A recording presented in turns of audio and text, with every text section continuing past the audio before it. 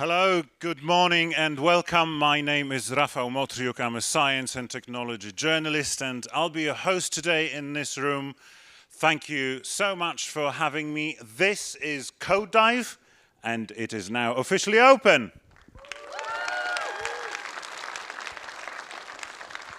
As you know, our city is famous for so many things, for its bridges, its rivers, its statues of little gnomes, including Nokia's own. It is also famous for its art, for its science and technology, but perhaps it is best known for its IT community, that is you guys. Welcome.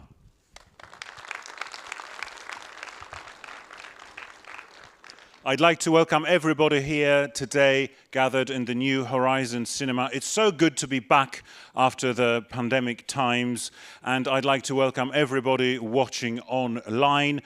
We streaming from all our 3 rooms, so shortly after the stream is going to split and our viewers online, you can choose which room you'd like to view.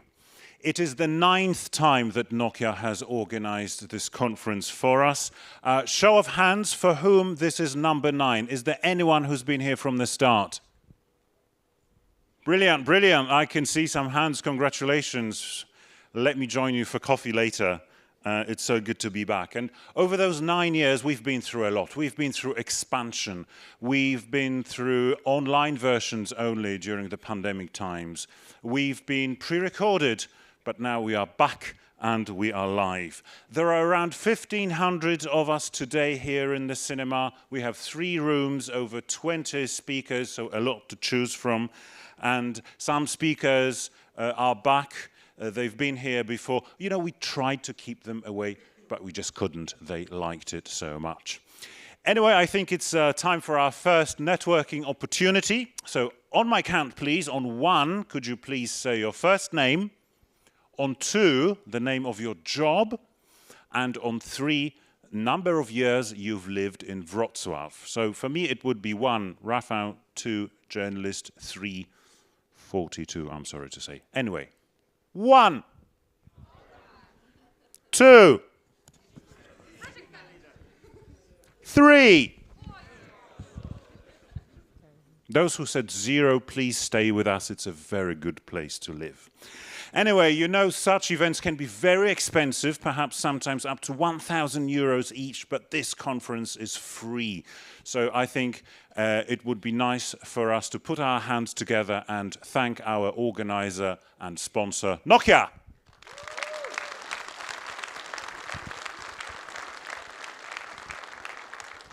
Very quickly, just some house rules. As ever, if I could ask everyone to please put your phones on silent.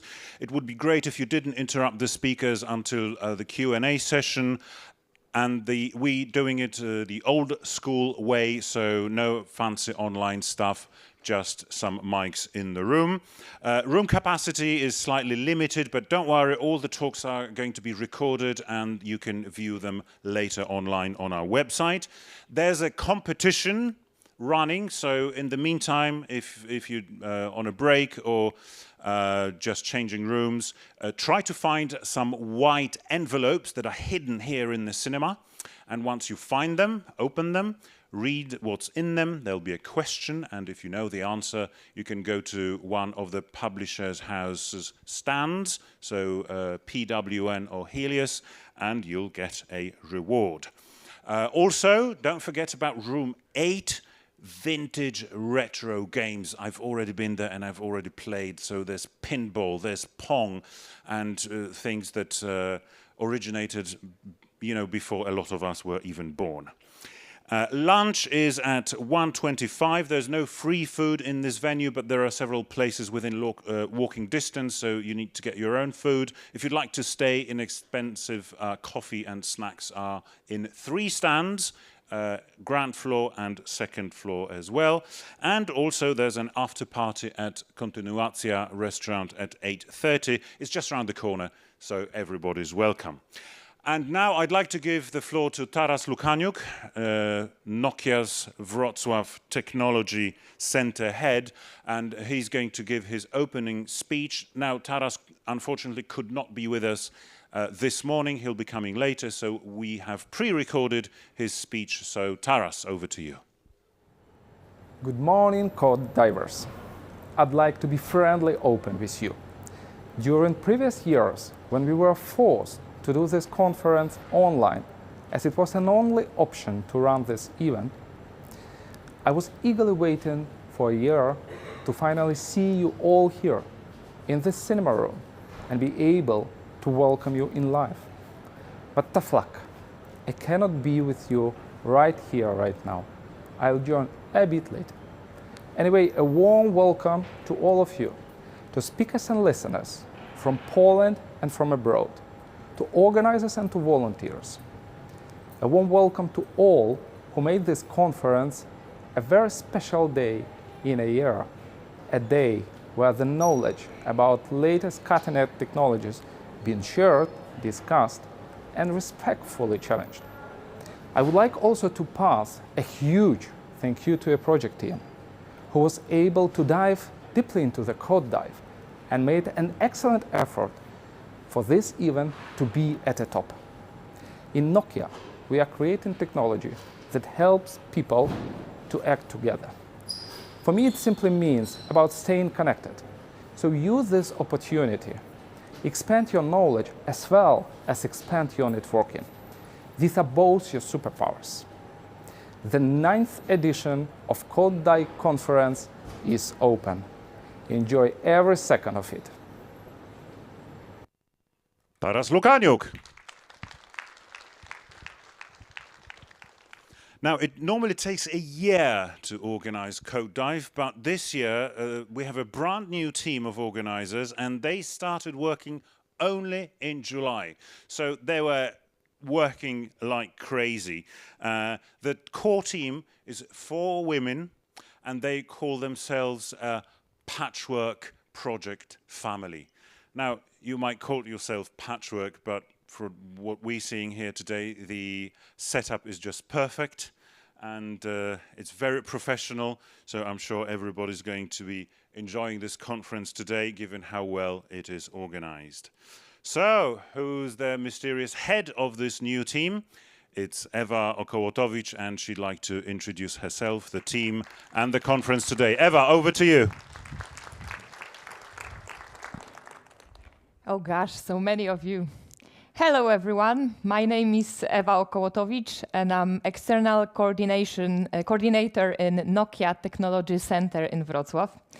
And I'm also a mother of this year's edition of Code Dive. Let me show you a very sentimental device to me. Who knows this computer? Who played Atari 65XE? You may raise a hand. Okay. You did? Oh, big fun. I see they did too. I may guess how old are you guys? Well, I did. I've played Atari like a maniac, you know. I played Builder Dash, River Red, Frogger, Montezuma's Revenge, and many, many more. Well, I always played second because of my older brother. The fights were fierce, you may imagine.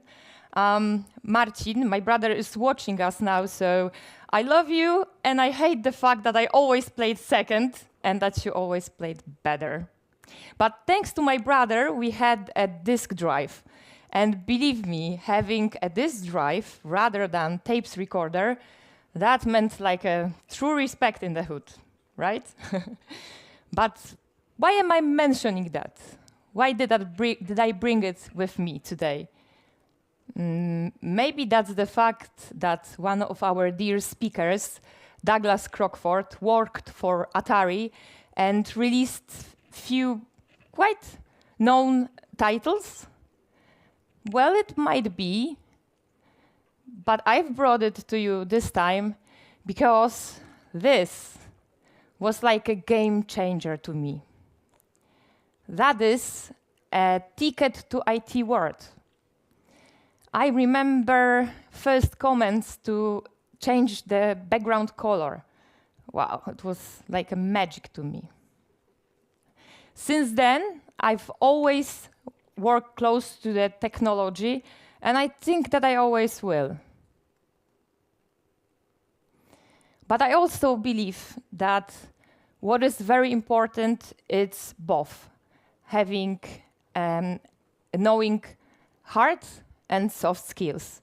Maybe I did not become a programmer because my humanistic side had won, but I truly believe that to be the best version of ourselves, we need to have both soft and hard skills.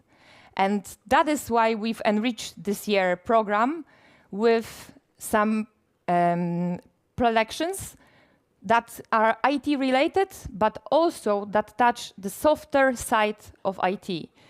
So make sure you won't miss Agnieszka Szufarska, Natalia Lewków-Pankiewicz, or, that's right, Paweł Tkaczyk.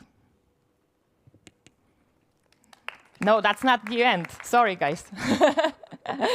So that's the ninth edition of a Code Dive, but the first one for me as an organizer. So let me thank you all for coming. Yeah, that's the most important for us. Many thanks to Nokia for such an amazing project, to the big boss, Taras, for trust and signing a budget. And huge thanks to my project team. And if you can believe, it consists of 3 wonderful ladies. Olga, Magdalena, Ania, thank you so much. Without you, I would have several heart attacks, that's for sure. Also, guys, one thing, remember to visit room number 8, because there is another true magic that we did there. We turned back the time to late 90s, and there is a retro, yeah, they call it retro now, retro games tournament with plenty awards to be won. And it doesn't matter if you're Atari, Commodore, or Pegasus team, you will find something for yourself. Okay, so remember, develop soft skills. Visit room number 8 for retro games tournament. And an official after party is in Kontynuacja. Okay, Code Dive 2022, let's get started!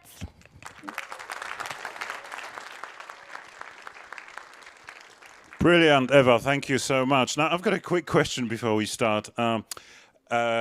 If you can just yell your sound bites, when do you think it's the best time for the first technical malfunction during a conference? Now, yes, thank you very much indeed. Brilliant answers. Yes, so I'd like to welcome you to our first technical malfunction that we have now so swiftly dealt with, which only shows the professionalism of our team.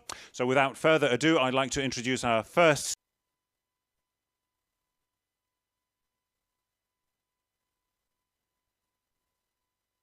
I have a big pleasure to stand once again right here in front of you. And actually, after the pandemic era, which actually we don't know whether it was ended totally or not, but at least we can see each other. We can hold microphones, at least me and our first speaker in a moment. So before we actually start, I would really like to appreciate the fact that we can gather inside one room and spend some time together in a Code Dive conference once again. It's 2022, a difficult year, but we should appreciate the fact that in a peaceful manner we can sit right here inside this very same room. Please give a warm applause to each other for being here. Thank you so much. Ladies and gentlemen, so my name is Maciej Szabatowski. I'm going to be your host until, let me say, lunch break, then Remigiusz will take over. I have a big pleasure, I will repeat it once again, to be here. I will try to stay calm. I will try to be as supportive as I can for our speakers, and I will do my best to be a nice breaker for you in between. First of all, a couple of facts for you and the house rules for today. People will be coming in, coming out, going out, no problem. First of all, this is a conference. You can easily switch between the 3 rooms that we have for you today. First of all, I would like to kindly request that you put your phones in a silent mode. It will be a token of, let's say, gratitude and appreciation for the speakers as well. So if we can spend a couple of seconds doing it right now, no problem, please do it. Let's try also not to interrupt our speakers during their speeches. There will be a very brief but hopefully exhaustive Q&A session at the very end of each of those presentations. And, well, it's important to say it, and especially to our speakers, to our viewers online, that first of all, we welcome you also right here. So wherever you are, in whatever time zone you are, the questions will be only asked right here. So we are doing, let's say, the old school stuff right here. And my t-shirt, which is on me today, is also a kind of a symbol for the old school that is going to happen right here. If you go to room number 8 and you are happy enough to be joining us here live in Wrocław, you can jump back into the 90s. I will not spill the beans. I will not give you the details. Please believe me, I was there and I was totally gobsmacked to see all those facts and all those, let's say, beautiful games that are prepared there. Nothing more from me. Just check on it during the break. Speaking of the devil, the break. So the lunch break will happen between 1:25, so 13:25 and 14:10 p.m.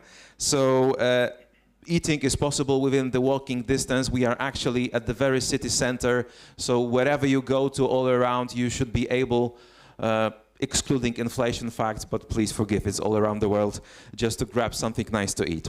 Coffee and snacks available throughout the whole conference right here at the venue. You should be aware that there are at least 3 places where the coffee is available. I think this fueling up is really important to all of us. So this is the 9th edition of this Code Dive conference, led by Nokian people, by people who really spent a lot of time preparing all this. So maybe at the very beginning, I would once again ask you to give a warm applause for them, just to prepare everything that is happening today. Thank you so much. Okay, the last words from me. Welcome active programmers, welcome programming enthusiasts, welcome idea sharing ready people, welcome everyone who is ready to listen today, to grasp some more facts, to exchange ideas, to be seated right here and maybe socialize a bit even afterwards, because in the evening there is going to be a nice party, especially for the speakers right here at Kontynuacja Pub. So if you feel that it's not enough, just jump in right there. I'm sure that there will be the rest and you will be ready to fuel yourself up a bit more. Okay, so I think I really went through them with the main facts. Remember, room number 1 is the main one, room number 7 and room number 9 are the ones that are devoted to the topics that will be presented here, and room number 8 is the place where you can check this entertainment part which was prepared by the organizers. Let me check only if we still have anything to be passed on. Oh yes, this is about the contests. So contests ongoing, you can get a Nintendo from Nokia recruitment stand, or plenty of interesting books from PWN, the Polish publishers, and Helion publishing houses, of course in English. I hope so, at least.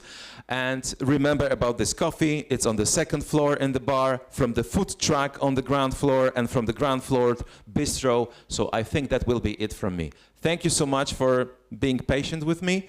Right now I would like to pass the microphone on to the first speaker, but first a couple of facts only about the person. So maybe the very first fact is that he got up at 4:30 in the morning, which actually is a big challenge. I would never be able to do that. So I think he deserves even more respect and proper welcoming in the moment. So Borislav Stanimirov, he has been writing C++ software for more than 20 years. Really? Looking at his face, no. The majority of his career has been in video games, and in the past 4 years, he's been working on software for medical devices. He has worked on C++ software for all kinds of platforms, desktops, mobile devices, servers, and embedded. I think he will tell you a bit more, and he will sign his own name by presenting the topic today. We have it just in front of you. Thank you so much. Borislav, please jump in. Please give a warm applause to the first speaker. Thank you. Thank you. So, hi, yeah, I'm Borislav. If you want to follow these slides on your laptops, mobile phones, you can find them here. That's is.gd/beyondvec. You already heard a couple of words about me. I do also a lot of open source stuff. You can find my GitHub profile and find my things. Like them, give them thumbs up, stars, whatnot. I work at Ciura.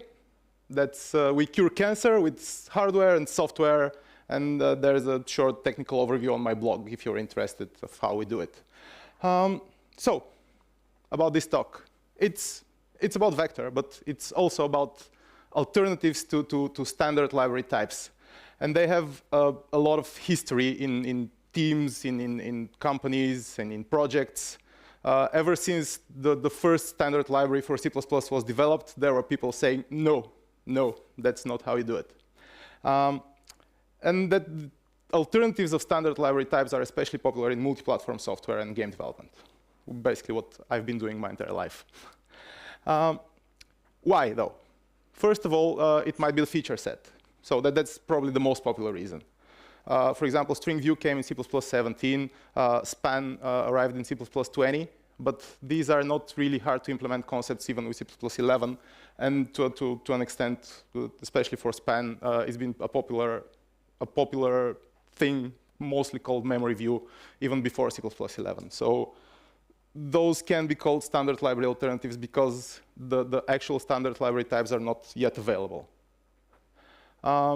Many people say, and I join them, in saying that map where the key is string or set of strings, stood set of strings, are practically useless before C++ 14 and transparent lookups. And the same thing can be said of an ordered map and set where, again, the key string or the set of strings before C++ 20. And so people have developed alternatives which allow transparent lookup before C++, before they actually came to the standard. And of course, C++ has been called the language of bad defaults. And that's especially getting more and more popular of a saying these days with the popularity of Rust. But even before Rust came to be, there were a lot of people saying that the defaults in C++ in terms of moving constants and then a huge amount of things are just not good. The defaults should be different. And for example, Rust has different defaults. So there have been types developed with different defaults in mind. And of course, there's a lot more examples. And basically, the idea of experimenting with the standard library types and creating new standard library types, this idea was the thing that made Boost, the Boost library collection. I'm sure you've all heard of it. Anyone here not heard of Boost? No hands are up.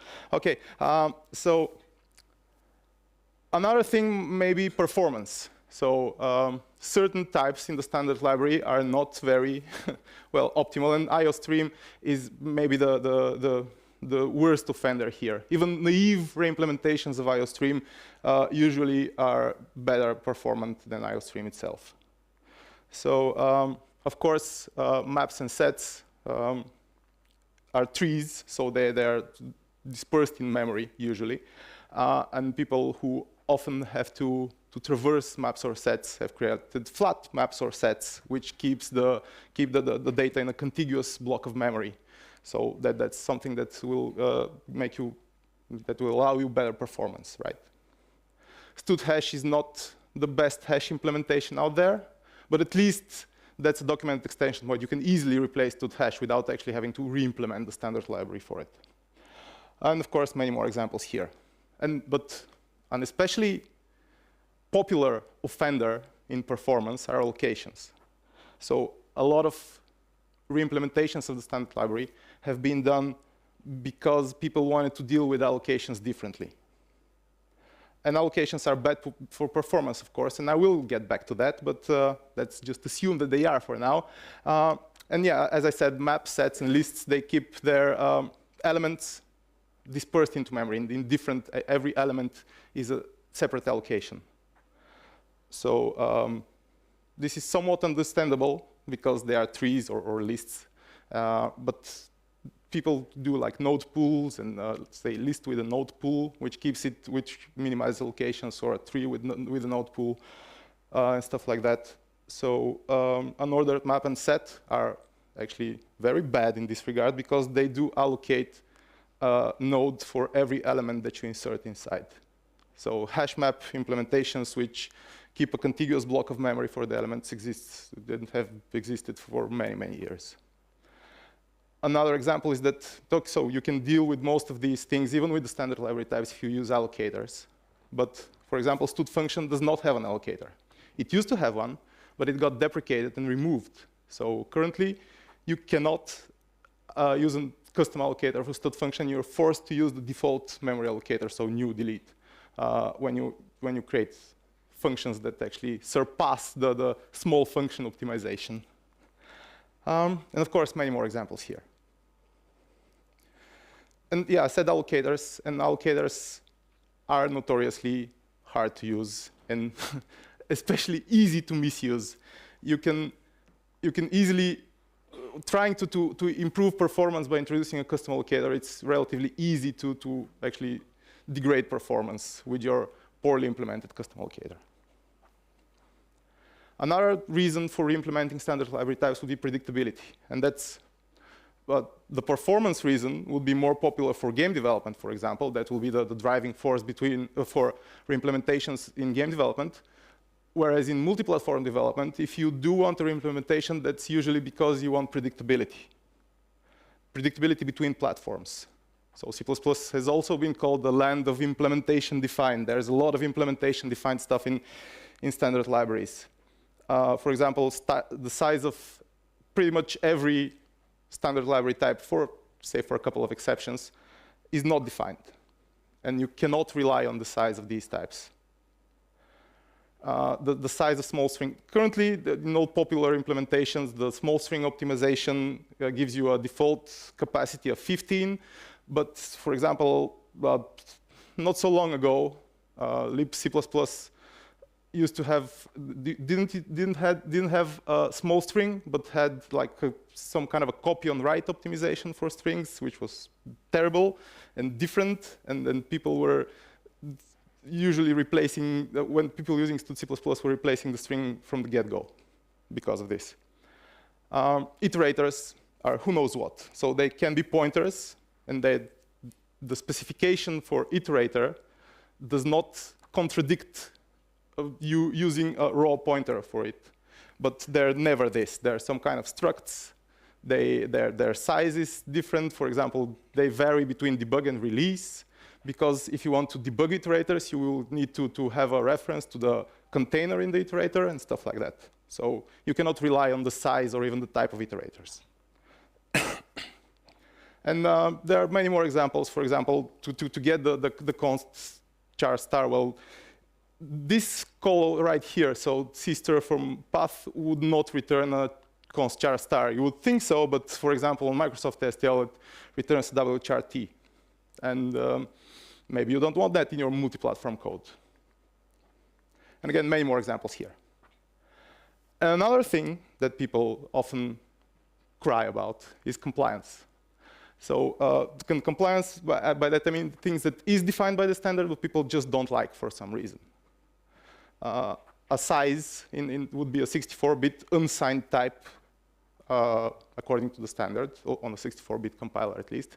But some people don't want that. They say, I will never have more than 2 billion elements, so I'll have it a signed 32-bit type and get some performance out of this, because I don't have to deal with integer overflow, for example. And this is, again, popular in game development. The very popular offender here, and especially now with the popularity of Rust, is stud move if no except. That's like the great divider in many C++ arguments, I guess, and fights, physical fights even, why not? Typically, a vector, say, or a container that keeps a contiguous block of memory for elements will try will copy elements if their move constructors are not no except move. So if they're not, it's not necessarily trivially movable, but say Rust people will say that everything should be trivially movable. I don't quite agree with that, but I personally agree that every move constructor should be no except. Anyway, stud function must be copyable according to the standard. So you cannot capture, say, a unique pointer is stud function. So people have implemented unique functions which are not copyable. And stud function, it's with the move if no except, I have a story here. So stud function did not have a no except move constructor according to the standard. So standard people thought that if you if you want to have the small function optimization. The small function optimization is this. Basically, you keep a buffer of memory with your function. If you capture something small, you don't allocate. So you can write it in this buffer for small captures. But the thing is that if you move such a function, which is not allocated, but keeps its captures in this small buffer, and the move constructor throws, that means that the move constructor of the stud function will also throw. So standard people said, OK, so we will not require stud function's move constructor to be no except. But that was a silly thing to say, because you can make it no except if the underlying object is no except move constructible. So you can use the no except operator for this. Anyway, they fixed this, but I had a very, very nasty problem with something that was copied in vectors because it just had a stud function inside of it. Terrible, terrible. And it was impossible to detect until I accidentally stepped in some code. I really accidentally stepped in some copying code. I was like, what? What's going on here? And again, stud map, its constructor, its default constructor is not no except. So that's thanks to Microsoft, basically. Thank you, Microsoft. But that's pretty much the only bad thing I have to say about their standard library implementation. But if you keep maps in your object, they will be implicitly not no except move default constructible. And many more examples here.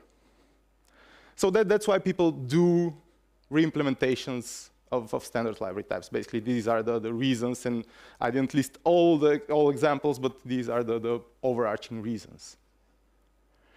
And don't do this. The standard library is great. There's a lot of effort invested in making sure that it works, it does its job reasonably well, and it will minimize the opportunities for you to shoot yourself in the foot. But at times, you are smarter than that. I know you are. And you know that you can reimplement something for your particular use case. So when you do, please, if you reimplement something that resembles a standard library type or a standard library type in a code base, typically this thing will propagate inside all or a significant part of this code base. And even a small bug can have, or a small performance degradation can have a huge impact over the entire software. So you need to test stuff rigorously, you need to use sanitizers, you need to benchmark that your goals are achieved, and basically be very, very, very, very, very, I have 26 more minutes, very, very, very, very, very careful. And this talk is about stud vector. But stud vector is just a placeholder here, right?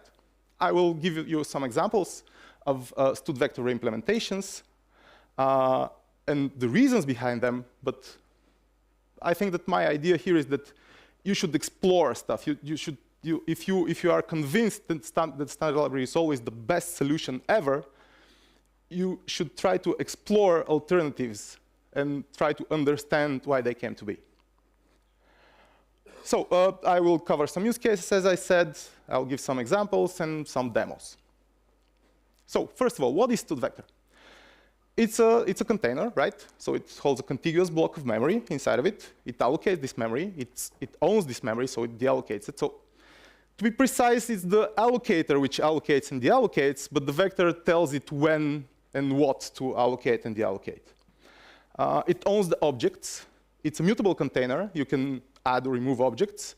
And it's a container of mutable objects, so you can change the objects without modifying the container itself, so without resizing the container in any way. And it has a bunch of implementation-defined stuff inside of it. For example, the size of stud vector is not defined by the standard. And then a lot of other stuff too. And you might say that all of these requirements are trivial to challenge. You don't want contiguous memory? Don't use stud vector. Use deck, list, whatever. You don't want to own the memory or the objects? Use a reference, vector reference. That works, right? We've all written vector references, right? If you don't want to own the objects, use a reference wrapper, or just a vector of pointers, right? It works. If you don't want your container to be mutable, use a const vector. right? It works. And if we agree with that, we come to our first vector alternative, which is my vector. And this vector alternative is the exact same thing as stud vector, as defined by the standard, with all its tidbits, with all its specifics, and with all its implementation-defined stuff. So, seemingly absolutely pointless, right? But it does help. It helps with predictability. The vector, the stud vector's growth factor, is not defined by the standard. So if you keep pushing elements, for example, the vector's capacity is 10, and you push one more element to make it to the 11th element, how much will the memory grow? In some implementations, it will be twice. In most implementations, so we will reallocate 20 more memory for 20 more objects. In other implementations, it will be like 3 seconds, so for 15 more objects. It depends. But for some code, this is actually very crucial. You want to have, if not a control, then at least a clarity about what's happening over there. The iterators, as I said, iterators are God knows what. Structs which may or may not have reference to the vector itself. You can define your iterators to be precisely this. And vector is actually not the very typical example of a container from which you will have iterators just flying around. You will typically have indices. But if you were dealing with list, for example, and list has a very, very narrow use case, but it's still not zero. So if you're dealing with stud list, you will typically have like a bunch of iterators flying around. Also, shrink to fit is not required to shrink the vector. You may want it to shrink the vector. Also, there's a feature set. I started with the feature sets, things that have been introduced in the standard, but you may not necessarily have this standard available. That's, for example, in place, didn't use to return a reference until C++17. The move constructor of vector wasn't no except until C++17. And a lot of other examples. No, not a lot, but a couple of more examples, I guess. And there's, again, move with no except, compliance. It's really easy to do huge amounts of copying if you forget to make a move constructor no except. Or if you rely on compiler-generated move constructors and you just add unknowingly stud function, for example, 2 years ago, or a compiler or standard library from 2 years ago, and you add a stud function in one of your types, and suddenly, without you even noticing, they all stop being no except move constructible, and the vector starts copying stuff. And also debug performance, and that's again very typical for games. Debug performance should not be underestimated. Vectors, typically the standard library implementations, have some kind of checks. That's especially true for Microsoft standard library. I've personally been by introducing a custom implementation of vector, I was able to improve like twofold, so 100% improvement of the debug performance of the software. And no improvement of the release, but it made lives of programmers so much easier. And that I keep saying to move no except. What's this? So if you insert an element in a vector, and it's not the back of the vector, but say the front or somewhere in between, the rest of the elements that are displaced, need to be moved to their new slots. If you need to reallocate the memory for a vector, if you push past its capacity, the elements from the old vector need to be moved from the old memory, need to be moved to the newly allocated memory. If one of those move constructors throws, it's actually really hard. Well, not impossible, I'd say, but in certain cases it is impossible. In most cases, it's really hard to guarantee that the coherency of the container is preserved if you catch the exception and then go on with your life. A naive implementation of vector, if a move constructor throws, if you just move objects, and one of these throws, you will end up with a piece of the vector in the old memory and a piece of the vector in the new memory, for example, and that's terrible. You will have to take care of this. And a lot of implementators of standard libraries, even in the cases where they could take care of this, have not done it.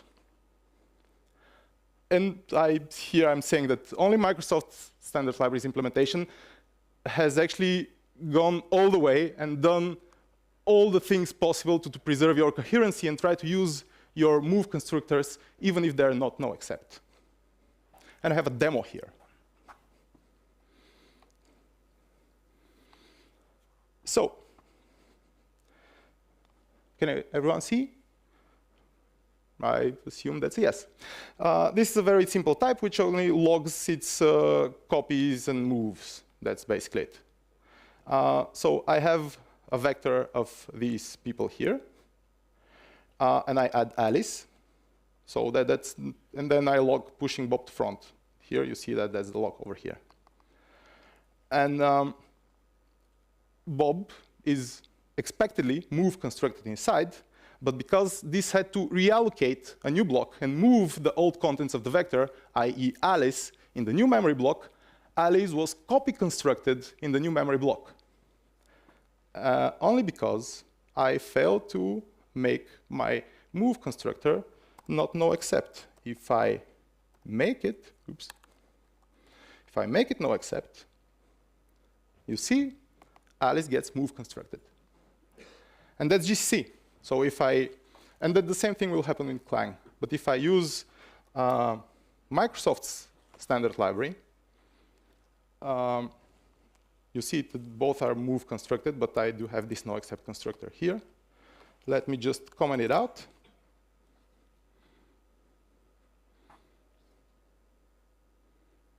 Okay, let's make sure that it worked. Okay, both are move constructed. So the Microsoft Standard Library has gone out of its way to try to preserve your vector coherency in case of throws as much as possible. And there are cases where it will also copy the impossible cases. But anyway, this is again the language of bad defaults. The default should be that the move constructor is no except every time, but it's not, as you can see. Anyway, oops, I pressed fun for some reason and not control. So can I do this?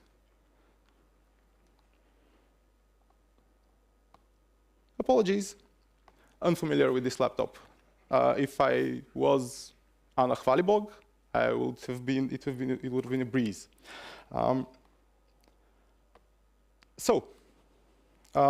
Yeah, and then for speaking of, this slide is kind of ahead of myself, sorry. So Microsoft STL is so good that it even deals with certain standard compliant implementations that developers of other standard libraries have deemed impossible. If you have a vector of non-copyable objects and you try to insert elements at the front or in the middle and not at the back, it will fail to compile on standard libraries other than Microsoft STL. And if you try to log your copies, you will see that if you insert an object in a vector and it leads to a reallocation of memory, it will copy objects. And implementers of libc++ and libc2c++ say this is impossible. Well, it's not impossible, but it's really hard to implement. You have to invest a lot of your time in order to make this work. Again, this is all because of the fact that if a copy constructor in this case throws, or a move constructor throws, you will lose your vector coherency very easily. So the implementation has to push an element to the back and then rotate other elements by moving in order to place it in the correct spot in order to preserve your coherency. So, and yeah, this is an example of immutable objects, right? So non-copyable objects in a vector. And speaking of this, this leads me basically into another reimplementation of vector. What do I mean by immutable? It's not const. So a const object, it is immutable, but it's a very poor representation of an immutable object. An immutable object would be something like string view. You don't change the object itself, but if you need a change, if you need to make a change on the data represented by this object, you made a copy. You make a copy on write, basically. That's the idea behind immutable objects. A cow, copy on write. If we want to make a vector immutable, this is something naive we can do. We can say we're implementing the erase function. We can create a copy of the vector. We can erase the element that we want erased, and then return this copy of the vector. So we copy the vector on write. The original vector remains the same, unchanged, and we get a new copy of this vector with this element removed. But this is very naive, right? We copied the erased element itself. So we did a pointless copy of something that we're going to erase anyway. And we allocated more memory. We allocated, for the copy, we allocated more memory than we actually need because we allocated memory for the erased element as well. This is a better implementation. You can reserve the required size, and then you can move the first part of the vector, and then you can move the second part of the vector inside without the erased element. And that's a library, Immer, which deals with immutable objects. It's great, it's awesome, and I'm quite into immutable objects these days. So if you want to talk about immutable objects, come and find me. Immutable objects are great. Anyway, most of the vector alternatives, however, are there to deal with allocations. So as I said, a couple of more words about allocations. Allocations are really slow. Making an allocation with new or delete or malloc needs to do a lot of stuff. In many cases, this will lead to a syscall, which is extremely slow. It won't necessarily always lead to a syscall, but in syscall will deal with physical memory pages, but even not syscall will deal with some kind of paging of memory. And this is the obvious cost, right? So you're basically calling new or malloc. It will have to find a free chunk, depending on what kind of allocator type is. It will have to sync this thing, so basically some kind of locking is involved, I guess, or a free list, which is also not great for performance. But there's this thing called commit size, which will reduce the amounts of syscalls you make. Anyway, too much details, I guess. And there's a not so obvious cost of allocations, which is that if you make an allocation, the memory, if it comes from the operating system, will need to be cleared, in case there are passwords or private data inside left by some other process. And there's also fragmentation. If you allocate small chunks of memory of different sizes, you might find yourself in a state where you have a gigabyte of memory, but in contiguous chunks of, say, 10 bytes, and you cannot allocate anything more than 10 bytes. That's a terrible fragmentation problem. So the rule of thumb in this case is basically always avoid allocations. If you have two mostly equivalent pieces of code and one makes an allocation, the other doesn't, always prefer the one that doesn't make an allocation. That's a great rule of thumb, and we do have exceptions for this, but you really have to know what you're doing in order to follow an exception here. So there are custom allocators, of course, and as I said, they're hard to use and easy to misuse, and PMR helps a lot in this case, but I say not much in the slides. It does help a lot, but it's not a lifesaver. You still need to manage even your polymorphic, not your polymorphic allocators, but at least your polymorphic memory resources. And in case you want your allocators propagated, and that's not true for PMR only, but for all kinds of allocators, you need to manage the propagation of these allocators as well, which is not really easy, and very easy to create a bug in this case. A bug that you will not notice for a lot of time. Your code will run with this bug for a lot of time without you actually noticing it. And StudPMR, of course, is not zero cost, and by that I don't mean that it's not zero cost in terms of performance. It's almost zero cost. It's a polymorphic memory resource, so every allocation leads to a virtual call, but the performance degradation because of the virtual dispatch is negligible compared to the allocation itself, usually. There exist allocations which are pretty fast. But integrating PMR in your code base is not zero cost. It usually involves a lot of changes and tweaks and modifications. It rarely works like you replace this part of the code here and then you're done. This part of the code is optimized. The work is being done to improve this, but it's very, very far into the future. And it's a language change, so C++26 here, it's a very optimistic projection for when improvements of allocators will be in C++. So we're set, right? As I said, I'm not strictly against PMR. In fact, if you replace every container in your code base with a PMR container, it will very likely be beneficial in the long run. It won't be beneficial on the second after you do it. It will probably lead to no change whatsoever, but it will allow you to make changes and optimizations in the future. So PMR is great. Do use PMR. Anyway, in some cases, you can completely avoid allocations, right? What if we know that the size of the container, of the vector, is always smaller than a given n? And some people might say here, well, std array. That's what it's for, right? But is it? So std array is basically when the size always equals n, not when it's always smaller than n. Because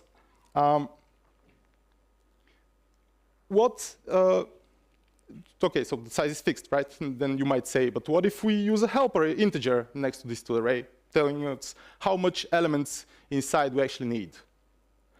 We still have to construct all of them, right? Okay, you might say, but what if they're posted array of ints, or something that we don't care about that doesn't have any constructor, so trivially constructible? Well, we still have to copy all the elements if we copy an array, right? And this is a small demo here too. So I have my logging type, and I have an array of 5 elements here. So these are 5 default constructors over here. Then I set the first 2 elements to Alice and Bob, and I copy this array. And of course, I copy Alice, I copy Bob, but I also pay the price for copying the rest of the elements of the array. So just having a plain helper size is not worth it, basically, in this case. And that's why people have invented static vectors. Static vector is basically a vector with a fixed capacity. So it keeps its buffer, much like std array, inside. But, and so the implementation of static vector include boost static vector, which is a great, thorough implementation which does everything by the book. And I have this implementation of mine, which is terrible and does 90% of the work with 10% of the code, but it's much faster to compile and much faster to integrate because it's a single file. You don't need like 80% of boost in order to put it in your code base. For example, it does not care about about no except move constructors, I should say. It does not use move if no except. It always moves. So if your move constructors do end up throwing in my static vector implementation, it will end up in a very, very terrible state. And it does not have exceptions for add functions. But this is very rarely I meet people who rely on exceptions, the exceptions of add functions of vector. Anyway, but it has no allocations at all. And we only copy what we need. Here's a small demo. It's basically the exact same code, but so we create a vector, no default constructors happen. We create 2 elements. The constructors are not logged here, but then we copy the vector, and only 2 elements are copied because the vector, even though it has a capacity of 5, moves to objects. So that's expected, right? That's very, very trivial.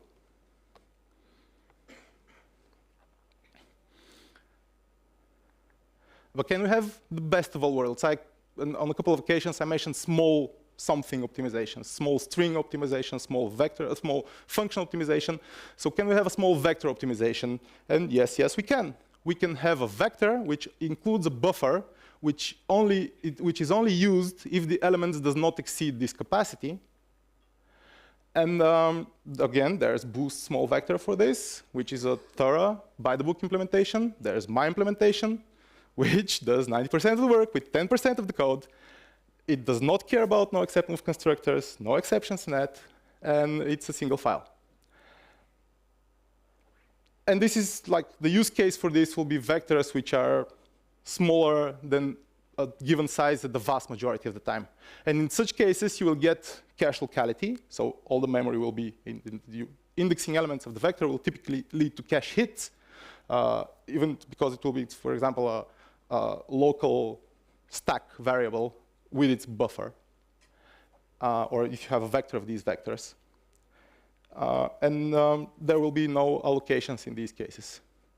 I find it very useful in cases where I have an object which can contain either one or many of something. So I guess the popular implementation of this will be some kind of a variant of vector or object. But the easy implementation will be a small vector with a default capacity of 1. So if you have one object, you will have no allocations. It will be cache local. And if you have many objects, it will be allocated and moved to some kind of memory. But your usage will be the same. Your performance will be better if you have one element. So I have a small demo of this too.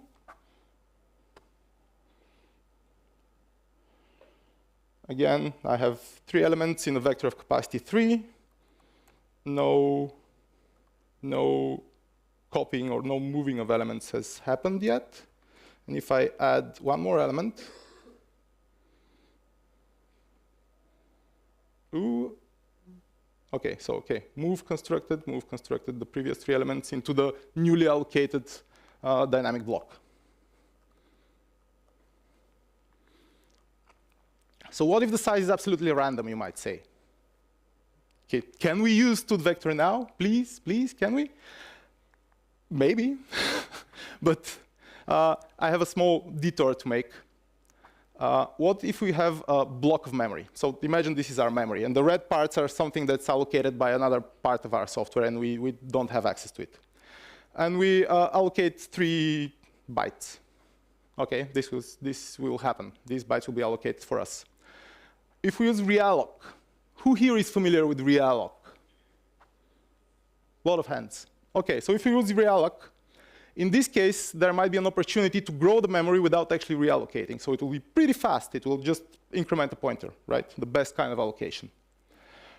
But if we want to realloc yet more memory, the old memory will be mem-copied in the new location, and then the new size will be allocated for us. And there's this thing which is Windows only. So if you have a block of memory on Windows, we can use expand. Who here is familiar with expand?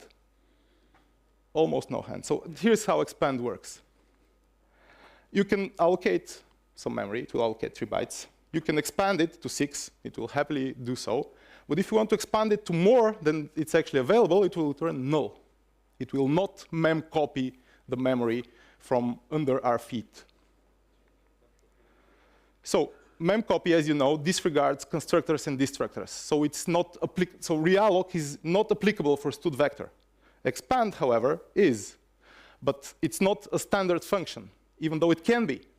Because if you can implement realloc in some kind of sensible way, there is literally no way you cannot also implement expand. But crucially, there is no expand on POSIX, only on Windows. Anyway, I'm very angry about that. So it's very sad that expanding is not popular, but luckily most custom allocators do offer an expand function. And expand can work with vectors. But what if you want the benefits of realloc, but you cannot use expand? Oh yeah, C++23 has allocated list. It kind of helps, but it doesn't really, because it's a one-shot call. It only returns either more or exactly as much memory as we requested. So if we don't care about constructors and destructors, if you have trivial types, pod types, int, char, struct of pod trivial types, you can use a pod vector. So a pod vector is something that makes use of realloc, memcopy, memmove in order to optimize your memory usage. I have an implementation of my own. You can see it here, pod vector. But there are very likely many other implementations. Crucially, there is not one in Boost, though. Or at least I'm not aware of Boost having a pod vector implementation. Also, my implementation uses expand if available. So you can provide an allocator with expand, and it will happily work with it. And it allows a recast. I will save the demo because it's not so interesting. Anyway, you can basically mix and match these kinds of vectors in different types. And the last thing I want to say is that right now, your code base, after making use of my talk, has like a bajillion vector types. small vector, pod vector, the stud vector, PMR vector, whatnot. How can you call an algorithm on these vectors? Now, const reference wouldn't work. Templates will work, but templates are always in the header. They will have to be recompiled every time. Your compilation time will suffer, and your code will have to be open source in these cases. So, well, if we use this, it's a contiguous block of memory, right? We can provide a pointer and a size, and that's the exact same thing that we want to achieve, and this is called studspan. And that's why I said studspan has been around since C++, since C times even. It's basically a pointer and a size, or a beginning or and an end, the same thing. The trivial idea, it has been around for many, many years, and it doesn't necessarily need C++20. It doesn't necessarily need C++ even. It can work in C. And there are a couple of span implementations for you. There's boospan, there's myspan. Of course, I keep promoting my library. I'm so great. And C++20 has studspan, which is there, the exact same thing. And here there are no magic differences and whatnot. So thank you. Thank you very much.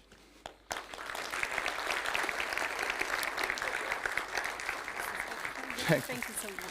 One. Big applause for Borislav Stanimirov for his first speech today. Please, let's warm up as well. Please, let's do it once again. Thank you. So, this is not the end. We promised ourselves that we are going to set the rules for ourselves, and at least 2 questions, brief ones, can be asked from the room.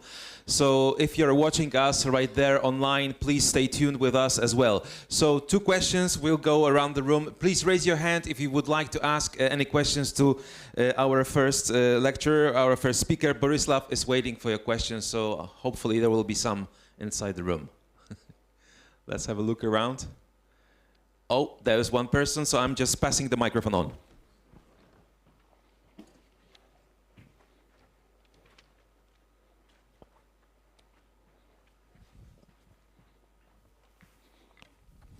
One, two. Okay, my question will be about the pod vector implementation in your library. It seems like you've ignored the fact that compiler is actually pretty smart about optimizing things. And in the case of, how was it called?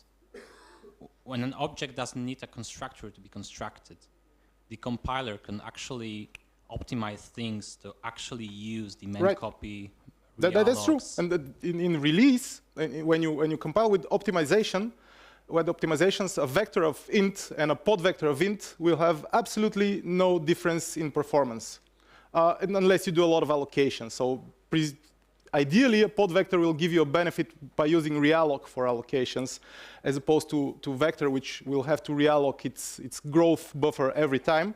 But if you don't do a lot of allocations, they will likely have the same performance. Again, they will also likely have the same performance in debug. But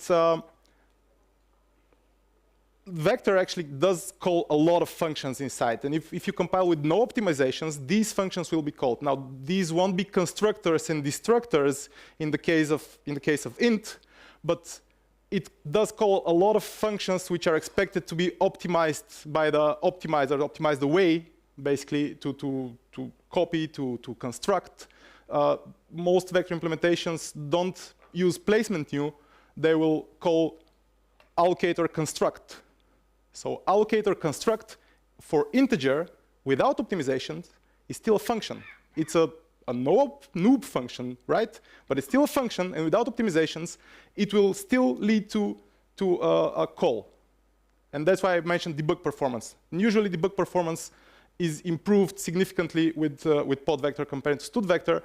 And since pod vectors, iterators are pointers, basically row pointers, it has the best possible, say, iteration speed even in debug. And if you use iterators with stud vector, even with int, of char, of whatever, it will be orders of magnitude slower because of the implicit function calls, which are not optimized away typically in these cases. So yeah, when you optimizations are on, there's literally no difference besides moving things around.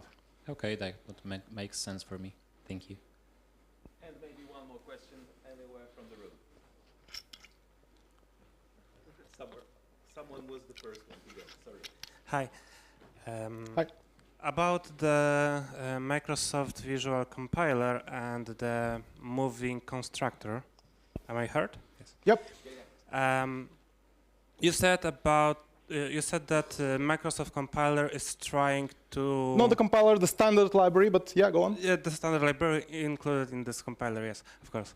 It's trying to make the containers coherent in case of exception in during the During the moving stuff. Yes. Right. To what extent can it goes? Actually, to a great extent, they have these. Now, if an exception in your move constructors does happen, it will lead to a terribly slow code, which they called a rollback, which is only compiled in if you have a vector of no except false movable objects. But they have this kind of a rollback mechanism, which basically starts to reinsert pointers in the vector, objects in the vector, and preserves both buffers so they can basically be moved back inside in order to preserve your coherency. So in many algorithms, say pushing to the front, pushing to the pushing to a vector where there is no reallocation, every single time they won't copy objects even if there are no except false move constructables. If there is any reallocation, pushing to the front, pushing to the back, they will use the move constructors, the no except false move constructors. If you push to the middle, it depends. In some cases, a rollback will be possible, but basically they have this rollback mechanism, which exists in their code, and it's only compiled in these cases. And it's very slow. Okay, but that answers my questions. Thank you. Thank you so much. I think it exhausts, let's say, the time slot that we are giving for the first lecture. So if we just could spare a couple of energetic, let's say, movements for our presenters. So Borislav, thank you so much once again. Thank you. So we started with this movement. We will finish as well. Thank you so much. Ladies and gentlemen, because I would like you to be a bit more active in between, let's say, the lectures. And I think that the seated position is not always the friendliest one, let me call it this way.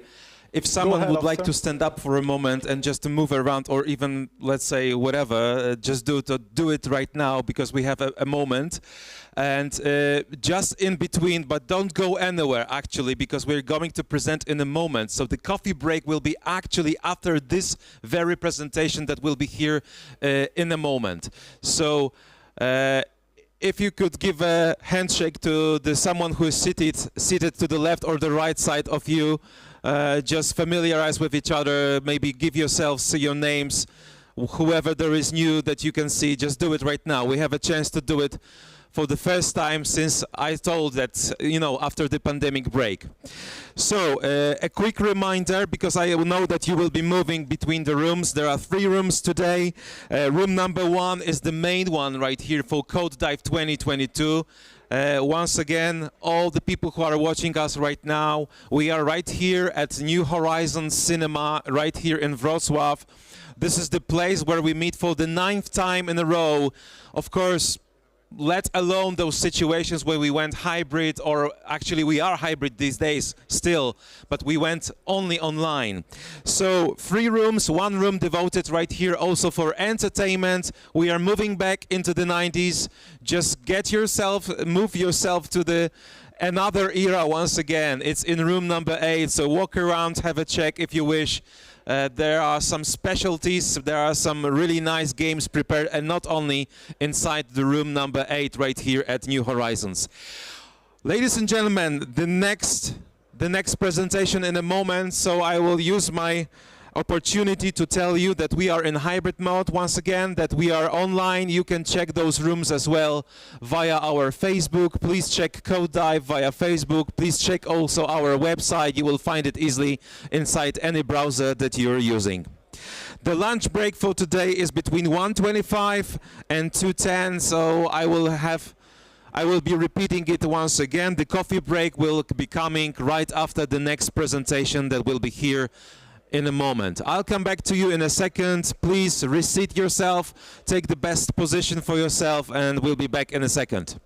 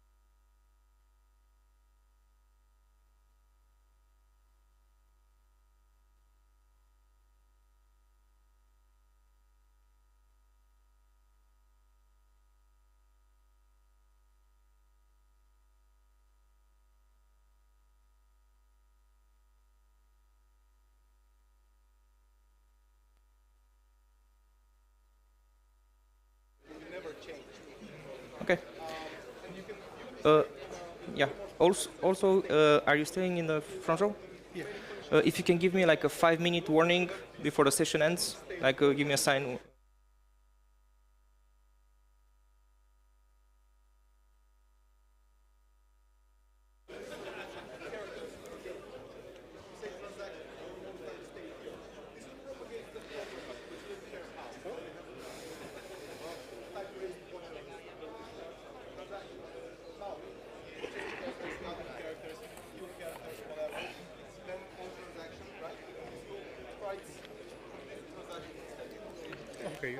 Can I?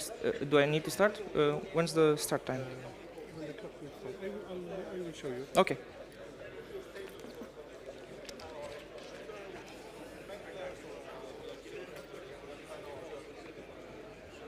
Strategy game. You don't care about the units or the health or whatever. You don't care about the again, the state is not a contiguous memory. Just let me know when to start. Yeah, sure. You'll do a short intro. Okay. Introduction.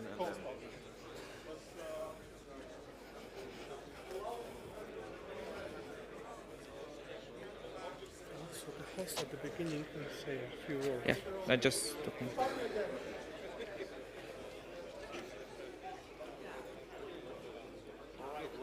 Ladies and gentlemen, thank you so much for joining us right here inside room number 9.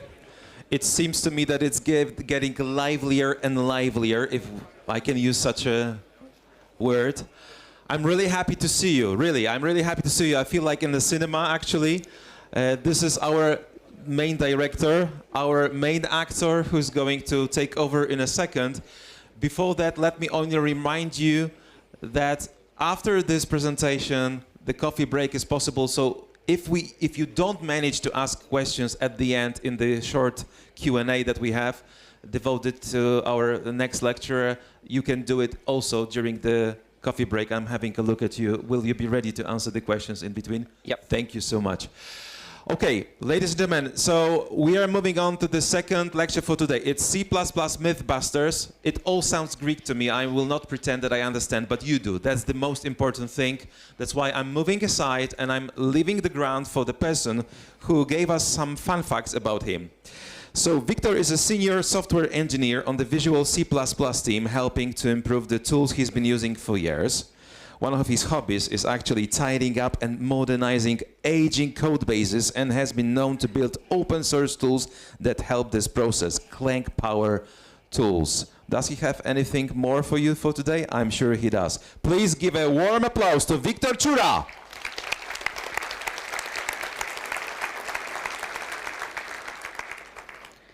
I'm so happy to be here with you folks. I'm excited to be back on site for conferences. It's been 3 years since I've been here, and I'm so happy to be back. And I'm sure you all are, so let's get started. Just to make sure, yeah, do ask questions. But even if we don't have to address everything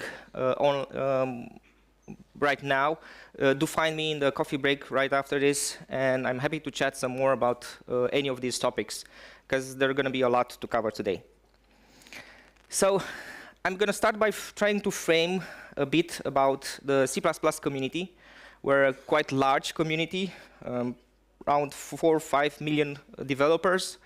And when it comes to controversial issues, we're quite vocal, and we like to pick up discussions, and sometimes they can become even fairly energetic.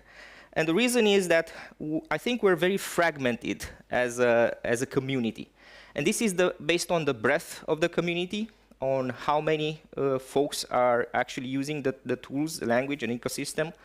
And based on the background and experience we each bring from our C++ niche, from our industry, from the stuff we've been working on, from our goals and priorities, and what matters for our projects.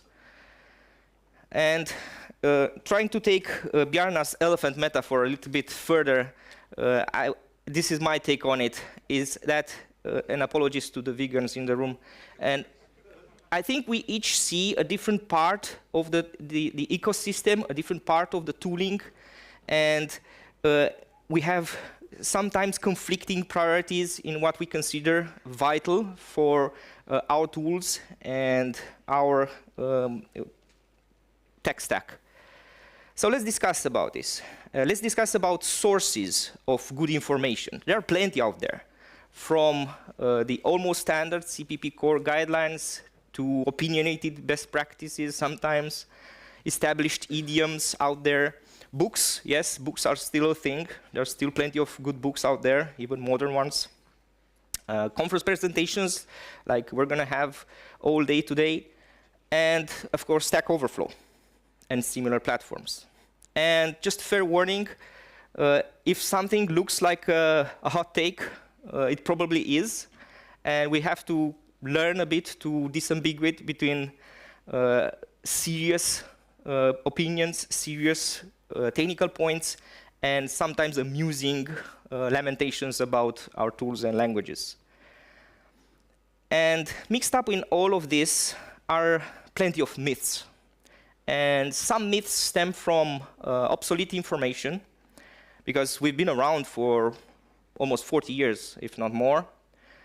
And some stem from bad teaching materials. That's just the reality. And speaking of teaching, I want to do a quick aside here on this topic because I care a lot about this. Some of the things we're going to talk about might seem obvious or known to you, but they do come up. They do come up when we discuss with interns or students or new folks joining our project, and we do need to allocate proper time to discuss them and make them known to everyone. And there are questions I get when I do guest lectures. I do sometimes guest lectures at my alma mater and other universities, and I see these questions from students who are trying to approach a new learning path, a new language, a new framework, and so on. A little bit more about my rants on teaching C++ and teaching a programming language in general to students in this presentation that I did a while back.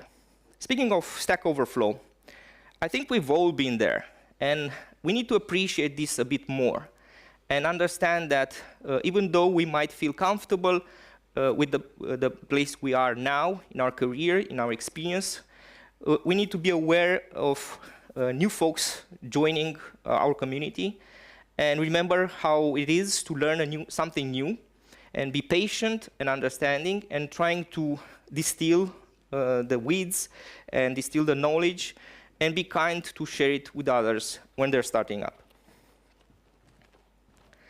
So how it started? It actually started a while ago. Jason and I planned like an improv session.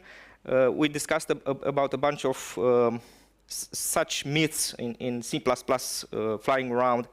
And we collected a short list of things that we wanted to discuss about, and we did an improv session, totally unscripted. We said, like, let's see what we can come up with. Let's riff off and see what conclusions can we draw. And it was an interesting experiment. That was a long stream, I think almost 2 hours. And what I want to do with this presentation is to instigate a healthy dialogue. So do speak up, bring your own take on this, bring your own opinions on the items I'm presenting, and come up with new ones. I've done this presentation a few times now, and I already collected a bunch of interesting feedback and new ideas, and I'm already composing a new version of this, so something like episode 2 for next year.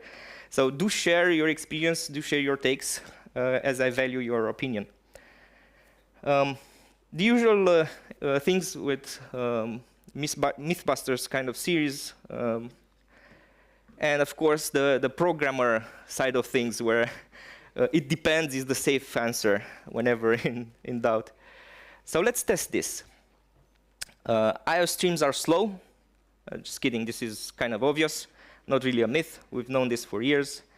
C++20 modules will solve all our C++ problems. Not. And coroutines shipped in C++20, well, with no real library support. Not really. I love this slide from Kevlin Henney at C++ on C a few months back. I chuckle every time I see it. I just can't help myself. I think it really captures the situation as it stands now. So I think you got how it works. This would be the part 1 presentation, like I told you. And I do invite other speakers to join in this myth-busting series to just start collecting and opening discussions about these items. The older folks in the room might remember the times before Stack Overflow or before forums when we used to reference Scott Meyer items by number, and we knew what they meant in discussions and code reviews, like item 14 had a special meaning, and even Guru of the Week series where we had interesting bits and we addressed them by numbers. So I kind of like that scheme and want to revive it here. So let's start. Printf, sprintf, a family of functions are very fast. And this usually comes up in the context of comparing them to IO streams. And if the bar is that low, yes, they are fast. But they come with their own problems. And we need to raise awareness about this. And sprintf, for example, uses the global locale. And that implies mutex lock. And we all know that mutexes are bottlenecks, right? For example, on macOS, sprintf, that is in the system libraries, ends up spending almost all its time inside that lock. So just a case study that I linked here. By the way, the slides should be shared already. And mine are sprinkled with links to useful further reading. So I encourage you to explore more the topics that you're interested about. So an interesting Blender case study here, where by replacing sprintf with a format library, which is easy to adopt, they actually did a 3 to 4x speed up on macOS and 20% speed up on Windows, just by this replacement. And I do encourage you to consider the alternatives. If you can use C++20, use standard format. But even if you're not able to upgrade yet, do adopt the format library, which is very easy to incorporate. It's a header-only library. It's very easy to incorporate in your project. And the replacements should be somewhat trivial. And you're going to have tremendous speedups. Oh, sorry, wrong direction. So be aware, in general, I think that the still information here is be aware of standard functions that use the locale. Not everyone is familiar with that, and I think we should raise awareness of which functions we use actually go down to locale, because there are traps laying everywhere. Most recently, a bug here, a performance bug. I consider performance issues bugs. So you don't need to read the code or understand it. Just I want to draw attention to recent problems and recent fixes that we're doing in local-related stuff. And folks should be aware, if not scared, of functions using the standard locale. Moving on, as humans, we always depended on tools to do our job. And we've, for millennia, tried to improve the tools we're using. And in programming, which is a very young discipline in humankind, we're constantly innovating, constantly building new and better tools. And what I hear is that C++ is not easily toolable. And this really annoys me. And the reason it annoys me because I spent almost all my 20-year career building tools for developers. And I continue to do that. That's why I joined the Visual C++ team to help improve the tools that I've been using all this time. And I want to address the issue of C++ tooling. And just recently, Jason did an interesting survey, and I like the framing of this, that we are actually in a golden age of C++ tools. And you don't need to read everything there. I just included it to make a point in how many of them there are, and just it's a quick survey of existing tools. The idea is that depending on the types of tool that we need, the problem with C++ is that we have too many tools. And we have too many tools doing the same thing. And we need to figure out which ones are good for us. We need to explore. We need to be more experimental in our approach and willing to try out new things and see how they work for our needs, for our projects, for our platforms. Either it's a static analysis tool, or fuzzing, or testing, or dynamic analysis, sanitizer, anything. So we need to explore to find a better debugger, find a better static analyzer, and we need to learn them. Once we narrow down and find something that works for us, and why not maybe use two or three different tools for the same purpose because they complete each other. That's an option too. We might not have the standard or the unique package management tool or the unique build system like other ecosystems might have, but we have plenty to choose from.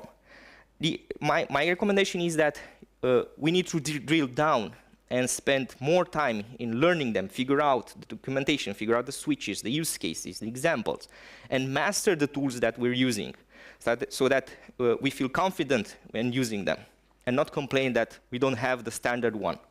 We have plenty. We really are in a golden age of C++ tools. Moving on, standard regex, it's too slow for production use. This one's actually slightly bit embarrassing. When Jason and I did the stream a while back, we actually spent more than 10 minutes coming up with a piece of code you see on the slide here. And yes, it was two of us. And the reason is that neither of us was very familiar with the API that standard regex offers. And for sure, it wasn't intuitive enough for us to figure it out on the spot without checking the documentation and understanding the consequences of what we're trying to do. And the task we set out was trivial enough. It was just parsing a simple config file. So for sure, standard regex is not an ergonomic API, and it does come with serious gotchas there. And a funny thing, it's so slow to compile, it actually timed out Compiler Explorer. So that was funny. So it's very, very slow to compile. And it's also slow at runtime. And it does come with a bunch of performance gotchas. You have to take really good care of taking the constructors or the CMatch objects out of the hot paths because they're expensive to build. And if possible, you need to cache them. I do recommend a safer, cleaner alternative, which is CTRE, Compile Time Regular Expression Library, which is very fast to compile. It's modern. Has a much cleaner API. It even supports string view at the API level. And it builds the regular expression automata at compile time. Moving along, standard optional inhibits optimizations and complicates APIs. Let's break this down. Let's see a very, very simple example of a function yielding a standard optional value, and see if the compiler has trouble seeing through all of this. So we have a getSize function that needs to calculate the length of a string literal.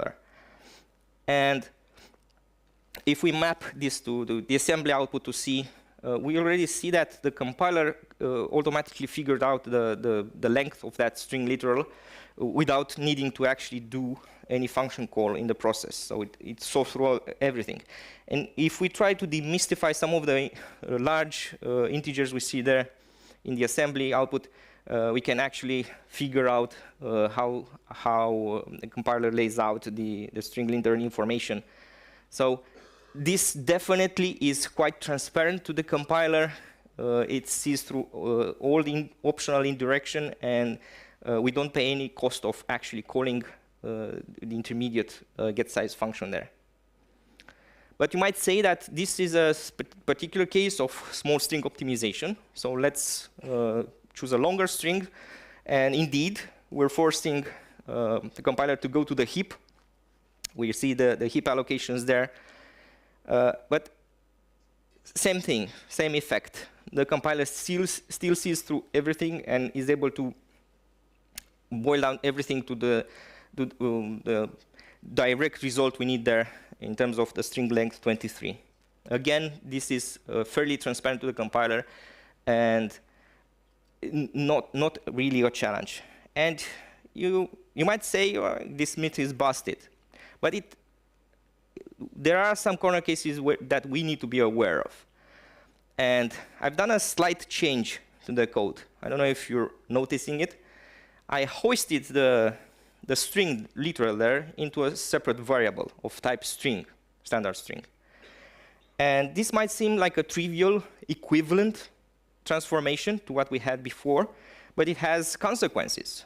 I did a diff of the assembly there, but you don't need to worry about the details. Just know that now the code does a lot more work in the process. Why is that? Well, the problem is that we're copy constructing a string now. And this constructor of standard optional is to blame for this, because it constructs an optional object that contains the value as if directly initializing with t, with the value. So the problem in our example is that we have a mismatch. If we're going back here, we have a mismatch between the return type of the function, which expects an optional of string, and we're actually returning a string. And in such an example, it might seem obvious because it's right there. They're close to each other. But in real life, more complicated examples, and maybe if we have more return paths in our function that return different kinds of things that are constructible from each other, might not be that obvious. So we need to be very careful, because that standard optional constructor is meant to make the code ergonomic and be able to construct fluently. But in some situations like this one, it does come with performance gotchas. So it will force a standard string copy there. So we need to be aware, and when dealing with optional, especially around return types, we need to be aware we're returning the right type, and we're not falling through any conversion. And the other bit of this is that I hear a lot is that standard optional complicates APIs.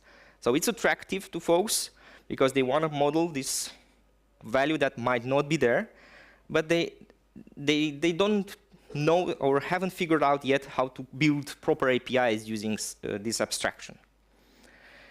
And the idea here is that too many folks try to look inside the box. And the box is the standard optional there. And or are trying to use standard optionals like some kind of error checking, error handling, by checking, do I have a value? And my advice here is that when in doubt, take inspiration from other APIs. If you're familiar with other programming languages where such a type has been around for more time, check out their libraries to see how they're using, to see idiomatic usage around this. But I'm going to give you some more advice. There's a series of articles about this topic, and I'm not going to go in depth about this. I do have a completely different presentation that's called The Imperatives Must Go, where I go into more details about using such patterns of functional composition using boxes like standard optional. but there's a nice series of articles that explains these concepts, not in a complicated way, in a mathematical or abstract way, but in a rather intuitive diagram way. And I feel very confident that folks reading this will get the idea quickly. The idea is to apply transformations on such wrappers, like optional, which wrap a potential value with its context, and do processing in stages without picking at the value in the box and applying higher order functions to the context in a processing pipeline and only inspect the result at the end of the pipeline. What do I mean by this? What do I mean is at each stage, maybe we're calling repeated or nested functions, or even within inside the same function, don't try to if-else and branch out logic based on if we have a value in the optional yet or not. Rather, try to apply functions that work from optionals to optionals using a technique that I'm going to mention next, and build a processing pipeline. So briefly, without going into many details, because I have an hour-long talk just about this topic, it's about boxes and lifting operations. What do I mean by this? Is lifting the domain and codomain of functions, let's say from A to B. If a function takes an A and returns a B, these are types. Having a lifted function that goes from optional of A to optional of B. And this technique, done in a general way, helps us compose such operations in processing pipelines that go from optionals to optionals. One potential such functions would be an F-map that might look like this. Don't worry about the implementation details, just get the feel for it. So we have this would be a higher order function that takes another function as argument. So it takes our function from A to B and an optional, and returns another optional. Or it might look like this, if you prefer the templates. I mentioned that I have an hour-long presentation just on this topic, so I'm not going to go on this, but I'm going to show a quick example. Let's say we have a string, and we're trying to convert it, if possible, to an integer. And don't worry about the mechanics of how we're doing this. Yeah, we're using a standard library function from chars, and we have to account for possible errors and other bits. And we're taking by string view for performance reasons. What I want to highlight is the way we're doing the processing.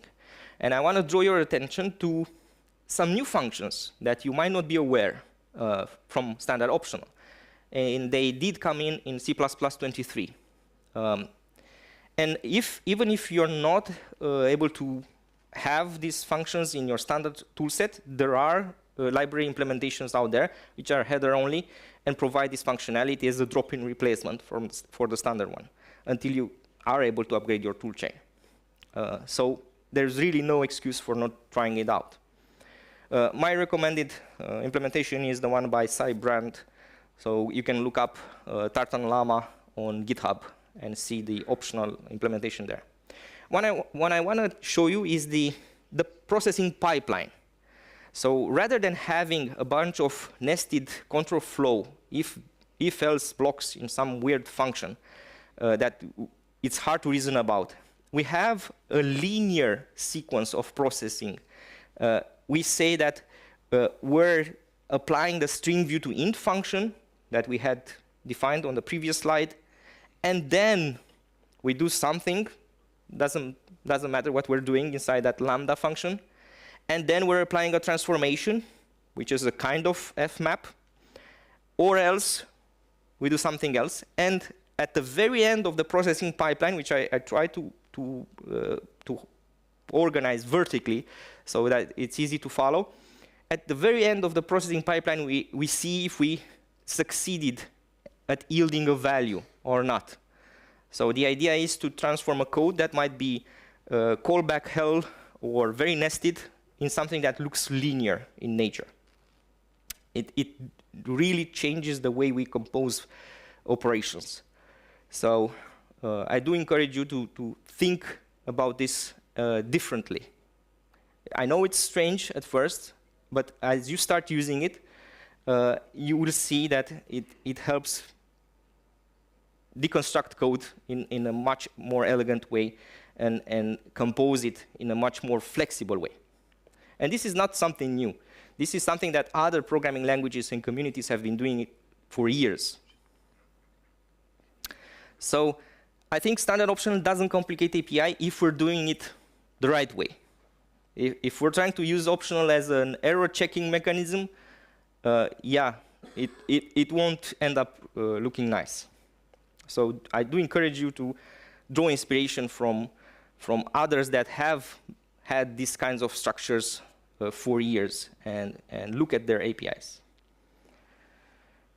As a C++ community, I think we're not very good at naming things. We have a few examples here that prove this, as well as length and size and other empty functions that are highly inconsistent. So I'm going to pick on one, standard moves. I see this more frequently from folks learning C++ for the first time, or folks learning C++ 11 for the first time. Maybe they've been doing this for a long time with an older C++. Let's pick a very simple example, something, an echo API that takes 2 strings by const ref, and we're calling it by providing a greeting string there. Nothing unexpected here. We just print hello, hello. Let's make a quick modification, and let's try to move one of the greetings there. What would you expect to see? Nothing happens. What does it mean? Well, move actually doesn't move anything. Move is just a fancy cast. And it's been around for many years, well before C++ 11. People have been doing things like this with weird macros and tricks. Standard move is just a fancy cast. And what happens here, and we can even have 2 moves. And yes, I've seen this in real code. It's not made up. And again, same thing, nothing happens. We moved twice. What happened? Well, the consequence is that standard move is just an adapter, a reference cast. And the reason this works is that an R-value reference can just bind to a const string reference that the echo function expects. So nothing happens. We're just casting one reference type to another reference type. That's why this is not even undefined. It's well-defined. Nothing happens. But if we make a slight modification to our API and takes those strings by value, and there are legitimate cases to take things by value, we're going to see more about this later, then something happens. What would you expect? Maybe this. And the reason is that now we're actually invoking the move constructor of standard string. And why is that? Because now our echo API has string by value in its argument. And this is what happens on Clang. If we switch to GCC, it's the other way around. Don't panic. That's expected. The main difference here is that now we're explicitly requesting the string move constructor, whereas previously it was just a const ref in the argument of the API, and the move was not necessary, was not requested. Now a move is requested. So standard move prepares us for a potential move that might or might not happen, depending on the context. So standard move by itself, it's nothing fancy. But in contexts where moves might be required, it does something. Special attention to be drawn to moving from constant values. That's just a silent copy, by the way. So, yeah, standard move does not move. Related to this, always pass input arguments by const reference. We've all learned this. It's an old, tried and true from old-time C++ up to modern C++. We've all learned to pass things by const reference. We've seen it already in our Echo API. Let's consider a widget constructor. And in C++ 11 or newer, we've learned that we can provide a move constructor as well, aside from our conversion constructor. And it might look like this. I think this is idiomatic, might not surprise anyone who's familiar with C++ 11 already. However, things start to get gnarly as soon as we have more than one argument, because it becomes a combinatorial problem. If we want to cover all the cases, we need to account for all the possible combinations. And this is just two fields, two arguments in our constructor. So it definitely does not scale. A new pattern that has emerged in the last years since C++ 11, but that is less familiar in my experience to folks, and raises questions even in code reviews, is the famous sync pattern, where we take things by value. That's why I gave this example previously with our Echo API. When we actually want to take ownership of those inputs that we're constructing from the ID and the name, we're taking ownership of them inside our widget. That's why we say that we sync them into our fields. And we take them by value. And the reason we do that is because it's more ergonomic. This way, we cover all the bases, and we don't need to combine every possible type of reference semantics like before. And the same thing applies for setters, where we want to take ownership of those fields. How does this work? Let's speak on the setter case. Let's say we're setting the name using a string literal inline there. We create a string with a literal value, and then we do the move assignment into the data member. That's what the code asks for. What if we hoist the string literal into a standard string variable? Then we create a string with a string literal value. That's what the code requests. We make a copy of the string. That's what our setName API requests. And then we do the move assignment into the data member. What if we change it to a move? Because we say, OK, we have this variable type string name, and we want to explicitly pass ownership to the setter function. We don't need it anymore. Then we create the string with a string literal value.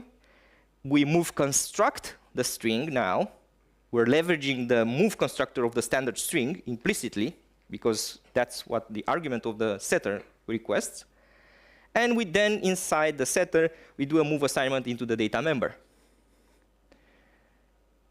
If we're providing the two, so the most exhaustive thing that we can do, both the const string ref as well as the r-value ref overloads, like we should, like we've learned to do the maximum thing that we can do, then we create a string with a string literal value and just make a copy of the string. And we fall on that highlighted overload there. So what we're saving by doing the maximum possible effort, what we're saving is one move operation. So yes, being very explicit and providing all the right overloads for all the possible types of bindings and reference types, we are more efficient in some cases by one move operation. And if your type has an expensive move operation, let's say maybe you're doing some kind of small buffer optimization, or your type is more expensive to move from, then it really makes a difference. But for most types, it really doesn't make much of a difference to have one more move operation. Moves, in general, are cheap for most types. So the sync pattern is more ergonomic without sacrificing performance in most cases, 99% of the cases. So we need to keep that in mind. Yes, there are some corner cases.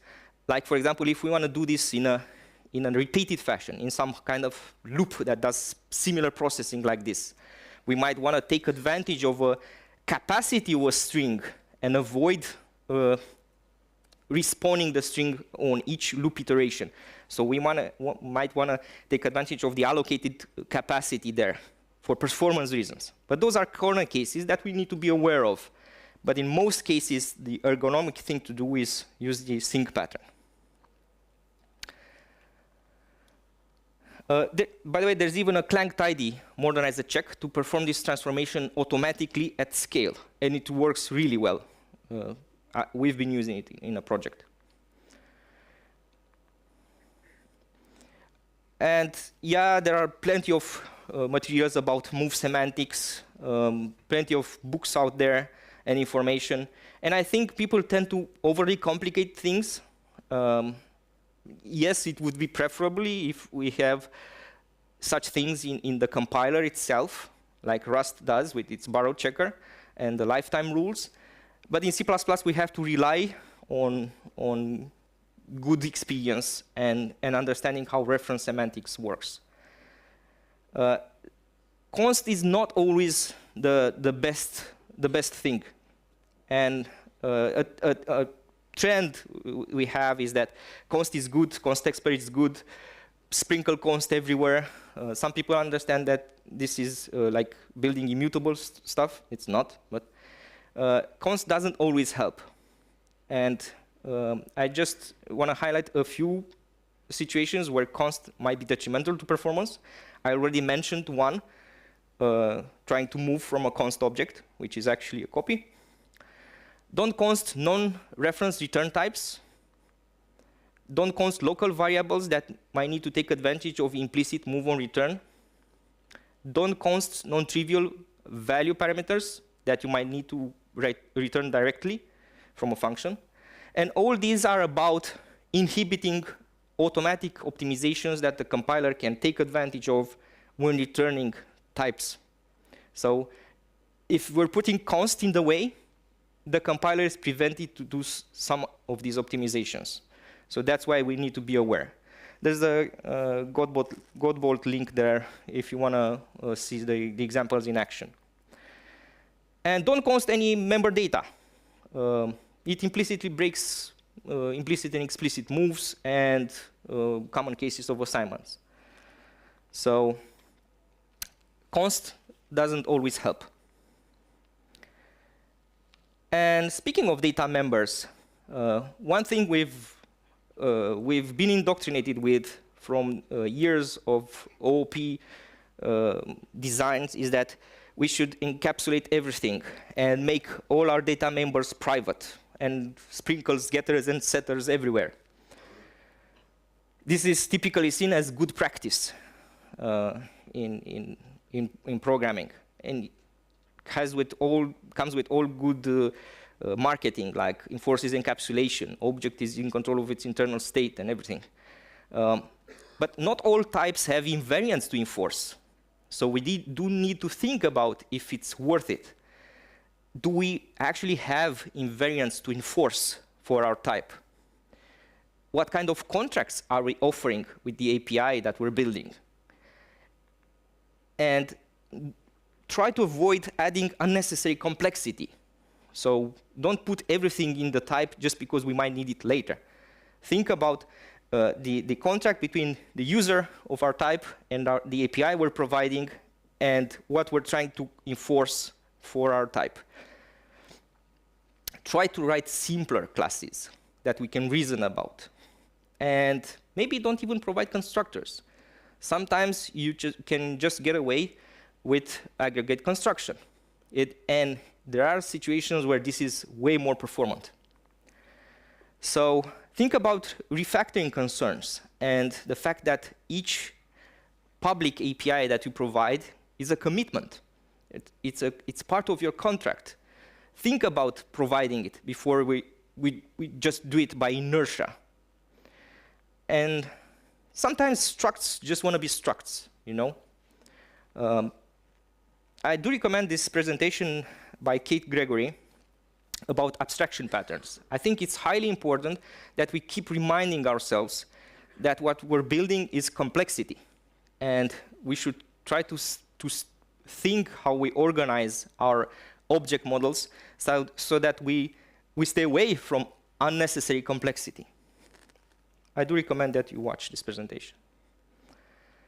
And speaking of structs, sometimes want to be structs. I couldn't help myself. So yes, I'm going to put this presentation up. How many of you have seen this one? I see a bunch of hands, not a lot. So it's good that I included the slide. So I do recommend that you watch this keynote by Mike Acton from CPPCon. I still believe it was one of the best CPPCon keynotes.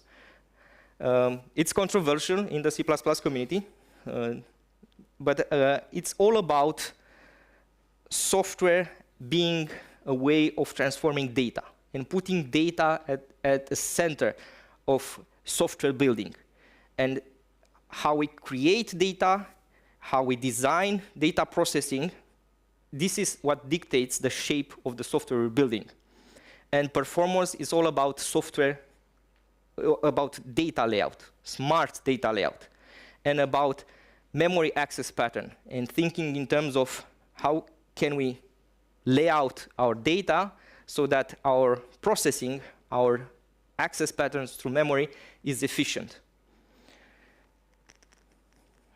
If you want a more recent or applied case study on thinking this way, thinking in Mike Acton way, I do recommend this presentation by Andrew Kelly, one of the maintainers and creator of Zig programming language, where he, by even sporting Mike Acton's Hawaiian shirt there, he presents the story, the case study of converting the Zig compiler in a way that uses data-oriented design for huge performance gains. It's a different way of thinking, but it's well worth the performance gains. Highly recommend it. Coming up closer to the end, iterators must go. This was a highly influential presentation by Andrei Alexandrescu a few years back. I finally found a recording to share. It wasn't easily available online. Highly recommend that you see it. And by the way, when I did previous presentations on this, I tried to make a joke to say what's up with that in a Romanian accent, but nobody knew that both Andrei and I are Romanians. So it fell flat. So this was so controversial that Alexander Stepanov, the creator of the iterator pattern in C++, was so pissed off and said that Alexandrescu is on a crusade to eliminate iterators. And he launched on a huge anti-campaign to convince folks that iterators are the right abstraction to go. I've put a video link to a playlist there, well worth your time to watch. Well, somebody did destroy, but it took over 10 years to do so. And I think to date, the best take on the current state of iterator and range designs in modern programming languages is this one by Barry Revzin. There are a few versions of this. I think this is the longer format of this presentation. This is why I recommend this one. And Barry takes a holistic approach of comparing the iterator models and how ranges work in C++, in D, in Rust, and C# and others. And I think it's very interesting and eye-opening to see slightly different takes on this pattern with advantages and disadvantages and code examples. So I highly recommend that you dig deep if you're interested in understanding how ranges change the way you think and why iterators might still be relevant. And yes, I am the camp of folks that think that iterators are still here to stay, although I love ranges. So I would close up with the thing that I keep hearing. So this, I keep hearing year over year. Whenever some fancy new C++ thing comes up, is that new C++ is the enemy of the old. And before we had this feature, we were able to program in C++. So why do we need all the fancy new stuff? And the reason that is that we need to educate ourselves to understand the new things. We need to gain experience in industry, in using them in projects, and see how they fit, what are the best practices, what are the good idioms. Not blindly using everything new as if it's immediately superior or universally applicable. Some of the older things are still good, still appropriate. Some of the newer things we need to gain experience with before we're using them right. We might be using them wrong. But we need to learn. We need to educate ourselves. We need to share knowledge so that we build a better understanding and use the tools appropriately. Many of the new things coming up are meant to replace bad designs or bad tools, but we need to learn how. So this is the problem with contemporary C++. The problem in contemporary C++ is drinking from the fire hose. It's many new things. We need to learn about them. Some of them are complicated, but well worth our time. So that's why we need to invest time to understand and see how they can help us improve our code. I invite you and others to join on this bandwagon and start up discussions about things that you might consider controversial and figure out together how best to teach them and how best to use them in the code. I recommend one such talk in this kind of series, and this is by Patrice Roy, Some Programming Myths Revisited. I think this is even more controversial than what I said today, but highly provocative and interesting. Watch out your sound levels. Patrice can be loud. In future episodes in the series, this is some topics that I might cover. And yes, I'm going to draw some parallels to famous C++ successor languages, but that won't be the focus of the presentation. So I hope to instigate a good chat with you folks. If you have questions and we have time to take them live, I'm happy to do it. If not, there's a coffee break coming up after this, so we have plenty of time to chat on the hallways and do finding. I think I'm easily identifiable. So thank you. Mr. Victor Ciura, thank you so much. Now the time for, let's say, this symbolic 2 questions. So the first with the hand up is the first to go, probably. Some of my colleagues will be passing on the microphones to you. Are there any questions in the room for today? Please do speak up or do raise your hands, and let's use this opportunity to ask questions. Let's have a look around the room. Maybe, or most likely during the coffee time, or still, yeah, there's one person. Well, because of the things you mentioned about optional degrading performance, I think that one of the main things that is blamed on optional about degrading performance is that it breaks the structure's layout. Because an optional will introduce a byte after every type. And if you have a structure of, say, 10 optionals of int, for example, it will take 20 ints of memory with different padding between them because of the optional. So maybe address this in another talk about optional breaking performance. Yeah, I didn't mention at all, I hope that was caught on recording because it was on mic. I didn't mention at all things about data layout and padding. My take on this, but you're right, I should probably add this as a follow-on for maybe next year, is that I wouldn't recommend doing optional aggregation. I wouldn't recommend stacking optionals inside the data structure. I would recommend organizing code as value types. And maybe this is something that I should stress a bit more. I'm a firm believer of value semantics and organizing things such that they present themselves as value types. And if you want to drill down more today, there are a few good presentations on this. I would recommend that you start with the one by David Abrahams at CPPCon. It's called Values, easy to find. Not exactly sure if it's published yet or not, but it should soon. And I think building our object designs so that they project themselves as value types changes the way we think about using optionals inside our, as fields inside our data structure.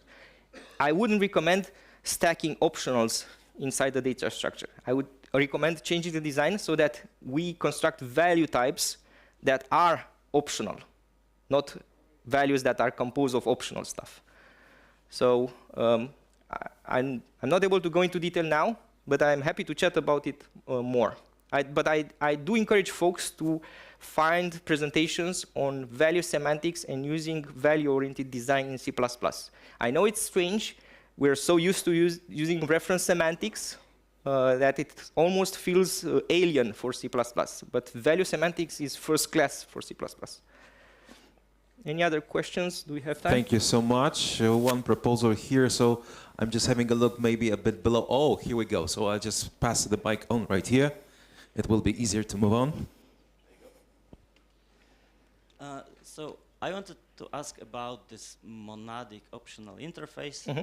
And like my opinion is that the syntax is horribly unreadable. and the question is, wouldn't ifs would simply be clearer to read and therefore better? I was trying to get back to it.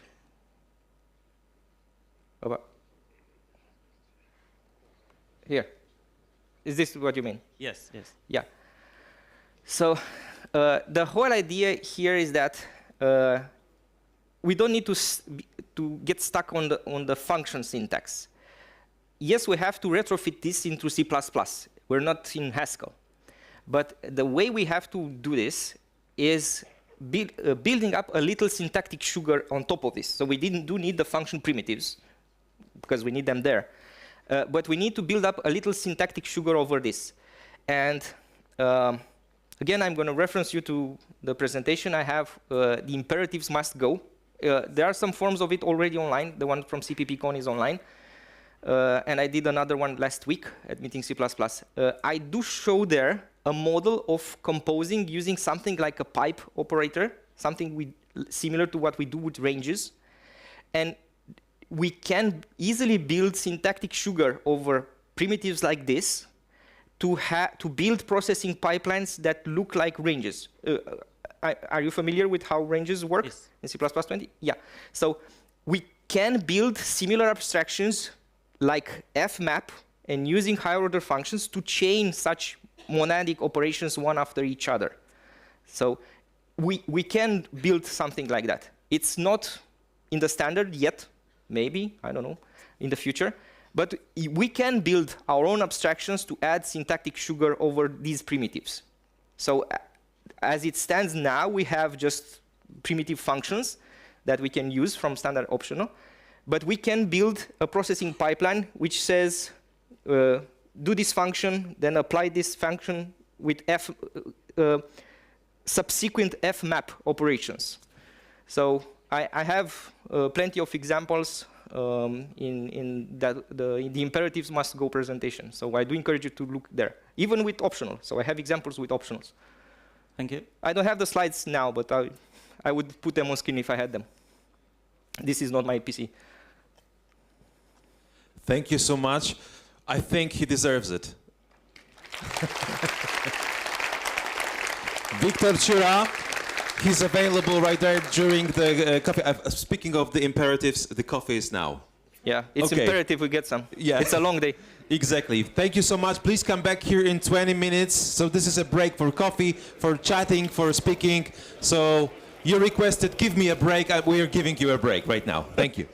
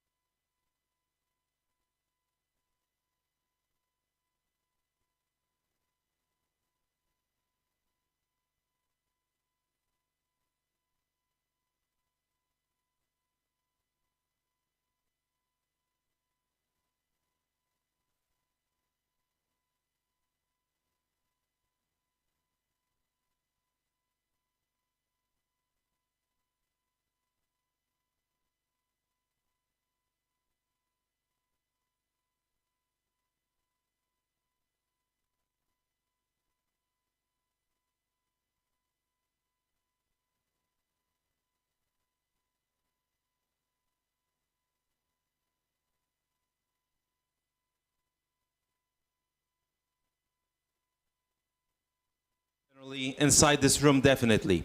Once again, I'm really happy to see so many people also seated right now in front of us. Just a kind reminder, please switch off your phones if possible, or just turn them into silent mode. This will be, once again, a token of, let's say, appreciation and somehow respect for the speaker, for our next speaker. Definitely you should remember about room number 8. If you still have not visited this place, please do so, because it is a kind of gem inside the crown of the preparations that were made for our today's and or this year's edition. I'm not stealing the precious time from our next speaker. Let me only turn the page. A couple of facts. After Victor and Borislav, we have now our Polish colleague, so Hubert Nowak, who is going to present what C and C++ developers can learn from Rust. This topic somehow actually appeared on the screen in the previous presentations. So Hubert is a flesh and blood resident of Poznań, so the greater Poland, whose passion is the history of his hometown. So probably you will start with Tej, won't you? No. Of course. Yeah. Of course. Okay. So Tej is everything, yes. So exactly. In Polish. Exactly. So professional development was inspired by 3 mathematicians from Poznań who cracked the Enigma code without the help of computers. So Greater Poland will always be the greater. They won all the uprisings that they could. They are so much better than the rest of Poland. I'm joking. Okay, thank you so much. So, ladies and gentlemen, Hubert Nowak, give a warm applause, please.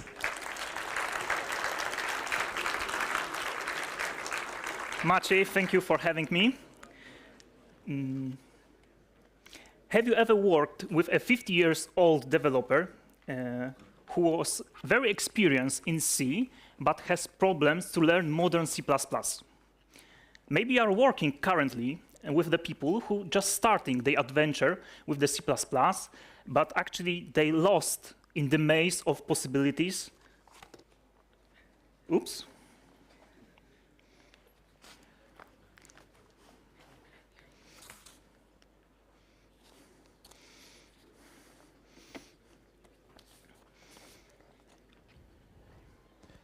Yeah, and then now everybody will see the password. No. No. This is the time for adverts, actually.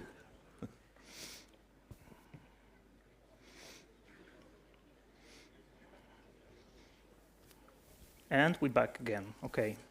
I hope it will be not worst.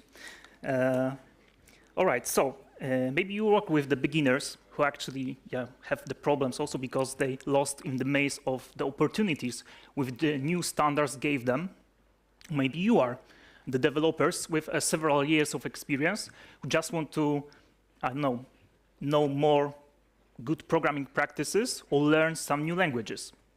My name is Hubert Nowak, and today I would like to share with you my observation about how the learning Rust can improve our developer skills in both C and C++. And first, short question, do we have some Rust developers on the audience? Oh, just a little. All right. So I hope you will join the presentation. First of all, we will make some short recap of the history. You know probably that C was designed in 1972 by Dennis Ritchie, and in this year it celebrates the 50th birthday. So it's quite an achievement because this language is still widely used nowadays. But in 1970s, the most popular language was Fortran. And the big advantage of C is that the code already written in the Fortran can be easily translated into C. And the second one is that C has much more simpler compiler. That's why it's possible to implement it on the different machines. However, as you probably know, C don't have the object-oriented programming, which is very popular. And here comes the Björn Strustrup, which in 1980 started working with C with classes, which become in 1985 the C++. You know that we have OOP, also the generic and templates in C++. But the biggest advantage in that time was that the C++ is backward compatibility with C. And the third language, which we'll talk about today, is Rust, which is designed in 2010 and currently being developed by Mozilla Foundation. If I try to find some couple of words how to describe this language, I would say that it's quite similar to C, but with this difference that somebody took a wrapper on C to protect people before from wrong memory management or memory allocation. And what is interesting, your code written in C and C++ can be easily integrated into the Rust via C API. Let me tell you a story. I'm a senior developer. Many times I was in the participant in the job interviews. And when I saw from many years that people don't like use smart pointers. Many times when I have the technical meeting, I try to take a look on the candidate's repository on the GitHub, take some code review, and talk about this on the meeting. And many times there are very clever engineers. They know the C++, but when they want to allocate the memory, they use the new, delete, or even worse, memory and free. And one guy told me that, Hubert, yeah, because many times I asked why you don't use the shared pointer instead, yeah? And one guy told me that, Hubert, what is your point? There are three ideas are equivalent, yeah? If the compiler compiles my application, that's fine for me, and you shouldn't ask about it, yeah? And I thought that, not really, yeah? And then when I asked about some problems with the applications, which they had, many times they said that applications is very well, but they have memory leaks. And my first thought, surprise, surprise, yeah? And after that, I realized that using smart pointers required a different mindset from the programmers. It requires understand the concept of ownership and lifetime of the data. All right, as assume that you are the C++ developers, so you know that in C++ we have the constructors for resource acquisition and destructors for releasing the data. And this is well-known idea called RAII, so resource acquisition is initialization. And then we have static memory allocation, which in variable size and location is fixed during compile time and stored on the stack. And it's awesome because such stack allocated variables are easily cleaned up at the end of the defining scope. So here on my example, I don't really worry about my object because it will automatically delete it on the end of my function. But, however, sometimes when we are working with polymorphic types, we actually need to use pointers and initialize them on the heap. And then I just need to remember to correctly release my memory. All right, so this is the basics, and let's come back to some example from my real world. I'm working in the big SCADA systems as a software developer. And then we have many different components which talk to each other. And here we have some examples. We have SCADA elements, which are many times devices elements like transformators or etc., which have some smaller child devices, yeah? And we want to read some big or major element and sometimes find some major if it's correct or incorrect, yeah? And here it is.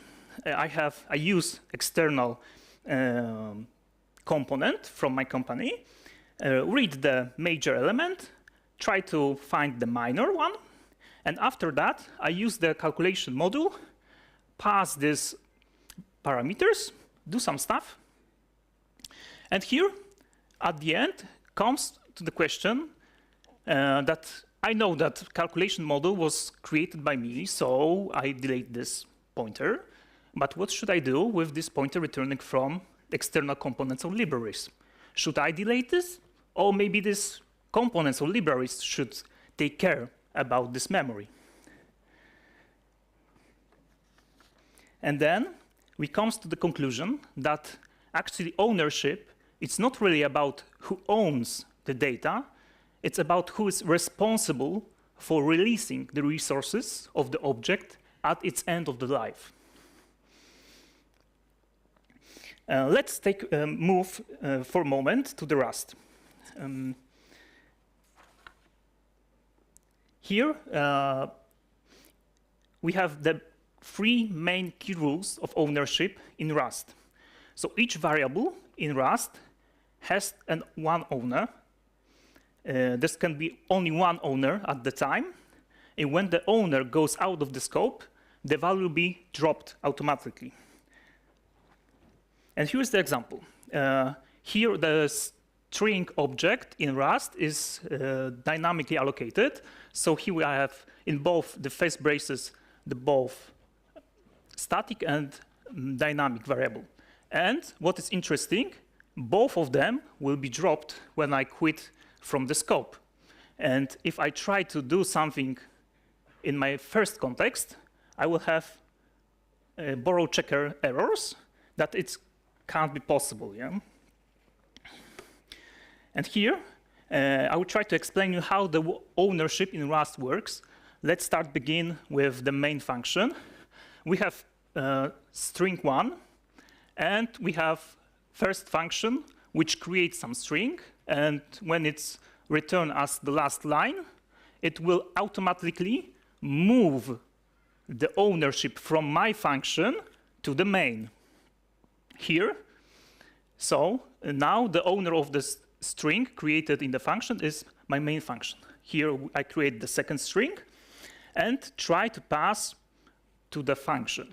And here, by default, when you pass the parameter to the function take ownership of your parameter. So here, when I handle this and finish, my string will be released and it's no longer valid in my original context.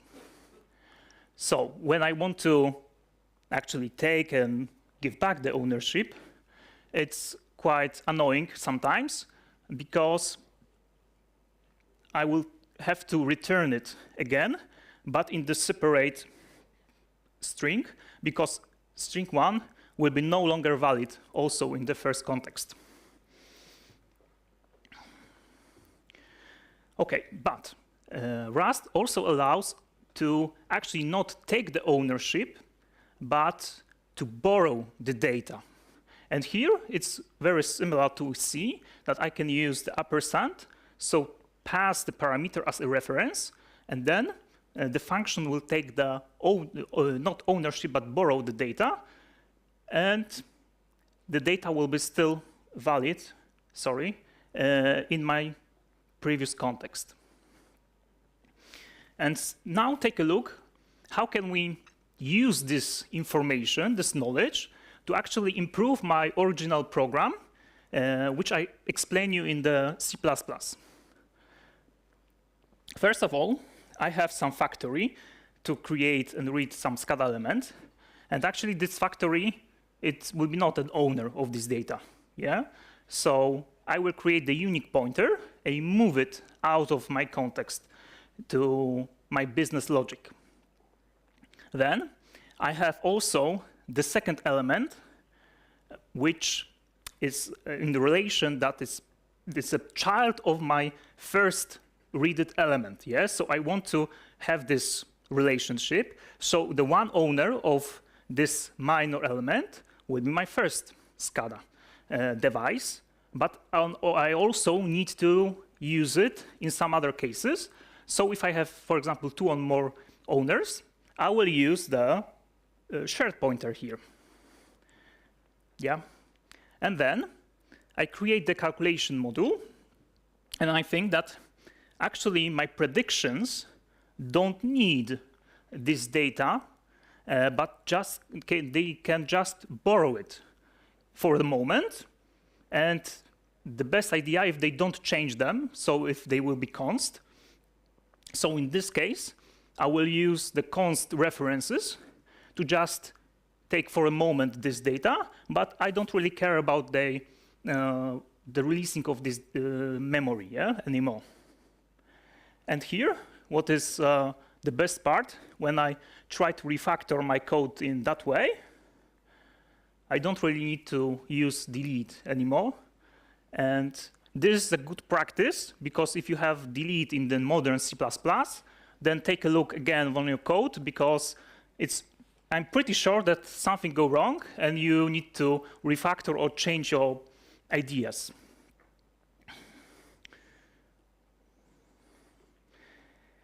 Tell me, I want to tell you something about the lifetime of the variables. And have you ever seen these life functions on the left? Do we have the C developers? Yeah, with the big experience.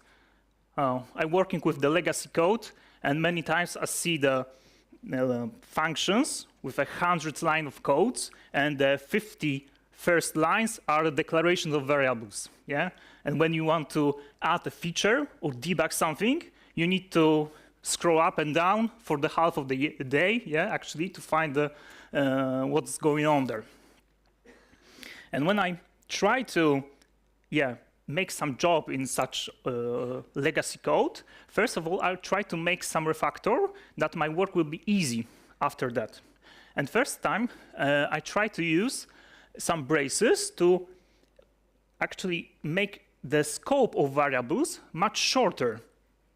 Yeah, and you see that here you have couple the variables which are related to each other, and then it's many times you will also need to initialize some of your variables near the context where they are used.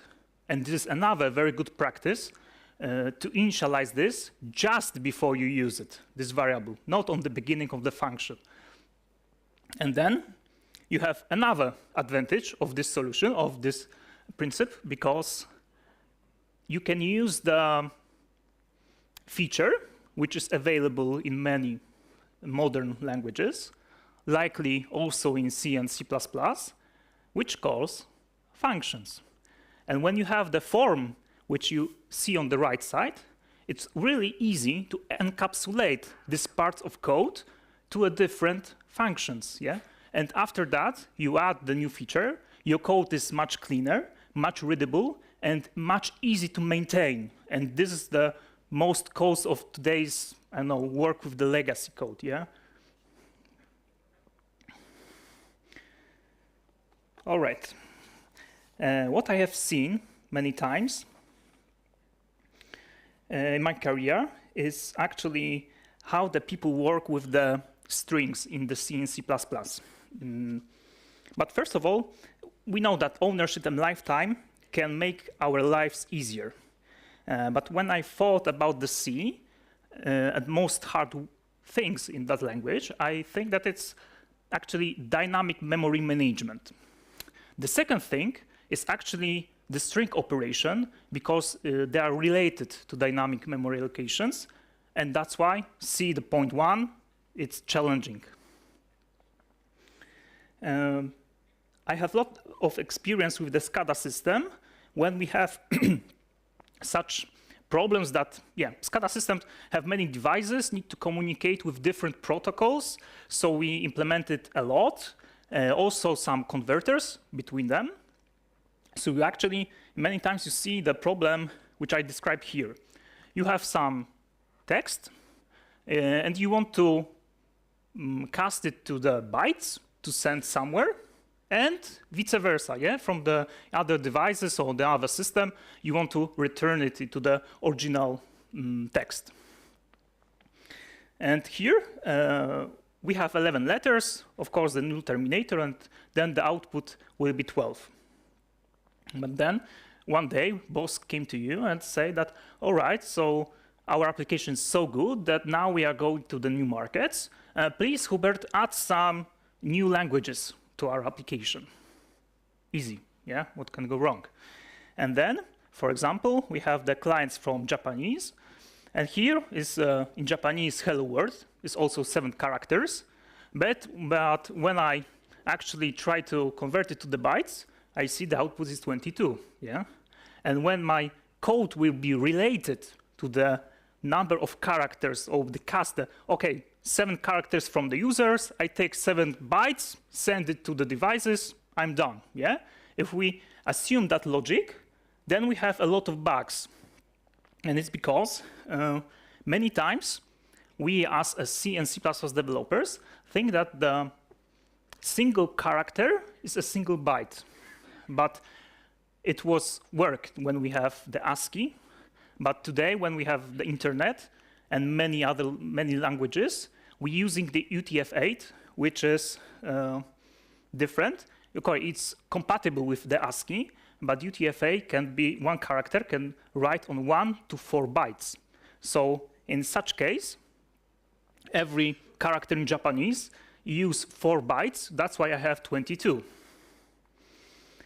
And take a look on this example on the left. We come back to here, and I try to handle the single byte from my UTF-8 string in Japanese. And as you know, I try to read middle byte from the first character. And actually, C++ allows it, and I have some garbage output. It depends on the operating system, but it's single byte, which you don't understand. And what's interesting in Rust, what I really appreciate, that the Rust actually don't allows you to do such thing if you want to. And from my perspective, the low-level developer, well, it's great, yeah? Sometimes I think that, oh, it's the future which will be really useful in the modern C++. But how the Rust came to these ideas or these problems? First of all, in Rust, you have to take or inform the compiler explicitly format of the data which you want to handle. So, first of all, I need to cast my string actually to chars, so the compiler will handle it correctly, yeah? Because in Rust, the default encoding, it's UTF-8. And here, if I want to send it on the low levels of my application, I can convert it very easy to the bytes, and then I'm also sure that everybody also in the future will know what I'm going to do, yeah, and what I want to handle here. And what is interesting, that actually the modern C++ is going into the similar direction. You see that since C++ 17, we have the UTF-8 literals, as you see in this example. But the problem is that if your operating system is encoded in UTF-8, then fine, everything will work correctly. But if it's not, for example, on the Windows, then we'll still have the garbage bytes on your pointer. That's why, since C++ 20, the same code gives you the compile error. But don't worry, C++ 20 gives you something else also. And this is new type, char8, which guarantee that string or literal which you store, it will be handled as a UTF-8 string. But here I need to add also some star, because unfortunately we still don't have IO streams for this type, so we can't get UTF string into and out of our program. Okay, another question for you. Did you hear the rule use const anywhere possible? Who heard this?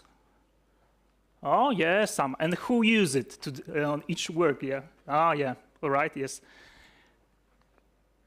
Okay, if you didn't hear about it, it's very good practice, and I will show you, I will recommend you actually the great presentation made by Jason Turner a few years ago here on this conference, when he talked about this rule and actually the benefits which it takes. Yeah, they have very good examples and how const could improve your output and output code.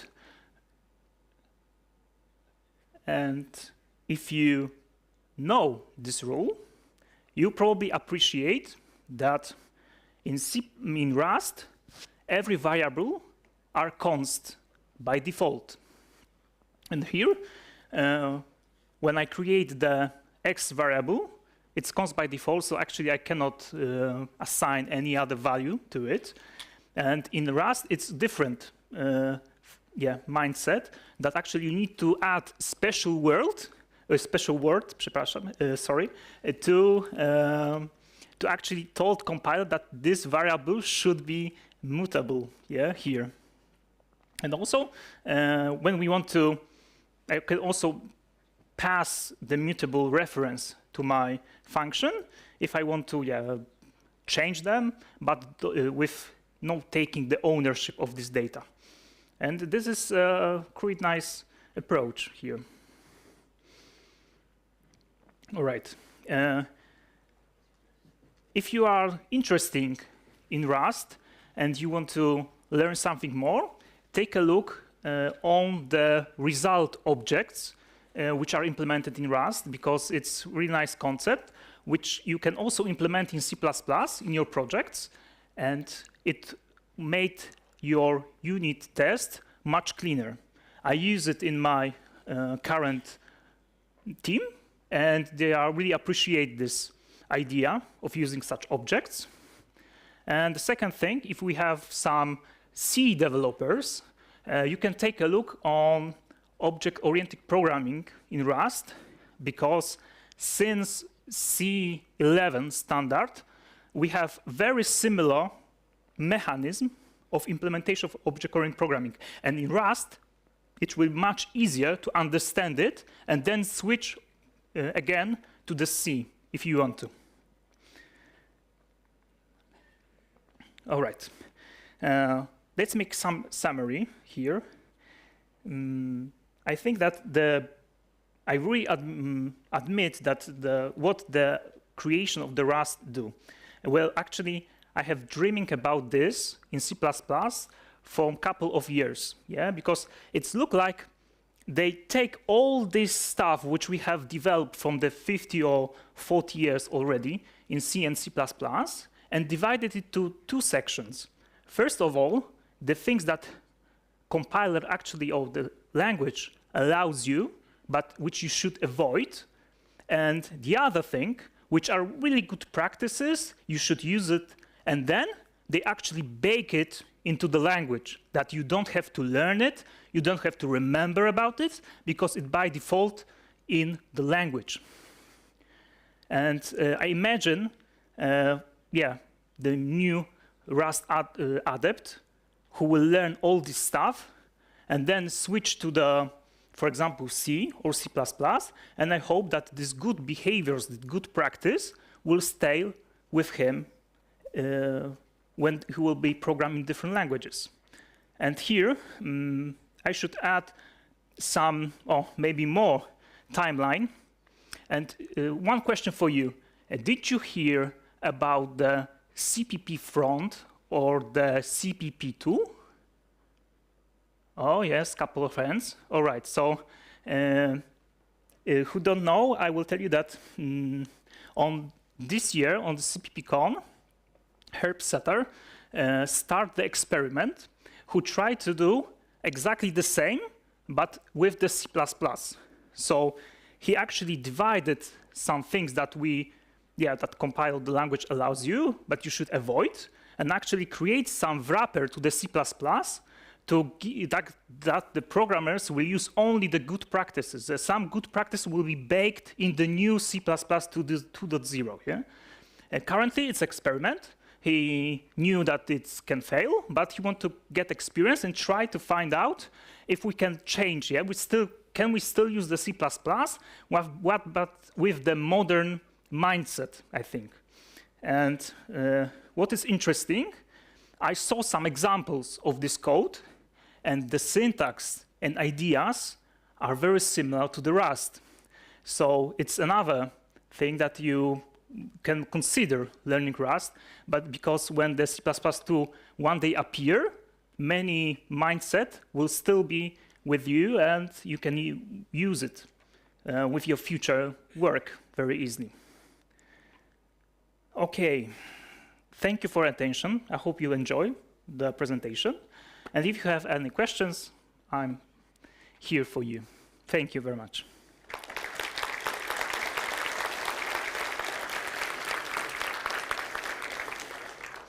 I hope I'm audible. Yeah, I am. All right, ladies and gentlemen, so once again, thank you very much for the presentation. Normally questions come from this room and it's pretty active, so maybe 2 opportunities for someone to raise a hand. I'll just jump in and pass the mic on to you. If anyone, please just let us know. If not, then the next coffee break will be a chance, but let's just see. We have a colleague who would like to ask. What would you recommend for jumping into Rust for C and C++ developer? Well, what I recommend to do, just try. Yes, but any specific sources or just? Yeah, okay. I have also the biography up here. So if you take a look on them after the code dive, you can take a look on some. Actually, the Rust programming language book is quite well done because they have many examples and it's actually written as a tutorial. So actually you can, they explain in each chapter each different mindset which they create to this language. So it's quite nice because you can just pick some of them which you are interested in and you don't have to read all of them, yeah? And try, practice. Any other questions about the Rust? So now an opportunity to ask for the very last moment. If not, if there is someone, can we see anyone? I cannot see anyone at the moment. Just having a look. Oh, here's the mic. Oh, yeah. Hello. Audible. Thanks for your speech. Yeah. Do you know and can recommend some tools like Borrow Checker for C, C++? Blockchain tools for C? Borrow checkers, like in Rust implemented, there are. So borrow checkers, like you can yeah, actually the mutable reference twice, or something like that. For C, C++, are there any tools like that? Oh, okay, so the problem is that in C++ we have lack of the good tools. This is when you see the Rust, when actually it's created as a modern language. So you get the language, you have also all tools which are standardized, everybody use it. You have the cargo, which is the package manager. You have the borrow checker, so you have some kind of static analyze. And so you have, by default, you have language and all necessary tools by default from package, yeah? And in C++, we have very old tools, yeah? For example, the debugger, the valgrind are all already written in C, and I think that they have in 1980s, 1990s, yeah? So in C++, we don't have many good new tools. We don't have the borrow checker, but we have some static analyzers, yeah? And you need to check if there are some kind of, it's a couple of them on the market. Just try CPP check or something, yeah? What would you like to do, to use? I think this exhausts our, let's say, available time. So once again, Hubert Nowak, please give a warm applause and big thanks for the presentation. What C and C++ developers can learn from Rust. Dziękuję. Further questions during the break. Ladies and gentlemen, maybe 5-minute break and a quick reminder.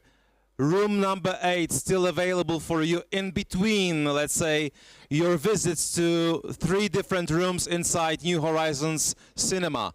Please remember that there is a big tournament, there are prizes for you, there is entertainment waiting for you, and a chance to move backwards into the 90s with some games, with some really nice devices and equipment stored in this room. So please have an opportunity, grab an opportunity and go there.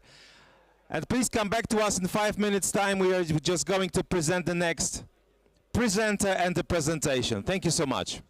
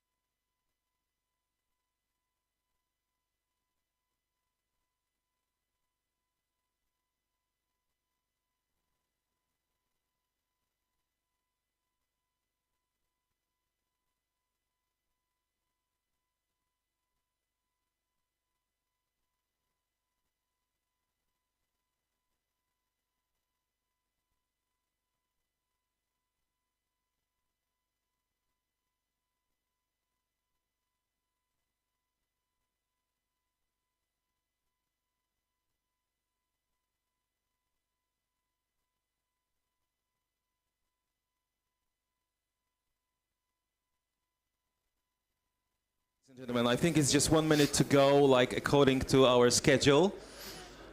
I hope you're fine. I hope you had some refreshments. I hope you had some coffee, you grabbed some or whatever drinks you prefer. Actually, our next speaker is not so much into what is written just behind our backs.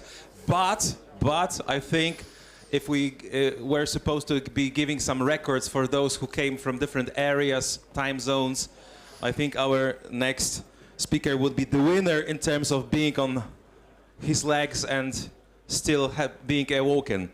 So just before in front of us, something about Python this time. So beautiful Python refactoring part 2. So Conor Hoekstra is the person who is going to present it to you with some random funny facts about him. I am an avid runner, so guess how many kilometers per month he runs? Any guesses? A lot. Sounds good. 400 kilometers. That's what he's boasting. Right here in the description. We're gonna check. I wasn't allowed computer games or video games as a kid, except for one, which was Scrabble. Okay. And now I am a competitive Scrabble player. And I think he's also competitive in terms of the topics around the Python. So please give a warm applause once again inside this room, room number 9 during the Code Dive 2022, Mr. Conor Hoekstra.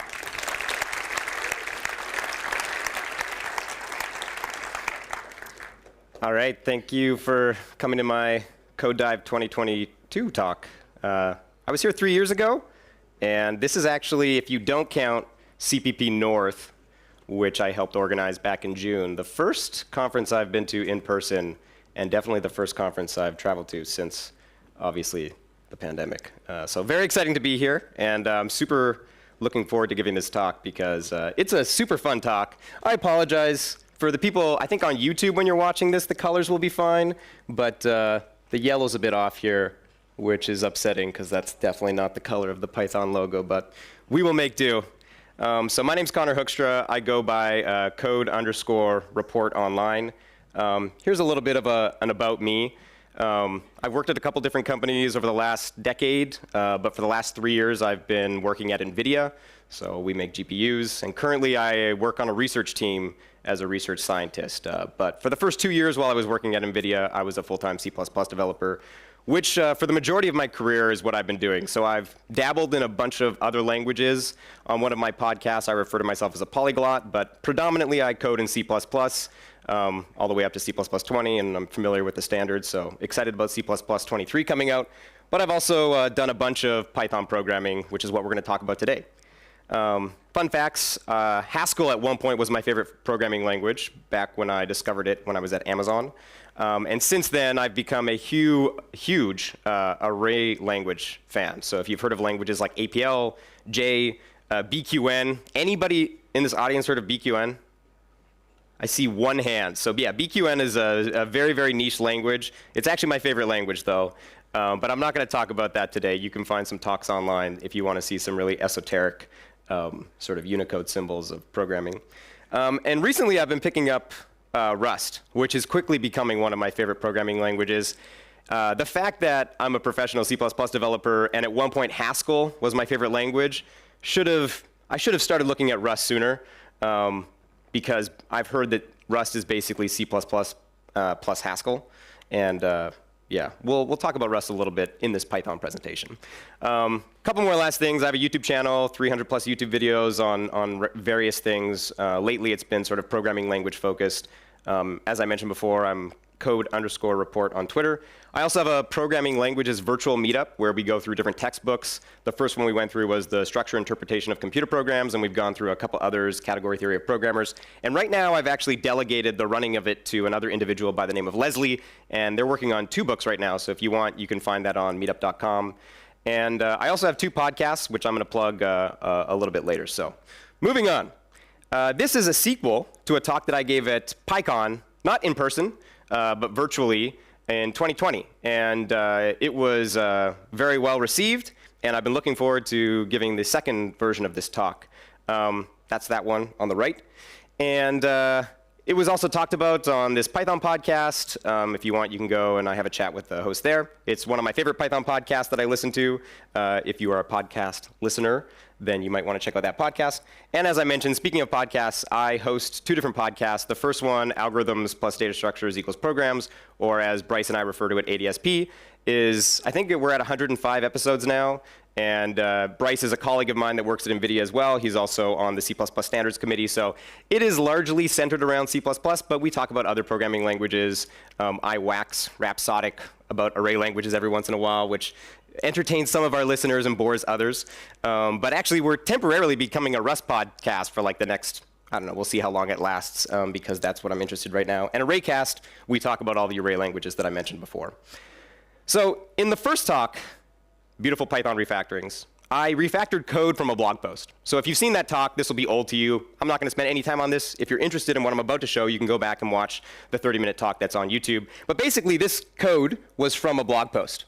And I took it from this code and refactored it to this, and then refactored it to this, and then refactored it to this.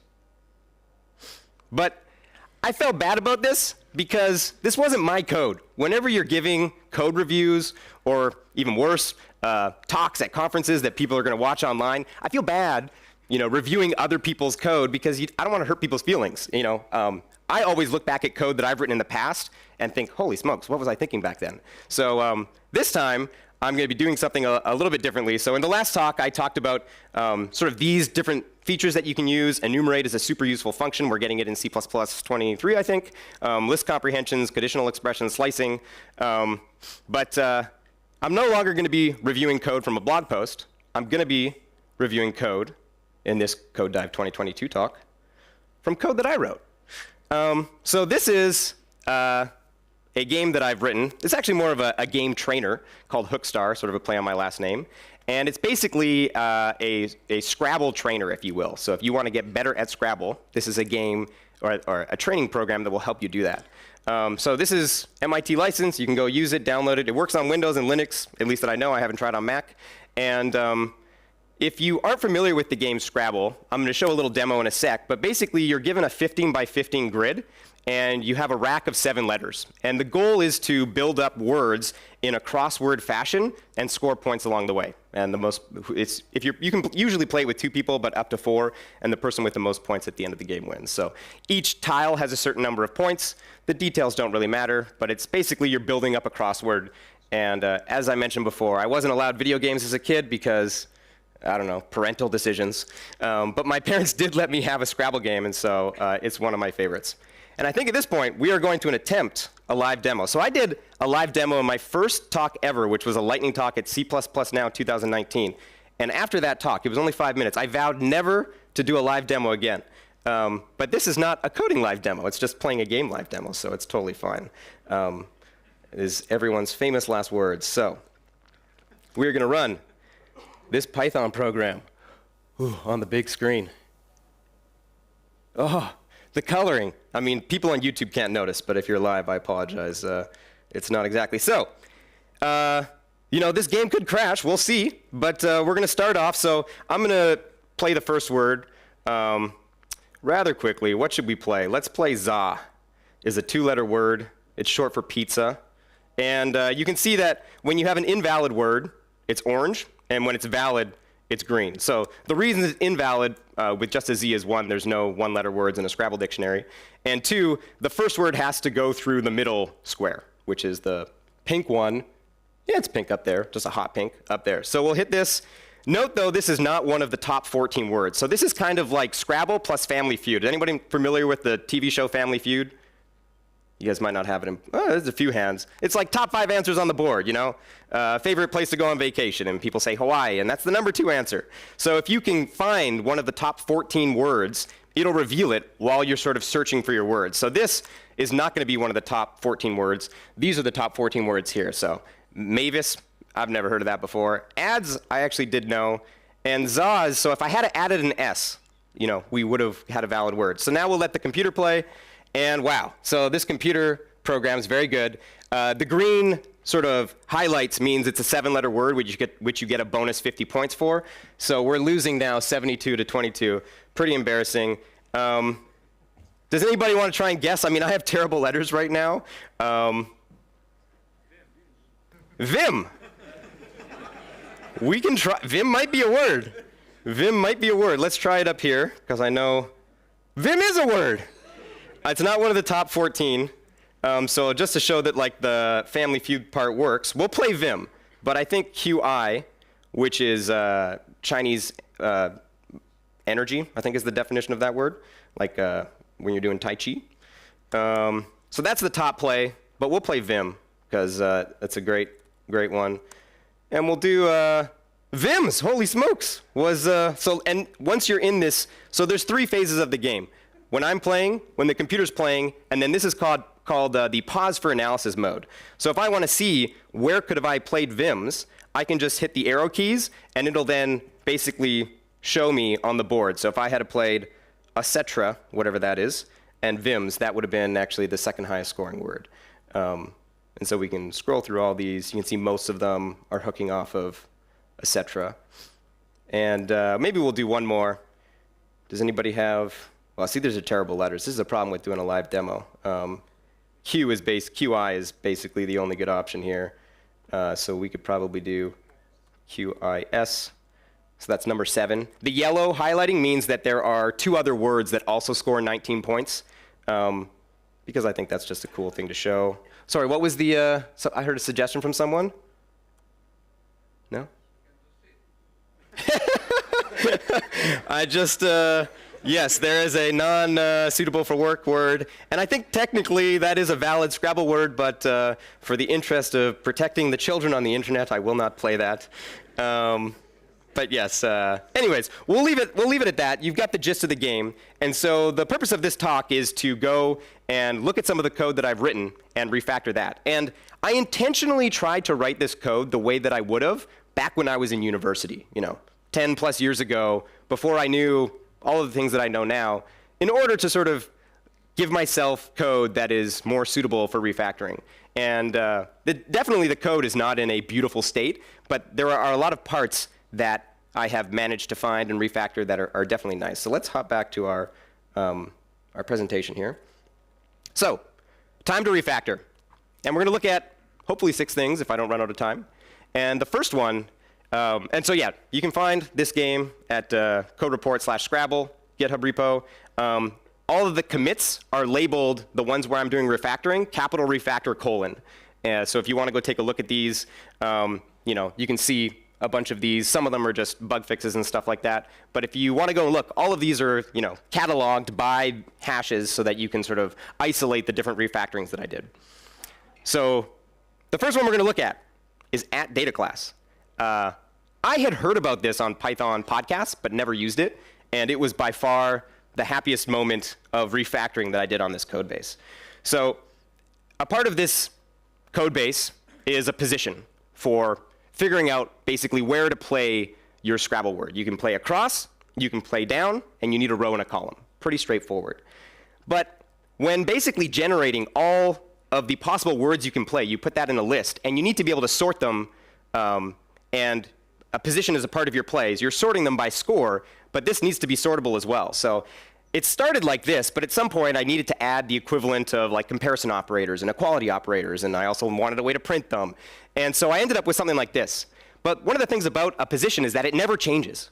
Once you generate your list of all your possible plays, you're never going to mutate that. So similar to the previous talk where Hubert was talking about how you don't have, it's const by default. You have to, declare mute if you want to change something. I know these objects are never going to change. So I actually put a comment in the code, figure out how to make this immutable. And so when it came time to start doing refactorings, I discovered something called data classes. And this is the equivalent code that you can use to replace what I just had. So if we go back a sec, all of this, the less than, the equal, disappears if you just use @DataClass. It's phenomenal. And I don't know these inside and out, but for my purposes, I needed something that was comparable and sortable which is why you go order equals true. And I knew I was never going to change it. So you can set frozen equal to true. And Python doesn't have, const or a mute keyword like Rust or C++. But this frozen equals true gets close-ish to that, which is super, super nice. And if you look at the diff, like this is the actual diff where I'm deleting all that code. You can see my little comment, to do, make immutable, and just replace that with @DataClass. I thought this was phenomenal. So to the Python pros, you might be thinking, yeah, we've known about this, for a while. But for someone who's not a Python pro, this was super awesome, and I wish we had something built in C++ to do this kind of thing. So this is available in Python 3.7. So if you're in Python before that, I think I did see something once that they backported something to 3.6. But if you're on an earlier version, you might need to upgrade in order to get access to this. So this brings us to refactor number 2. F-strings. Once again, I had heard about F-strings on Python podcasts, but whenever it came to writing my small little scripts, I never really looked into how to use them, and they are phenomenal. Once you've used them, you're never going to go back. So specifically, the piece of code that we're first going to look at is if you look at my sort of Family Feud list of top 14 answers, you can see that I have sort of the ranking, a 1, and then the word, and then in parentheses, the score of that word. And so the way that I initially built this up was just, how you naively would do this without knowing about something. First, I have to convert my numbers into strings with the str paren, and then I need to add, the colon with the space, and then I get the word, and then I add a parentheses, turn my score into a string once again, and then end my parentheses. And I'm sure that there's a ton of people out in the wild that don't know about F-strings that are writing code like this. This is just, the naive way that you would build up any string in any language. With F-strings, you can do the following. This is so beautiful, in my opinion. If you compare this to what we had before, note that not only are we doing things in line without having to build up the little strings with the colon and the parentheses, but I no longer have to worry about what the type that I'm trying to print is. Integers are automatically converted to strings. I don't have the 2 string paren call. They're gone. They disappeared. And this is just like, when I didn't realize, it's such a simple change. But I was going through my code, and I have little formatting statements all over the place because I'm drawing a board that has a ton of text everywhere. And I didn't know that F, quote, and then I can do these things with braces. And once you've done it, once again, you're never going to go back to writing strings the way that I was. I think this is another example.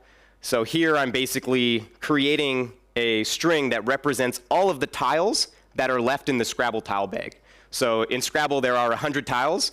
And as you are playing your words, you're drawing more tiles out of the tile bag. And in competitive Scrabble, there's something called endgame, where you want to keep track of all of the tiles that are in the bag, because when it gets down to no tiles left in the bag, you can know exactly what 7 tiles your opponent has. And that can be very useful if it's a close game. You don't want to play a word that potentially could give him or her a very high-scoring word. So it's anticipating, because you know what your opponent has, what to do. And this is the code. Note that I'm sort of leaving some of it off, but so it starts off with space join, and then inside, once again, I'm doing A plus colon, and then plus string B. We can change this to something that looks very similar, except for the F-string part, which is just brace A, colon, brace B. Simple change. I'm sure a ton of Python folks in the room know this, but I know that there's going to be a ton of folks on YouTube that are watching this being like, how come I didn't know this before and no one told me this? So this is going to be our first digression. If you've watched talks from me before, you know that I like to go on digressions. And this is probably my favorite part of the talk. So if we take a look at this full Python line, so after for A, comma B in ... I've left off the ... So if we fill that in, you can see why I left it off. It's a lot. There's a lot going on. But this might be my favorite line. It's one of my favorite lines in the whole Python code base. So if we reformat it into the following, it's a little bit easier to read. But let's look at sort of what this is doing first. So I sort of explained it verbally, but if we zoom into the very bottom, you can see here that there's the count of the number of tiles left in the bag, 0, and then that's basically indicates what my opponent has. So we're at the end of the game. The opponent only has 2 tiles left on their rack. There's 1 T and 1 U. So the building up of this T colon, number of T's, U colon, number of U's, is what we're doing here. So This is one of my favorite lines of code in the code base because we can do this in Python. To do this in C++ is non-trivial. I don't have all of the utilities that I need in order to make this a one-liner, but you can do it in Python. And if we break it sort of in the order that you read things, we have a join based on single spaces, so that's what's in between the u:1 and t:1. Then we have the f strings for formatting. Then we have a list comprehension. You can debate what defines it. Is it the brackets or is it the for a, comma, and b, because that's also in loops, but there's a list comprehension there. And then we have sorted, which is a built-in function. And then we have counter, which is a collection in the collections module that basically gives you a hash map where each of the keys is a unique value that shows up in what you pass to it, and the values are the frequencies that shows up, which is exactly what we want right now. We want how many T's are left, how many A's are left, how many letters are left.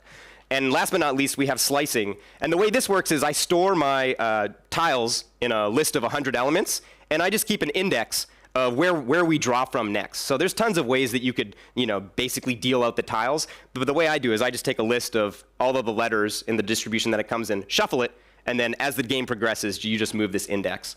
And when you're displaying this, you basically just want to slice from where the index is to the end of your list, and that's the tiles that you're going to pass to counter.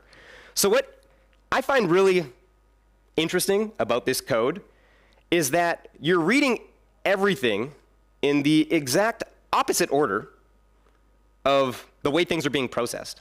So what we're actually doing programmatically is the opposite. We're slicing first, then passing those letters to counter, our collection that gives us a hash map of frequencies. Then we're sorting those, because a hash map is not sorted. And then we're doing our list comprehension, where we map our f strings in order to get the formatting we want, and then we join them together. And this is even complicated a little bit more by the fact that technically the way you look at the list comprehension, if you look at the brackets, then it's sort of out of order. And some of these are built-in functions, some of these are methods on strings. I ignored the items, but that's a method on a hash map. It's so irregular. It's beautiful that we can do this in Python, but it's just not regular. Like I'm reaching for a method here, a built-in function here, a collection here, slicing here. It's just messy, in my opinion. Amazing that we can do it. It's better than C++, because I can't do it in C++. However, this is the equivalent code in Rust.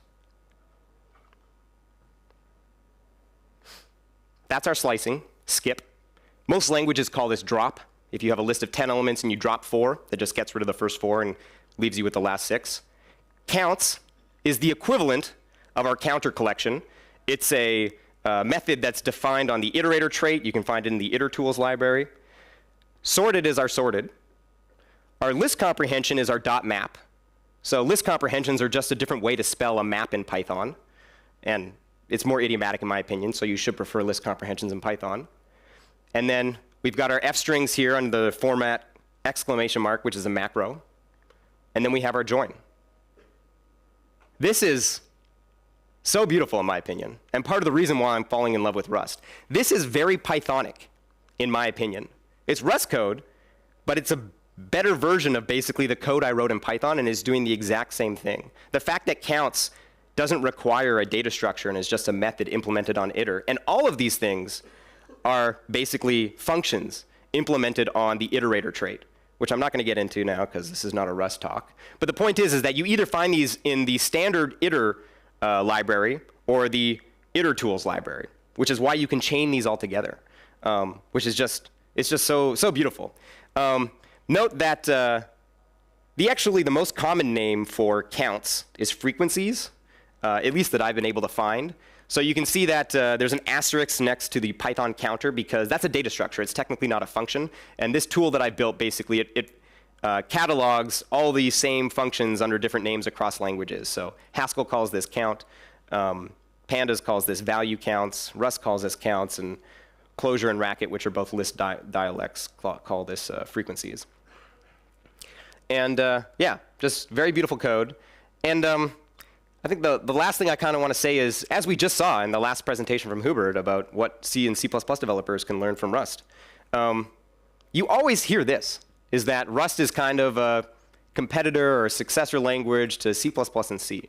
But I just finished listening to every single Rust podcast episode from every single Rust podcast that I could find.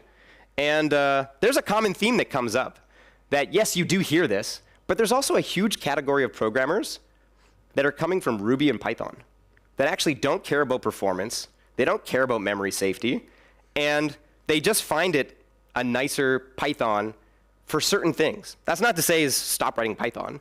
I just think that like this story is getting missed by communities at large, is that you hear that Rust is this memory safe version of C and C++. But when I code in Rust, I'm not particularly concerned with memory safety. Like I write C++ for a living. I know how to write memory safe code for the most part. You know, everyone writes bugs, but for the most part, I know what I'm doing. So when I go to Rust, it's just a natural way to write code. Anyways, I just think this is food for thought, that if you're in the Python community, definitely check out Rust, because there's a lot of things that feel very Pythonic about Rust when going to the language. All right, that's the end of my digression. Back to refactoring. So f-strings, similar to, as I mentioned, about data classes. Data classes are available in 3.7. F-strings are available in 3.6. So you have to make sure that you're on those versions in order for to be able to use those features. And that brings us to refactoring number 3. So we're actually going to do this in 2 parts because this is really important, and there's sort of 2 different things that I want to highlight here. So the first thing we're going to talk about when using enums is this first example where basically I'm using an enum to replace 2 booleans. And your first thought is going to be, why did you write the code like this? And the thing is that like I wrote it initially, there was only 2 phases of the game. My turn and the computer's turn. There was no pause for analysis turn. And so at the moment, I have this code sort of actively, before I refactored it, I have this 2 booleans to keep track of what's the state of my game. Is it my turn, or is it the pause for analysis part of the game? And the way I kept track if it was the computer's turn was that if both of these were false, then it was the computer's turn, which clearly is not, in hindsight, a great way to do this. So I can replace this with a single enum. So this is how it started. 1 boolean, so ignore the pause for analysis. I had 2 phases, player's turn, computer's turn. When it was true for player's turn, it's my turn, and vice versa for the computer's turn. But then I added this boolean when I wanted a phase for analysis, which then led to the following behaviors. So when it was true for player's turn and false for pause for analysis, then it's player's turn. When it's vice versa, then it's pause for analysis. And when they're both false, then it's the computer's turn, which then begs the question, what if they're both true? Well, that should never happen. So in this table, you can see that like I've made a design mistake. And the key is get rid of the booleans and just replace this with an enum. So Python does not have great support for what are known as sum types. But in, I think, Python 3.4, which my slides will confirm later, they added the enum module, which basically enables you to write sum types through the use of your product type class. So here you have your 3 different phases, and you can think of sum types as basically where you always are saying or. It's either the player's turn, or it's pause for analysis time, or it's the computer's turn. It's never going to be 2 of these things at the same time. And when you do this, it leads to really, really nice cleanup of the code. So this is the sort of code diff where I'm deleting 2 booleans and just replacing it with a single enum. And it leads to refactors like the following. So this is when it's time to do the sort of generating all the words for the computer. You can see I'm saying if it's not my turn and it's not pause for analysis, then implicitly it's the computer's turn. But it's terrible. Like there is tribal knowledge that I know and I have in my head that I can make sense of this. But when we refactor this, it now goes to if it is the computer's turn, which is way, way more readable, and it gets rid of the tribal knowledge. And I'm sure all of us, whether you're in Python or C++ or Java, or whatever your language is, have looked at code like this, where you have this sort of more complicated than it needs to be conditional expression in an if statement that relies upon some tribal knowledge. By using these sum types that explicitly lays out the different options that you currently have, it makes the code more readable. And it also leads to places in the code where I'm setting 2 different booleans at once in order to make sure that I have the right phase of the game. I can just replace this with a single setting of my phase. It's now time for a pause for analysis. So enums, super, super useful. At some point, I will give a long-winded talk on algebraic data types and product types and sum types. But today is not that talk. But just know that enums are very, very useful. And that brings us to the second refactoring that involves enums, which isn't really, I'm not going to show much code. it just shows that, all over the place while I was coding this up. Because when I started this project, I didn't know that enums were quote unquote possible in Python. So whenever I needed something that was enum-like, I would just write a comment, convert to enum, and I'll figure that out later when I was refactoring, and then would just list a bunch of integers, 1, 2, 3, 4, 5. And this right here is for the bonus tiles on the grid. So no stands for nothing, it's just a basic tile. DL is double letter, DW is double word, and then triple letter and triple word. But in order to convert this to an enum, it's as simple as that. And now all over the code where I'm have just these constants DL, DW, it now says tile.dl, tile.dw, which still, you might argue, why aren't I writing out, the full version of these? And it's just for style because I'm building up manually a 15 by 15 grid. And so for each thing, if I have to write out double word, double letter, nothing, nothing, nothing, it's going to get quite verbose. And on a lot of Scrabble boards, this is actually the words that they put on the physical boards. They don't spell out double letter, they just put DL. So it's kind of nomenclature that if you're a Scrabble player, you'll be familiar with. But the greater point here that I want to make is that these enums, once you start to use them, are all over the place. I'm not sure this is every single enum that I have in my repo, but I think it's most of them. And they're so useful. And half of these, I think, some of them I knew at a certain point through my project, I knew that enums existed, so I couldn't bring myself to write the, equals 1, equals 2, equals 3 without using an enum. But the point being is that learn these and you'll start to use them everywhere. Because it's such a fundamental type. Like it's a crime, in my opinion, that so many languages have classes or structs, which are product types, and then had no support for some types. In C++, we got optional in C++ 17, we got variant in C++ 17, and we had unions from all the way back. But some types are the analog to product types, and you need rich support for both of them in a modern language, in my opinion. So you need use enums because they show up everywhere, and they're super useful. And enum, so enum is a module, is available in 3.4, which I mentioned earlier. So far, we've gotten through 3 of our refactorings. Number 1 was data class, which is in 3.7. 2 was fstrings, which is in 3.6. And 3 is enums, which is in 3.4. But for the 4th refactoring, we're going to do it a little bit different. So this is interactive now. I know they said questions at the end, but just shout out the answer if you think you know it. So I'm going to show the code first, and let me know what you think we should use in order to refactor this. So this is the line of code. And it basically, actually, we can show a little bit of a demo. So the comment's a little bit hard to read, so I'll brighten it up. So I have a comment that says 0 means off, 1 means across, and 2 means down. Absolutely terrible. And if we go back to the game, you can see that I have this little arrow here. So right now it's in across mode. Now it's in down mode if I hit the down arrow. And if I play the word that we had, you can see now the arrow disappeared because I'm typing letters. So there's 3 different modes for this. So the question is, does anybody know what we should use to refactor this instead of having this comment that describes implicitly what I'm doing all over the place? So I was hoping people would say enum. Enum is part of the answer, but it's not the top level thing we want to use.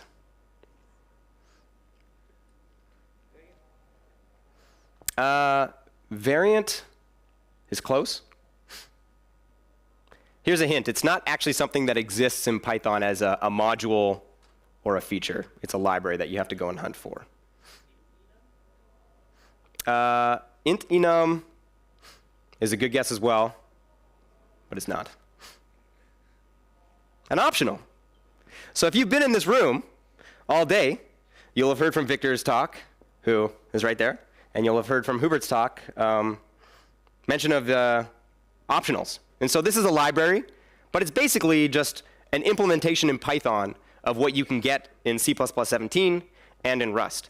And enum is a great guess because it's an optional of an enum. But I already have this enum that's existing for across and down, but the third state shouldn't be added into this direction. Off is not a direction. It's the absence of a direction. And what an optional is basically saying, do I have this thing or do I not have this thing? And when I have this thing, it can either be across or down. So this is super useful. Once again, this optional is another sum type. So enums are a sum type. Optional is a sum type. This is a fundamental thing, and I'm sure there's some people thinking this is not idiomatic Python code. Idiomatic Python code would use none. And that may be true, but I like to write Rust-flavored Python. And Rust-flavored everything because Rust uses algebraic data types and they have built into their language both product types and sum types. And so this is a sum type that I just think you always want to reach for in the cases where you have sort of the absence of something or something. That's what an optional is for.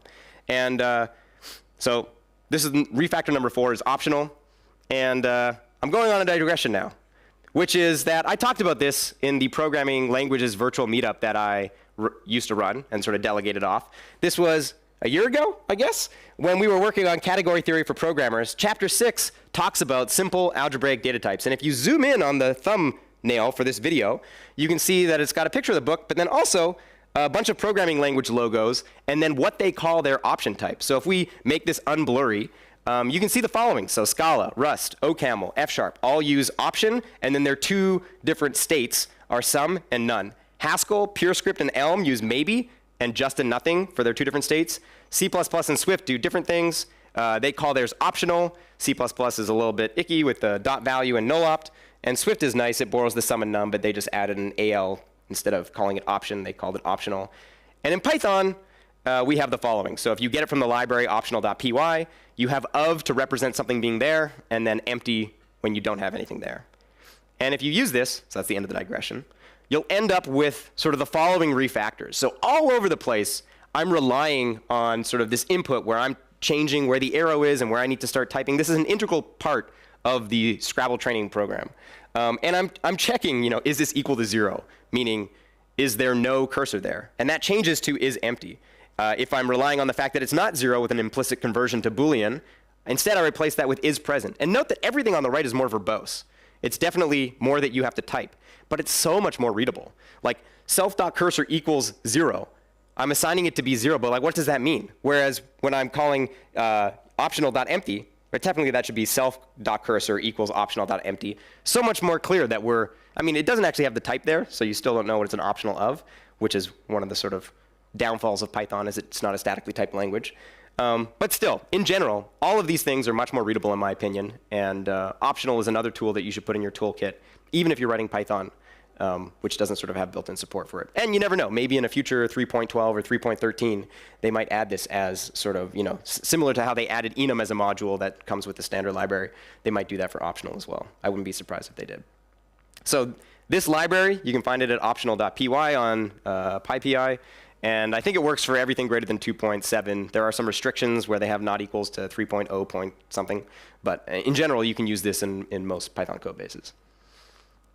This brings us to maybe the funnest of my refactorings. So if you've watched any of my C++ talks, I love to do these like name the algorithm, where I find a piece of code in the wild. You follow the Sean Parent rule, who's a very well-known person in the C++ community, who says, you shouldn't have just raw loops floating in the middle of your functions. There's usually a name for that algorithm if you can find a loop in the midst of a bunch of other C++ code. So we're going to do the same thing with Python, which is a little bit harder because they don't really have algorithms the same way that C++ does. But nonetheless, here's a raw loop that exists at one point in my code base, where we're basically trying to find the rank from the back of a list of words. So they've got negative index slicing, which is beautiful, actually taken from one of my favorite languages, APL, which is an array language, invented back in the 1960s. The ability to have a negative index, and that wraps around the end. So you're basically trying to find the play that is equal to, so while it's not equal, it's going to keep on incrementing the rank, and then search from the back. And basically, the code that this is used in is how hard do I want the computer to be. So right now I have the computer playing the 3rd best word, which still the computer usually beats me pretty handily with that. But as time goes on, you can adjust it to become harder or worse. So I think the first thing we're going to do is talk about what anti-pattern this is. So if you watch my first talk, you'll know, and I've given this in a couple talks, is ITM. It's my least favorite pattern, anti-pattern, and it's initialize then modify. So when you're initializing some variable, and then specifically in a loop, but sometimes in conditional statements, you're immediately modifying that, which is what we're doing here. I really, really detest code like this because a lot of times you can make it more declarative by finding the function or the algorithm that does this piece of code and just you can assign it. Once again, we don't have const or we don't have sort of const by default in Rust, but you can still write the code declaratively as if you could make it an immutable value. So first we're going to switch this to C++. So we're now going to, at one point it was a Rust talk, now it's a C++ talk inside of a Python talk. So does anybody know what the algorithm in C++ is that we would use to replace this code? It's not nth element, no. This is a linear search. So you could probably use nth element, but this is semantically we're making the same replacement here. Not countif. rfind is correct, but I think rfind is a method on string. It's not actually a free function, but it is exactly what we're looking for because the equivalent of rfind in a generic sense is just find with reverse iterators. So if you notice, we're calling .rbegin and .rend, which means it's going to search from the back. And then you have to call std_distance to basically get the integer value because find returns you an iterator. But this is the game in C++. And technically, some of you might be thinking this is pre-C++ 20. Why aren't you using the ranges algorithms? Because the ranges algorithms, I would have to basically insert the namespace and then pipe my player plays to the reverse views, which I'm not actually sure if I like more. So I'd have to pipe the sequence to a reverse view that then reverses that lazily and then passes it to a find algorithm in the C++ 20 algorithm. So I'm aware that you could write this slightly differently, but for the purposes of this talk, we're doing it with pre-C++ 20. All right, so back to the Python code. Does anybody know what combination of two things, which isn't really an algorithm, that we could use to solve this? Filter and slice. Filter and slice. You could do it that way, but that's not what I've done.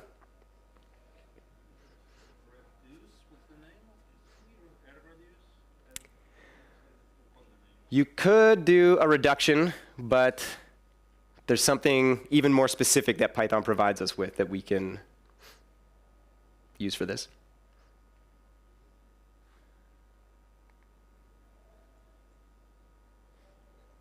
.index.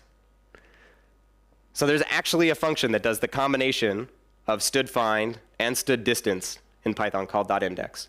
And note, we're using one of my favorite little sort of Python idiosyncrasies, the : -1 to reverse a list. You could also do this with the reversed paren and then pass self player.plays. But as a fan of languages that spell whole functions with single Unicode characters that no one can read, I obviously am going to prefer the incomprehensible : :1. But basically, yeah. And this, is it the most efficient way to do this? Probably not. There might be a thing that doesn't reverse the whole list and searches from the back. Maybe there's an R-index that I just don't know about. But definitely, this code is an improvement, in my opinion, on the previous code where we had a whole loop. And if you've watched my other talks, you know that I'm not a big fan of loops. So this brings us to our last refactor. And we're doing great on time. Which is just more of this avoid ITM. So we started with the big ones, data classes, enums, f-strings, optional. And now we're just having fun. Because I have a very hard time writing code like this. Because if I know that there's a better way to do this in Python, I can't bring myself to write a loop. That one while loop is, I think, the only function that I didn't know like what index is that I had to go and look up. Everything else, if I know that there's something for it, I can't bring myself to write it. However, I borrowed the Scrabble engine. So I wrote the first Scrabble engine in terms of finding all the solutions myself. It was terribly inefficient. The combinatorial time complexity of it was egregious, and I was distributing it using a Python library called joblib across 15 different cores. It was so slow. And so at a certain point, when I was going to give this talk, I realized I can't have a terribly slow program in front of a bunch of people. So I went and looked up on YouTube, because obviously that's where I'm going to go find solutions. And I found this talk by someone that goes by Boring Cactus. I believe their name's actually Melody Horn. And they have this hour and 18-minute live programming of basically a Scrabble engine that they have also posted on their GitHub. It's not licensed, but I did DM the person on Twitter and ask if I could borrow the code, and they said that was totally fine. And it is an implementation of this 1988 paper called The World's Fastest Scrabble Program that makes use of a trie, which is a data structure that is used for storing, dictionaries and stuff like that. I'm not going to go into the details, but maybe there'll be a whole other talk on sort of the implementation of the algorithms behind this program. And they basically implemented this paper. And so I went and borrowed that. And while they were implementing pieces of this engine, they specifically said that they weren't going to use certain features in order for this to be readable for everyone. So if there was something that was more Pythonic, idiomatic Pythonically, if you can say that, they were going to avoid that just so that it was more readable to the folks watching the video, regardless if they were a Python developer or not. And so these are 3 methods on the board class that they designed. And we're going to finish this talk by refactoring these 3. So the first one we're going to zoom in on is this init function, which basically creates a 15 by 15, or in this case, size by size. So the first thing we're going to do is, I don't need a size. I'm playing Scrabble here. I'm not playing some custom version. It's always going to be a 15 by 15 grid. Unless if you're playing Super Scrabble, which is a different game that's actually way bigger, but I'm not going to talk about that. And so we've done that now.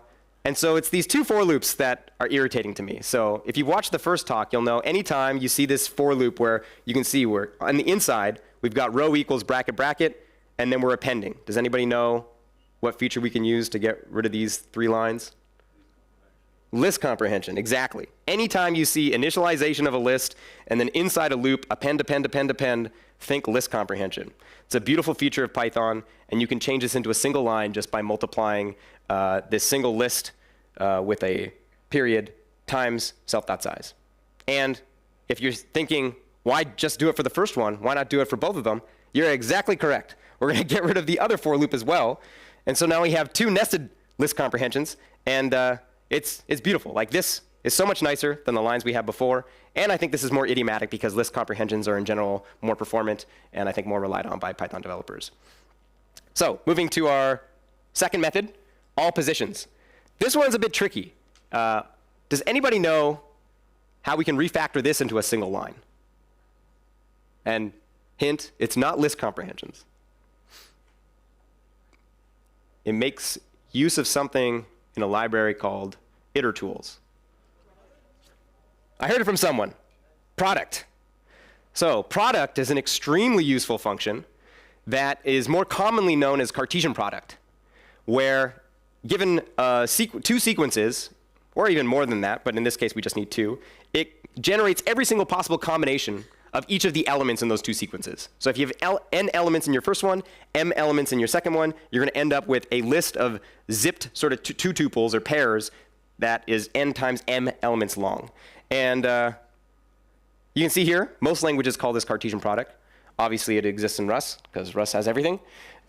C++ is getting this. It says range v3 here, but that's actually out of date. We're getting this in C++ 23. Other languages just call this product, product, product. F# calls this all pairs, which, although is a different name, is actually a pretty good name, because that's exactly what it's doing. It's giving you all pairs of numbers. But doesn't generalize to the case where you might have n sequences instead of 2. But yes, product and itertools in general as a library is super useful.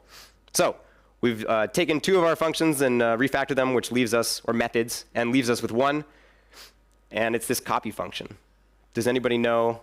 This depends on a library as well. We can reduce this to a single line of code.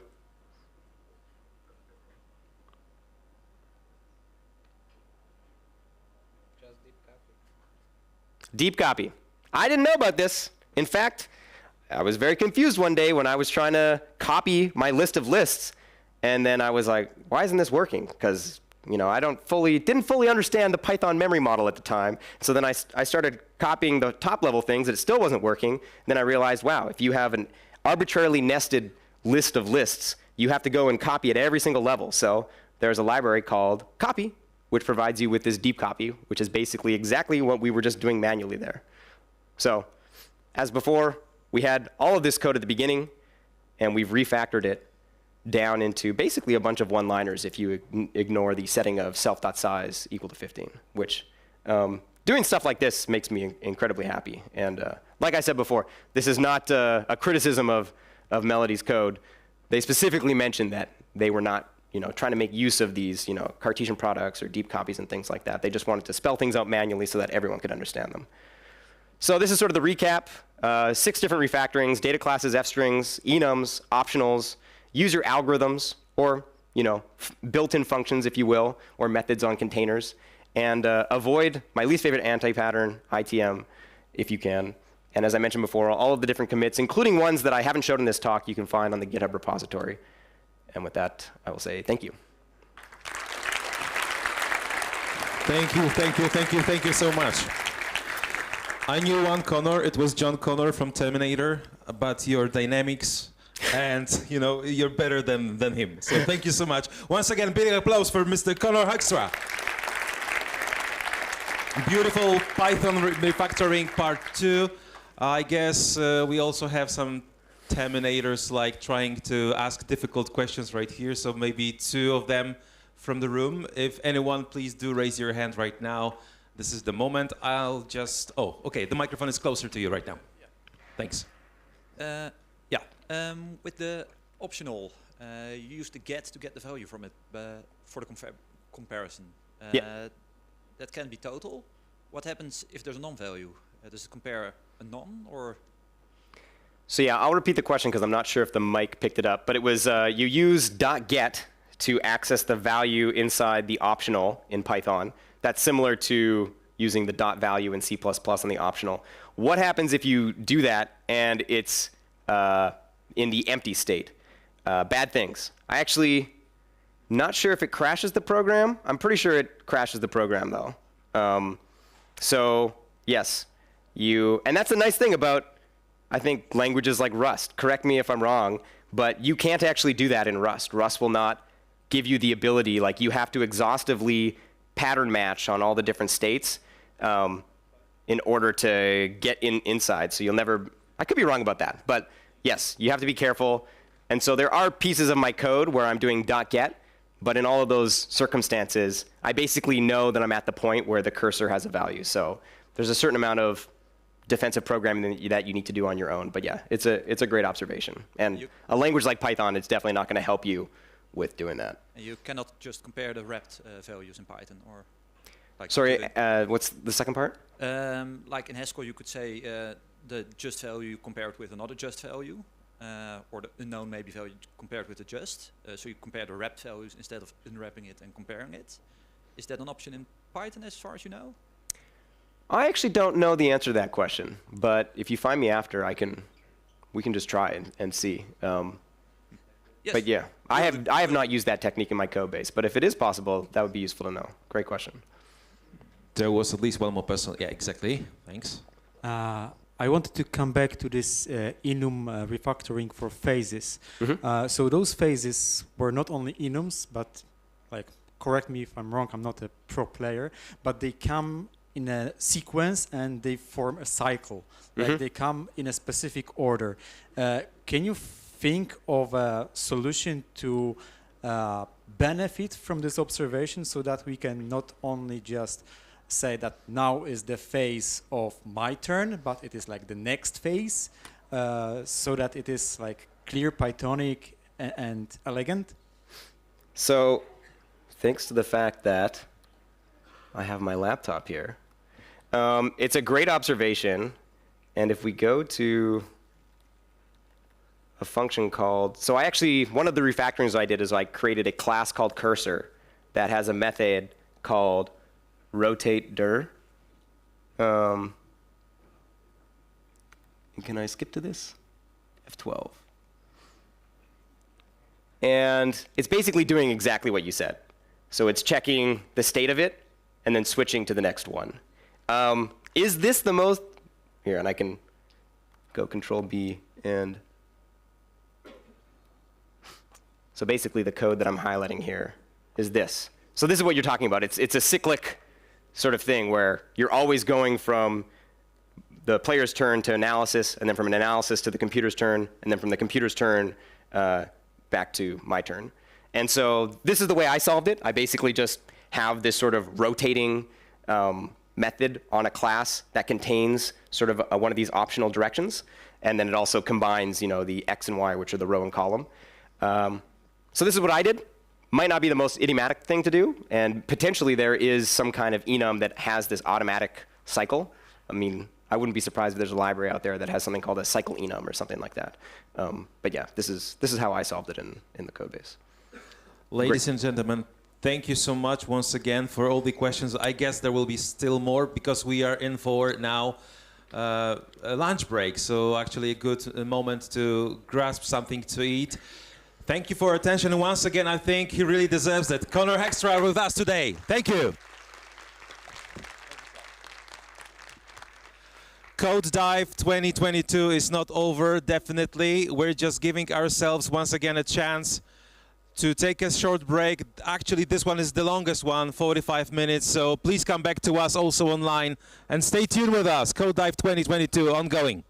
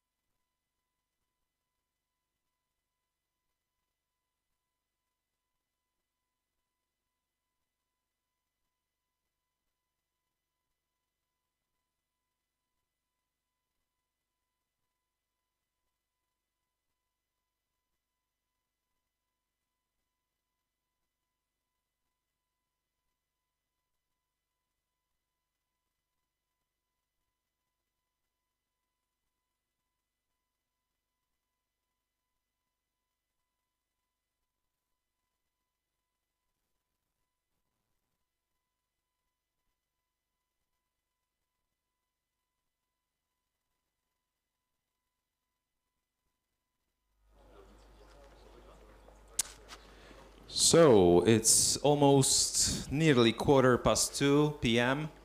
We are the Code Dive 2022. Once again, welcome, especially all those of you who decided to join us today online for the 9th time, hopefully, because my statistics tell me right here on my page that this is the 9th time that we can meet inside the interiors of New Horizons Cinema. Maybe not for the 9th time right here, but definitely Code Dive is present and I would say even recognizable all over the world. The best proof for that, most likely, so many different lecturers, so many different people interested in coding and programming coming to Wrocław, coming to the Nokia place, because I will repeat it once again, this is sponsored by Nokia, and I think this should somehow go across the world. So welcome back, and hopefully more people will be joining us today right here as well inside the room number 9. Let me just give a quick reminder only that room number 8 is still available for those of you who still did not try their hands in playing those games. You can win very nice gifts from Code Dive, so it's worth trying. Please remember about Nintendo that you can win. Please remember about the books that you can also check by PWN, by Helion, especially prepared by our partners for today. So we are coming back to the gist, actually, of our sessions, where we are discussing the very precise topics. And I think this will be again the case.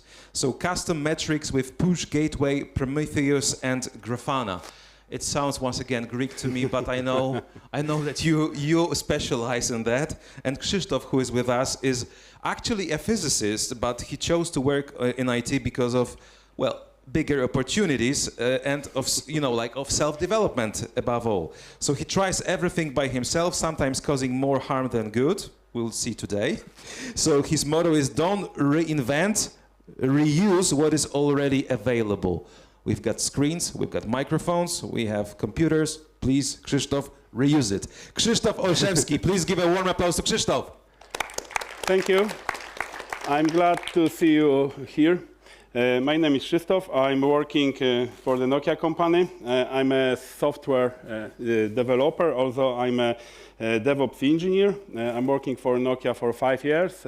Right now, I am a technical leader in the 5G continuous integration team. Today's presentation will take around 30 minutes. There will be some time for the questions after the presentation. The presentation is a rough overview of data collection, data gathering, so the metrics, about the data visualization, and the tools which can be used to achieve this. Yes, so the Prometheus, Grafana, Pushgateway, and the Node exporter. This presentation is based on the Ubuntu 22.04 with a working Docker environment. So I will not talk about Docker here. I will just assume that the Docker on your machine is working, so you will be able to follow all the steps which are in this presentation. And the story why I've made this presentation. Because some time ago we have a problem with one of our services, a critical one, and it wasn't performing pretty well. So I had to monitor this service. And we had thousands of hosts, and those hosts were connecting to this service. So I wanted to know where is the problem. Yes, it's in the network, on the network side, or it's the problem with the service itself.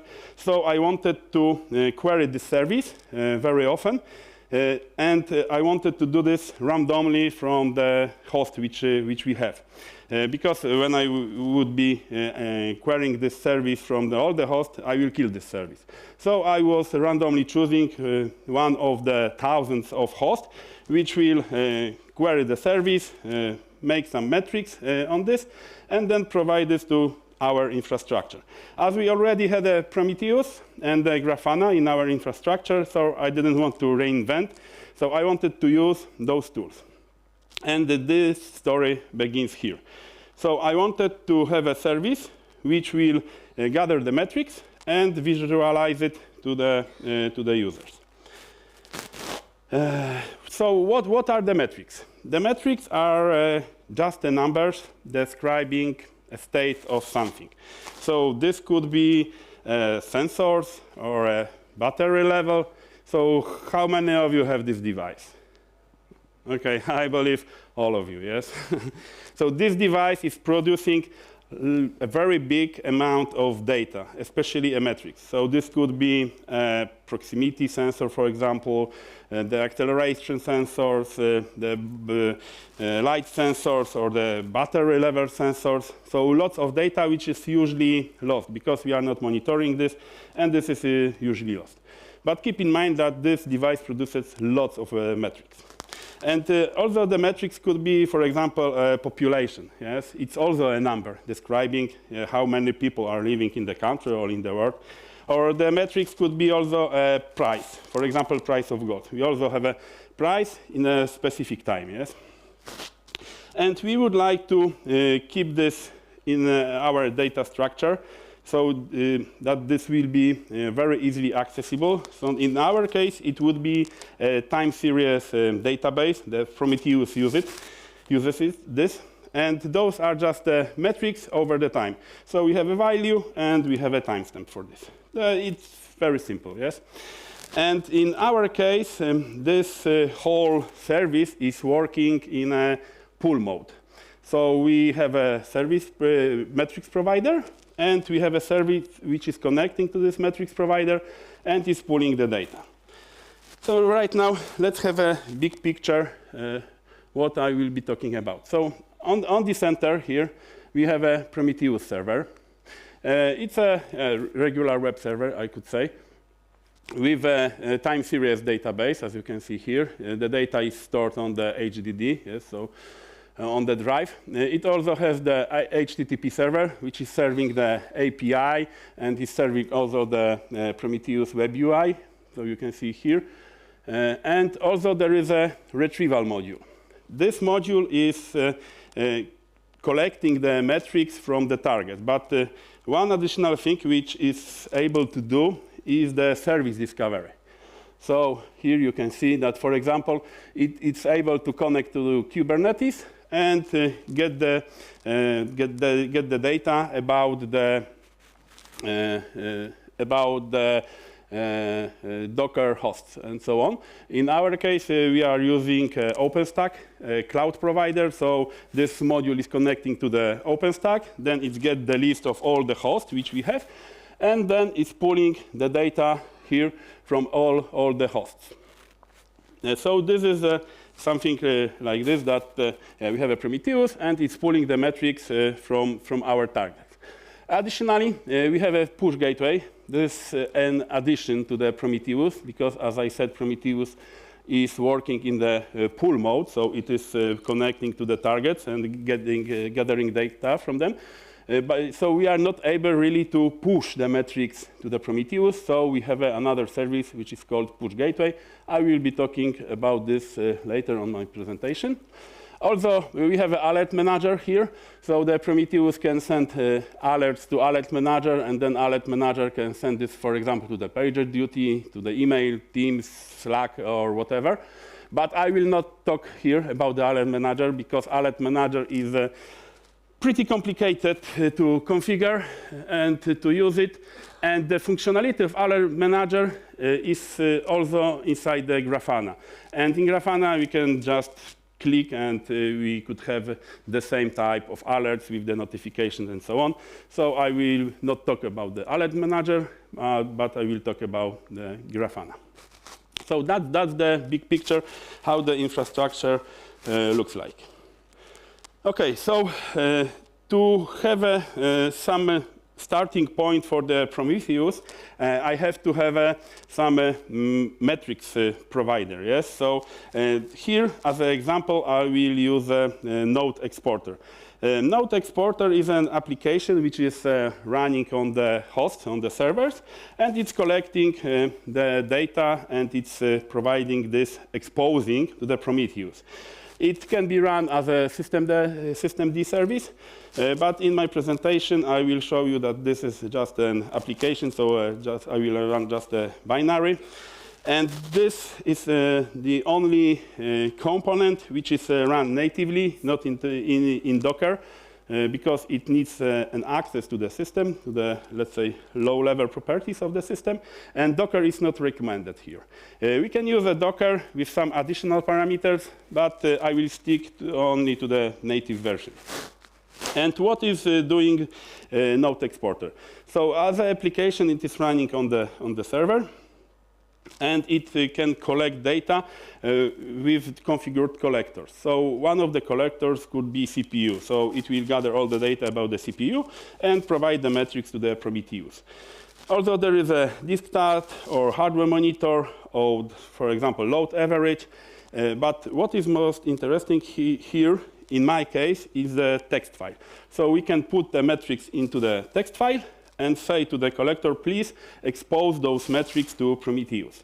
And it will be exposing those metrics. So back to my story, this could be one of the solutions. So I can run a script on one of the thousands of hosts and put the metrics there to the text file, and this will be, let's say, emitted to the Prometheus.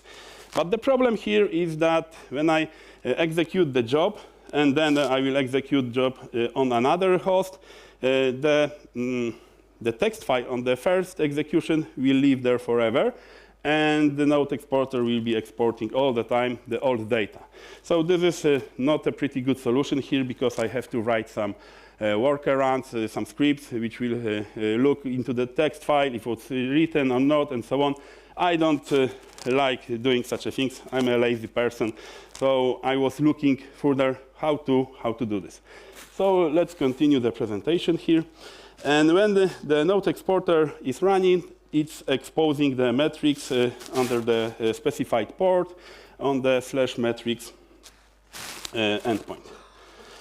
So how to install it? This is the, I could say, most tricky part of my presentation. So I will show you this as a live demo. How to do this. It's just 3 simple steps. So you have to download the sources, unpack it, and then run it. So I will try to do this, and hopefully it will work. So I have it here. So let's get the data. Okay, so the internet connection is not so good right now.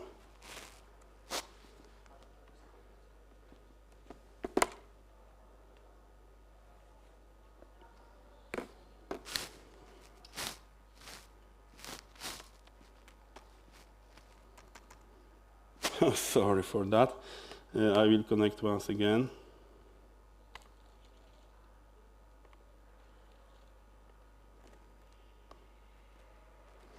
And hopefully this time it will work. Okay, so I will copy the comments right now.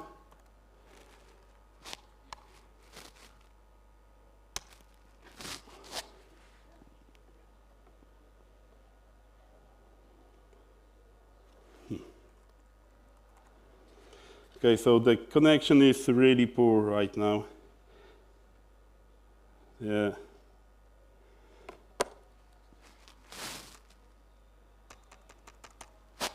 Okay. Too much.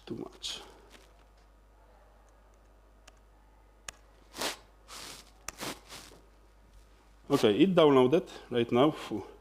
That's great. Right now, let's unpack it. Okay, it's already unpacked. Right now, I will run it.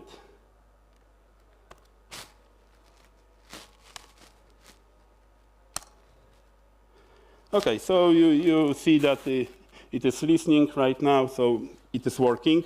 Just to be sure, I will check here if it's working properly. So I will show you the exposed metrics. Okay, so you see that right now the Node Exporter is running. It is exposing the metrics, but right now we do not have a Prometheus yet. So this is only exposing and nothing is going on. So let's back to the presentation right now. You see that the Node Exporter is working, so it is good. And here is a sample metrics. I will not talk about the metrics, what are the types, and so on. Just to show you that at least there are two types. One is the counter. The counter is the number which is only increasing. So, for example, it could be uptime, let's say, of the system, so it's only increasing. And the second type of metric is a gauge, so it is taking, let's say, any value. A good example is a battery level, so it's between 0 and 100%. And now going to Prometheus, we have to, before we run it, we have to have a configuration file. That's why I showed you the node exporter, just to have some examples to be able to show you. So the configuration of the Prometheus is done through the YAML file. Here is the example of the YAML file. So shortly describing this, the scrap interval here is the 15 seconds. So it means that every 15 seconds, Prometheus will connect to the target and will gather the data. And it's doing this every 15 seconds. There is also the scrape configs. Right now, it's only a static config, so it will connect to the local host. It's just an example. I will use an AIP because Prometheus is working inside the Docker. When I leave the local host, it will just not work. So I have to provide the IP. So in this case, Prometheus will connect to the target every 15 seconds, and it will get the metrics from there. Let's try to do this. Yes, so I will create the file. Okay, I will open another session, sorry. Let's hope it will work. Okay, it looks that it is working. Right now, I will create a directory, working directory for Prometheus.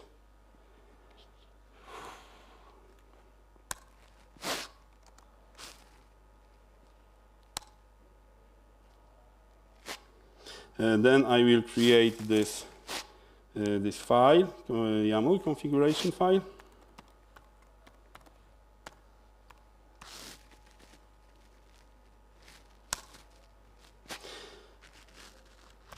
I will copy the content of this example.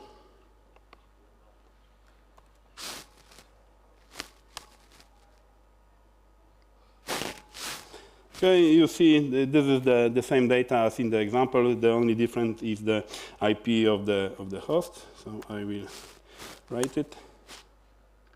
And we'll go back to the presentation. So right now I have this configuration file, so I'll be able to start the Prometheus. And Prometheus installation, it's called installation, but it's not really an installation because we are running in Docker, so it's just a running of the Prometheus. And Prometheus can run as a native application, and also can run in a Docker container. Here, I will show you the Docker container because it is much easier. As you can see, this is a regular Docker command, so Docker run. Here we have this Prometheus image, which we would like to run. And there are two options provided to the Docker. So the first one is the -p, which is a port binding. So we are binding the port from inside to outside so that the Prometheus will be available on this port, on our IP. And also we are mounting the volume, so the directory which I just created, so that the Prometheus will store the data there, and also will read the configuration file from this location. Okay, so right now I will try to run it. Hopefully it will work. So just to copy.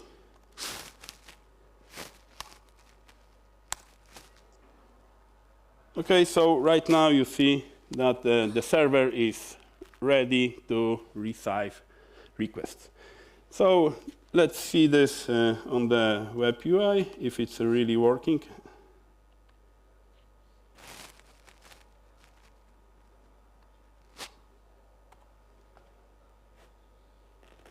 Yes, so as you can see, the Prometheus is right now working. So we can see the web UI, just to be sure that our target is configured properly. So I can go here and targets. And right now, our target is on the list. It's green, so it's up. So it means that Prometheus is able to gather the data from this target. So pretty easy for right now, yes? OK, so let's go next. Here is another example of the metrics. I just wanted to show you how does this work. And as you can see, yeah, it's not really convenient, yes? So here we can see some graphs. In this case, this is the node load, 1 minute load. So it is showing us the load on the node. And if you would like to compare it with some other metrics, do some stuff on this, it's not pretty convenient. Yes? It's just basic. Although the data in the tables is just the data. It is not showing as much. I'm using this only when I have problems with Grafana, that some metrics are not working there. So I'm not sure if it's a problem with Grafana, with the query, or with the Prometheus. So only then I'm using this graph. And also I would like to show you the alerting mechanism for the last time. This alerting is defined by the expressions. So here you can see that in this case the node load 1 minute is greater or equal than 99. And if this lasts for 20 minutes, then Prometheus will send an alert that there is something wrong, and alert manager will receive it, and then what to do with it. Yes, we'll decide what to do. OK, so right now, when we have the Prometheus working, so we have a data, we have a node exporter, and so on, we would like to visualize this data. And a few words about the data visualization. Why we visualize the data?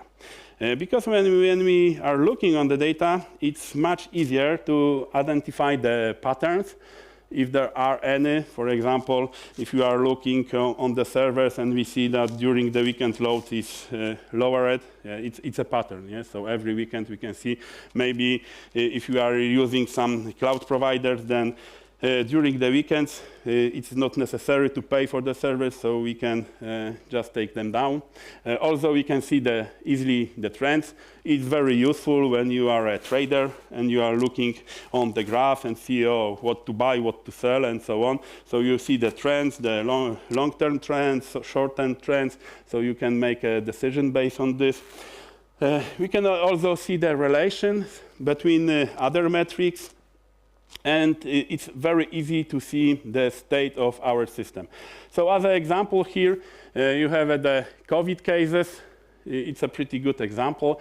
Because when you are looking at this, you already know what's going on. Yes, so that where is the most COVID cases on the world, on the USA, and what is the current status. So when I'm going back to work on Monday, when I'm looking on the graph, on the visualization, I already know how the day will look like. Yes, if there is a lot of red, yeah, there will be lots of work, yes? But usually everything is green, and I can just drink a coffee.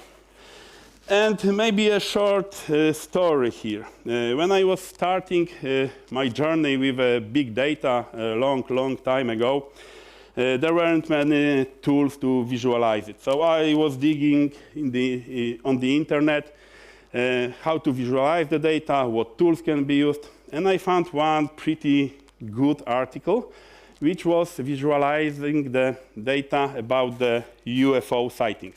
I'm not talking about the alien encounters, but UFO sightings. And the graphs were pretty good. It was 10 years ago. So I was digging there, and I saw that there are some specific patterns, that most of the UFO sightings were during the weekends after the midnight, I could say, when people are drunk, yes.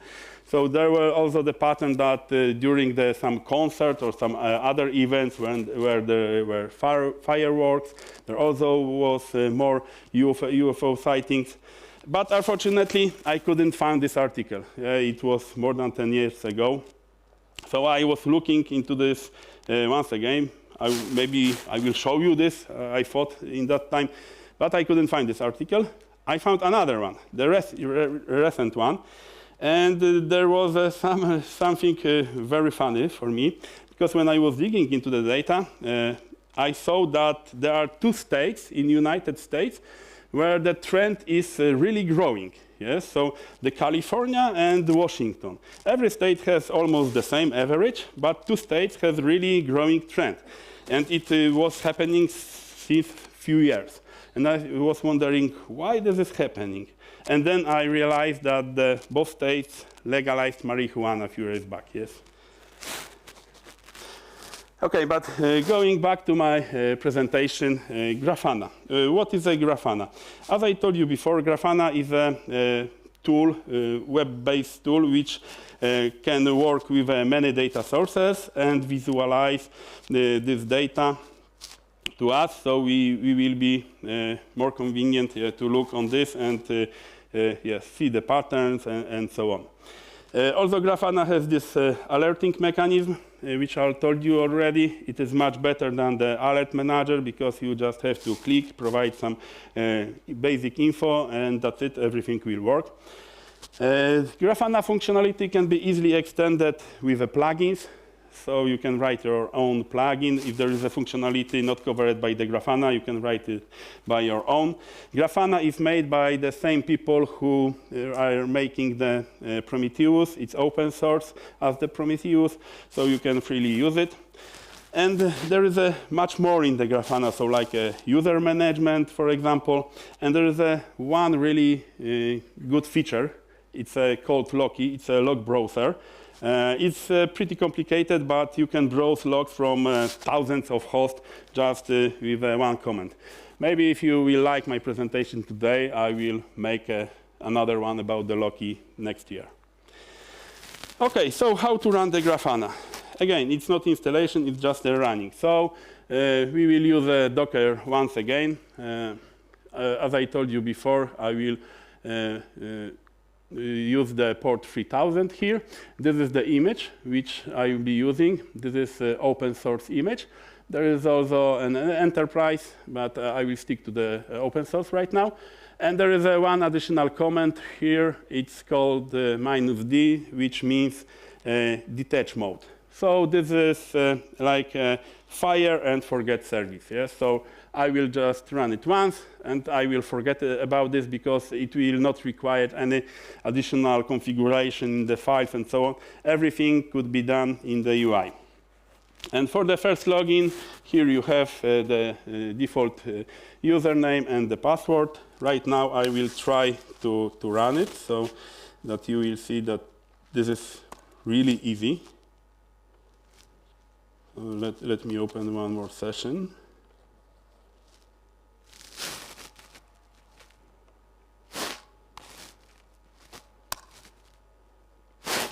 Okay, so you can see that it is right now really running. It's provided as the hash of the container, yes. And to be sure that it is running, I will connect to this port on this host.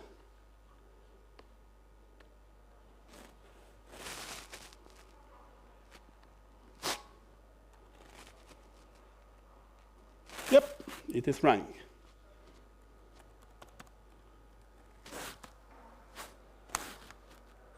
For the first time, I need to change the password, so I will change it for something really simple. And that's it. Grafana is running right now. Yes. So we have a node exporter, we have a Prometheus, we have a Grafana, but we do not have a connection between the Grafana and the Prometheus. So right now, I will show you how to do this. It's also pretty easy, I could say, yes. So let's go back to the presentation.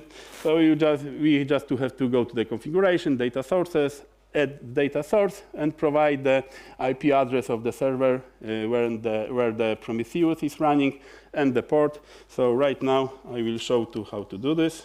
So let's go back to the Grafana. So go to the data sources, add the data source, choose a Prometheus. And here is, as a suggestion, localhost. But as I told you before, it will not work because it's inside the Docker. So I have to provide the IP.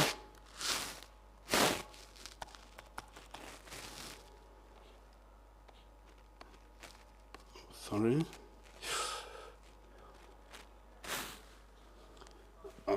I'm very sorry, I'm not able to see this on my screen.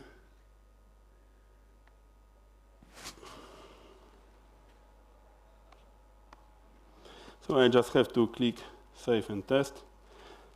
Oh, some errors, probably with the protocol.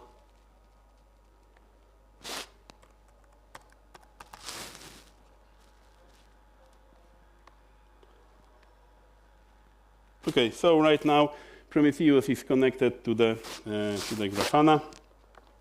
And I will show you one more thing. When I'm here, I will go to the Grafana.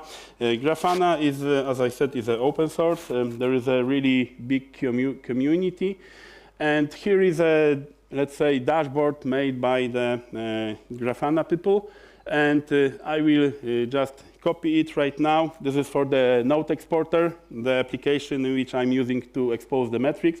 So here I will just download the JSON because the configuration of the Grafana is done through the JSON files. So I will just copy this JSON. Then I will go to back to the Grafana. So let's go here to the dashboards, new dashboard. I will go to the settings because I would like to paste this JSON file. So I'm going to the JSON model.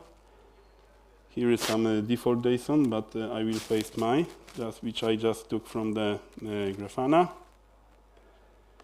And okay, I save it. Right now I'm able to browse, and you can see that the dashboard is here, and it is right now showing us the data from the node exporter. So it is taking from the node exporter to Prometheus, then from Prometheus to Grafana, and right now we can see this. So there are lots of metrics which are gathered by the node exporter. So I will not talk about all of them, but you can see that it is monitoring the CPU, memory, disk, network, or whatever. It's monitoring the whole node. For me, as a DevOps, it's really convenient to use this tool, yes? So this is just an example. There is lots of dashboards, lots of data providers, lots of free dashboards, let's say, yes?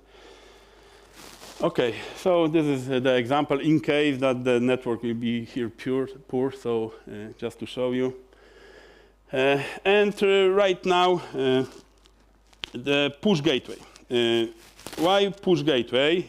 We didn't have it in our infrastructure before, but going back to my history, when I was trying to monitor the critical service, I found out that the Pushgateway can be used for this, yes? So what is a Pushgateway? Pushgateway is another metrics provider, which is providing the metrics for the Prometheus, of course, and we can send the metrics to the Pushgateway itself.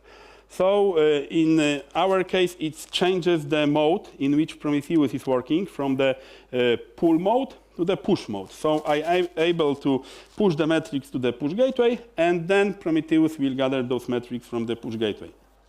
So for me, this was the perfect solution, yes, because I have a script which is running randomly on one of the 1,000 hosts. It executes, gathers some metrics, and then sends this metrics to the Pushgateway, and the script dies, and there is no sign on the host after this job, and the metrics are in the Pushgateway. So the Prometheus is able to take those metrics and keep it in its internal database. This Pushgateway was designed to serve for the let's say, scripts which are not leave enough to be scrapped by the Prometheus. You saw that I show you this 15 seconds scrap time, yes? But it can be that Prometheus is scrapping for every 1 minute or 5 minutes, and we have a job which is exposing the metrics, but it is not living long enough that the Prometheus will be able to scrap it, so that's why the guys from the Prometheus designed this push gateway. But as I already told you, I was using this a bit different way so that I'm able to push those metrics from anywhere, yes? And that's why I came to this presentation, yes, that you will be able to send the custom metrics to the push gateway, then it will be gathered by the Prometheus, and you will be able to visualize it in the Grafana. Okay, so let's right now try to run the Prometheus push gateway. I will use once again the Docker here because it's the most easy and convenient way. So let me try to run it.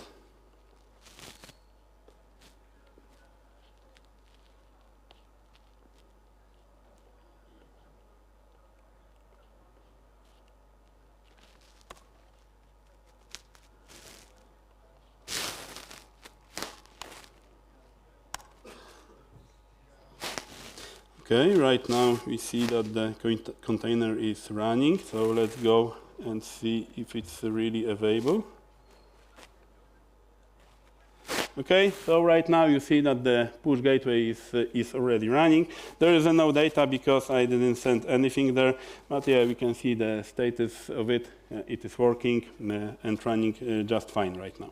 So we have a complete setup here. So we have the metrics provider as a push gateway, but right now it is not connected to the Prometheus because Prometheus right now is scrapping only the information from the node exporter. So what we have to do is to add this as a target to the Prometheus. So I will once again go back to the Prometheus, and I will add those lines there to the configuration file. Okay, so here we see the node exporter is running, and here is the Prometheus. I didn't run it in the detached node just because, yes, I wanted to stop it right now. Come on, please stop it.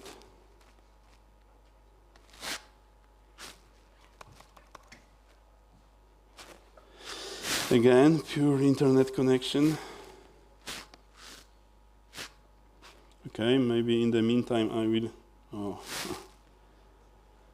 it stopped by itself. Okay, so I will open another session to the server.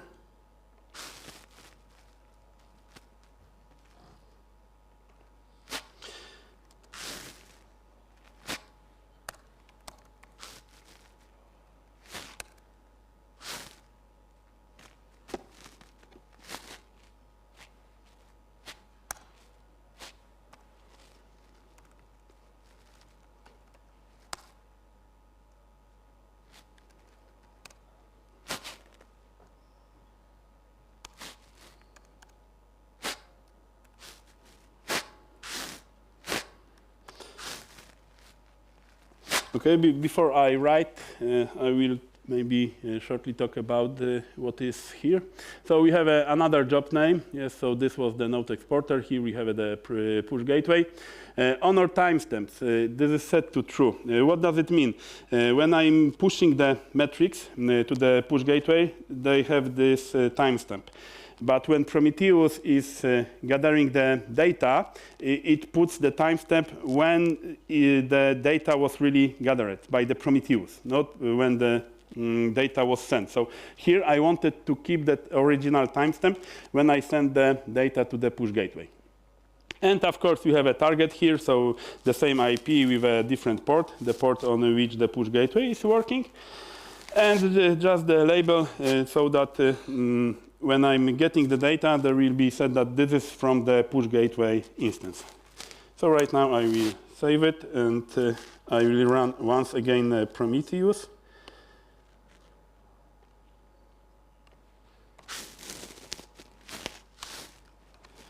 And this time I will run it in detached mode. So I'm done with the configuration right now. Okay, I see a problem that port is already allocated.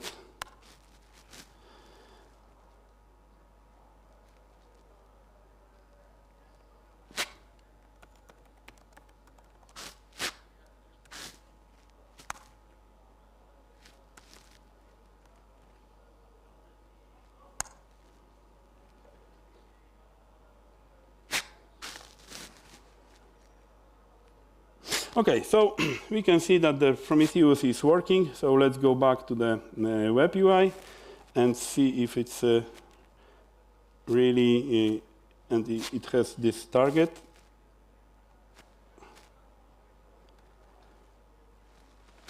Okay, so right now we have two endpoints. The one is the Pushgateway. Right now it is in unknown state. Let's see if it refreshes.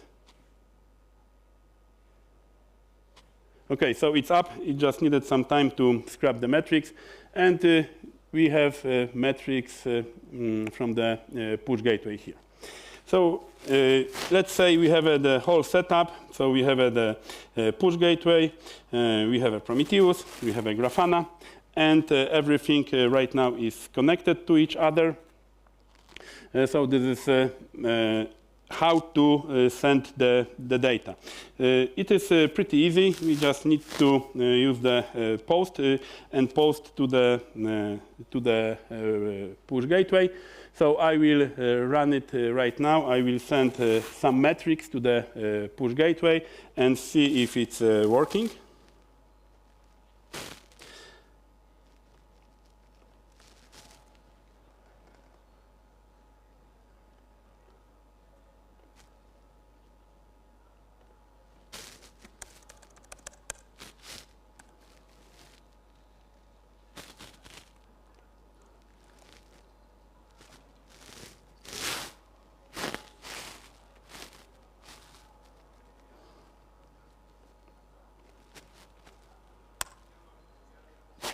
Okay, I've sent it.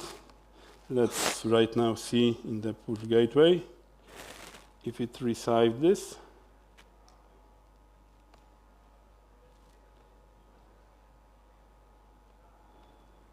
Okay, so there is some problem with it. I'm not sure what's wrong.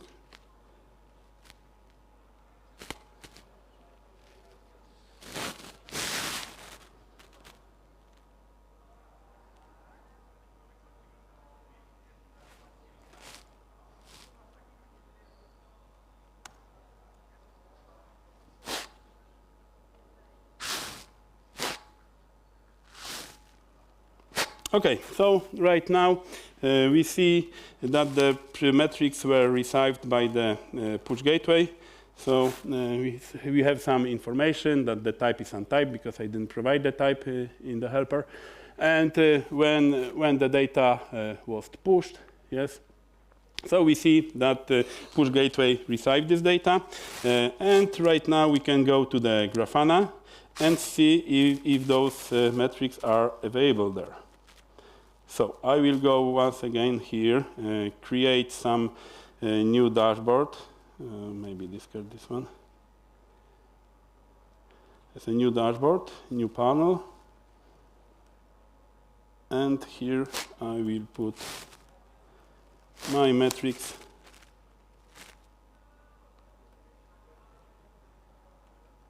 Last 5 minutes. And you can see that the metrics is here. You can right now do whatever you want with it. So it's available, it's connected. And as you could see, this was a pretty easy task, yes, to achieve. So right now, here's in case that it will not work. So I'm just showing that the data is available here. And going shortly to the end of my presentation, I would like to share with you my 3 key messages.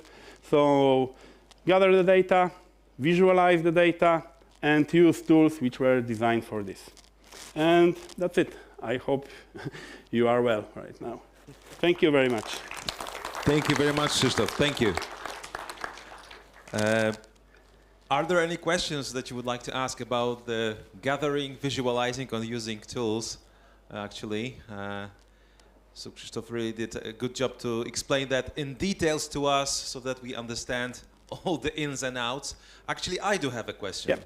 Is it a tool that can be used, for example, for someone with diabetes, and we could measure, for example, you know, like the values from someone's sensor and visualize it? Of course, yes, yes. But you will have to use one of the existing collectors. There are lots of them, so for sure there will be, if you have some device, for sure there is an exporter for this. But if not, then you can write your own exporter, or you can use this Pushgateway, so just a script which will be sending data to the Pushgateway, then to the Prometheus. Okay, okay. Just very useful for me as well. Thank you very much. Okay, so once again, big applause for our presenter, Krzysztof Olszewski. Thank you so much. Thank you very much. Ladies and gentlemen, I am here still online, and I'm here also live with Krzysztof still. So now it's time for another quarter, just to let you go a bit and just move around the place. Grab a coffee, grab tea, just, you know, move around, whatever you wish. But please do come back in 15 minutes, and I will be substituted by Remigiusz Marciniak right here. So I want to thank you for the time spent together, both online and in the real life, with your faces looking towards us. Thank you so much, and have a good rest of the day. Take care. Thank you.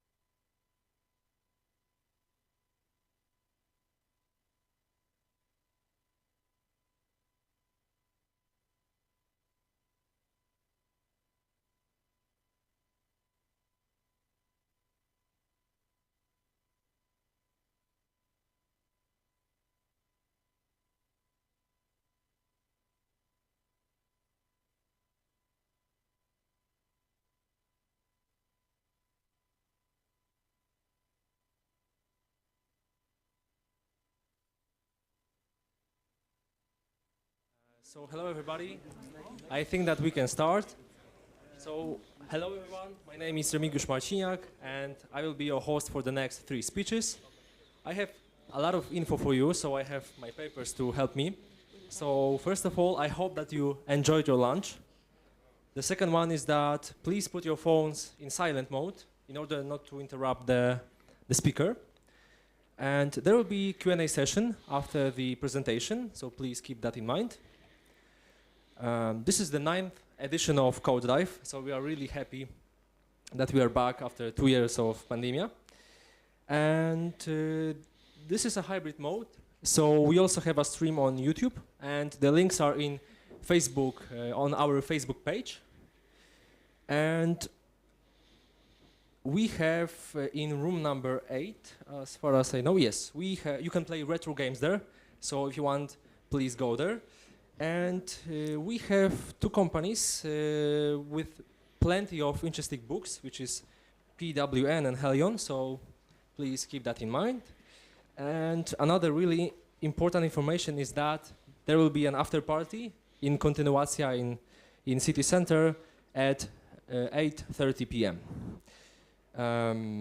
Of course, you can get hot beverages in 3 places here, so these are the main information, I think. And I think that we can start with our presentations. So firstly, we have Kamil Witecki, and it is my pleasure to introduce Kamil Witecki. He's a positive, friendly, and outgoing person. In his free time, he bakes and also watches B-class movies, which is really interesting. He worked for Nokia for over a decade, and lately he decided to look after the data and analytics in Snowflake. He has an interesting presentation for us about mocks, fake, simulators, and tests.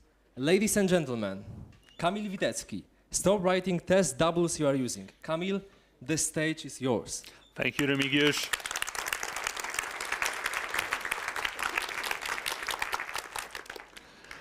Thank you very much for this warm welcome. Thank you for the introduction. Before we start, I would like to ask you a question. How many of you have been to my presentation previously? Okay, few people. Thank you very much for coming back again. This gives me some kind of feedback that you appreciated previous ones. And thank you all who came here for the first time for the trust you put in me and the title and abstract of my presentation. This year, I would like to tell you my opinion about creating mocks and how to approach this. The presentation will last around 40 minutes. And at the end, we'll have Q&A session. That means that if you have any question during the presentation, please don't ask it immediately. We'll have dedicated time for that. The reason for that is that I have been practicing, I have some kind of a flow, and if I start discussing with you, I might answer the question, but I will lose the flow. There is one exception to that rule. There is one mistake on the slides. If you spot it, you can shout it out immediately. So be careful and figure out where it is. And Magda, one of the organizers, told me yesterday not to make any dad jokes. I can't promise you that, but at least you have been warned. Okay.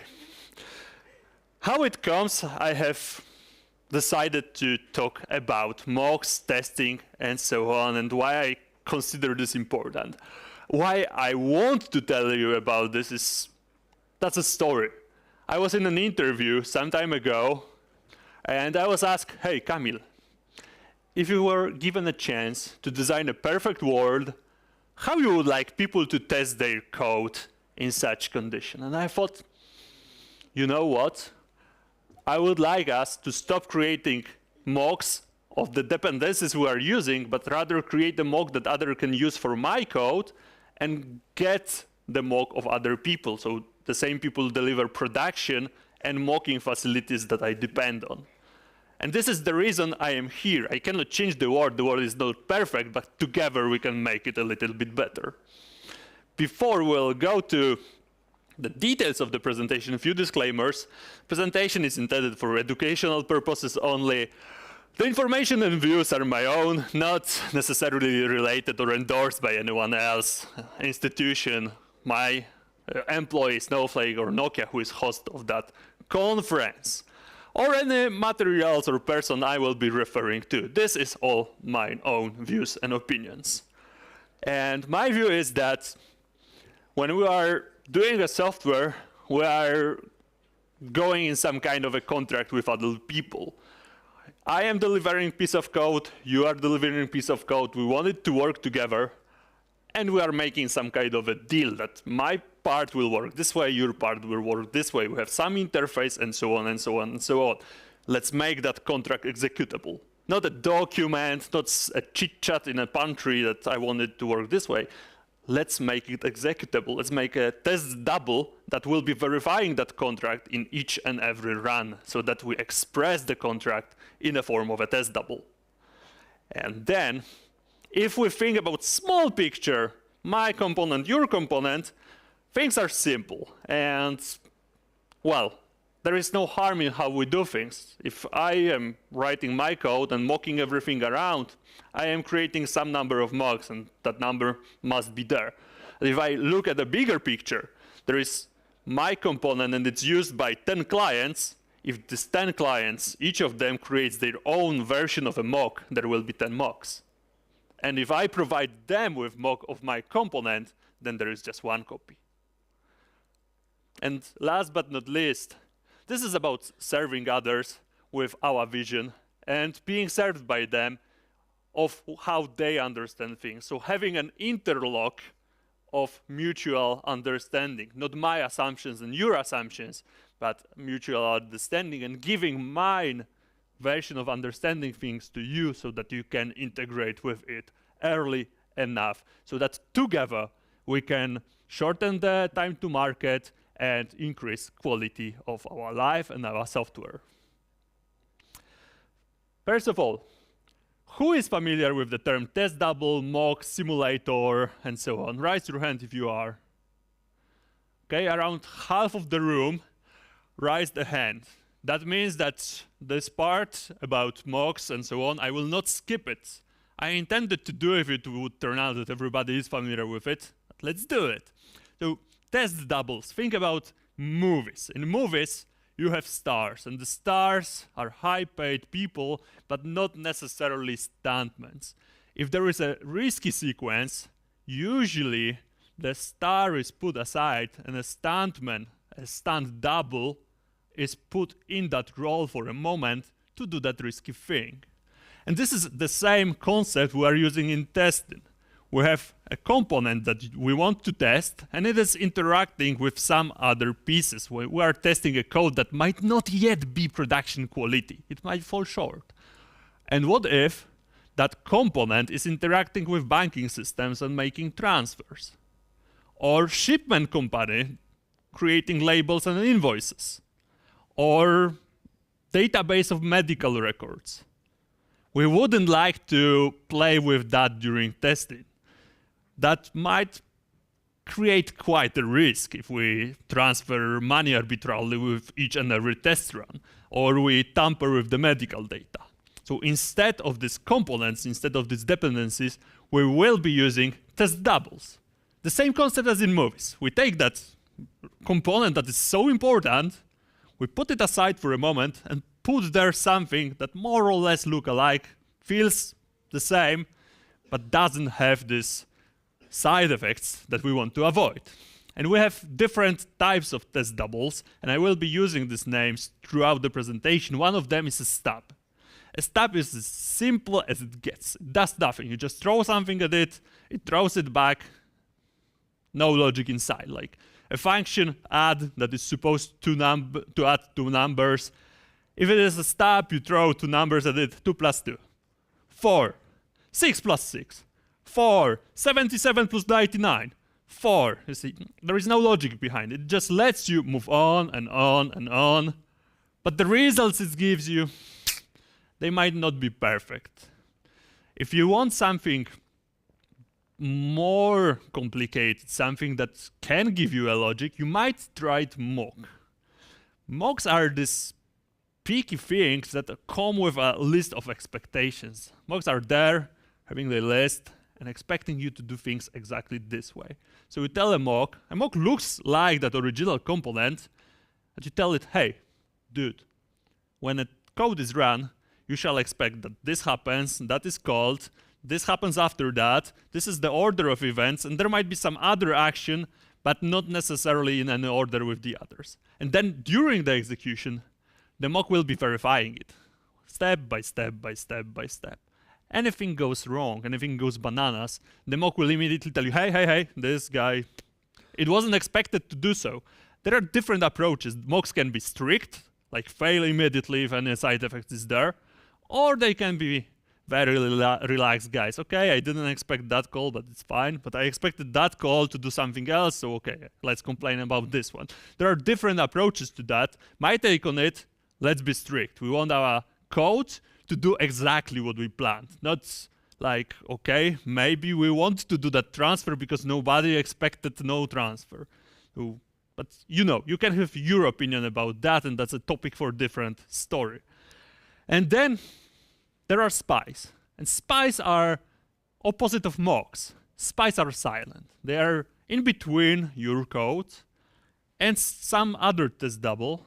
They're just watching. And at the end, after the execution, you can ask spy, hey, what happened? Did the guy call this? Yup. Was it in that order?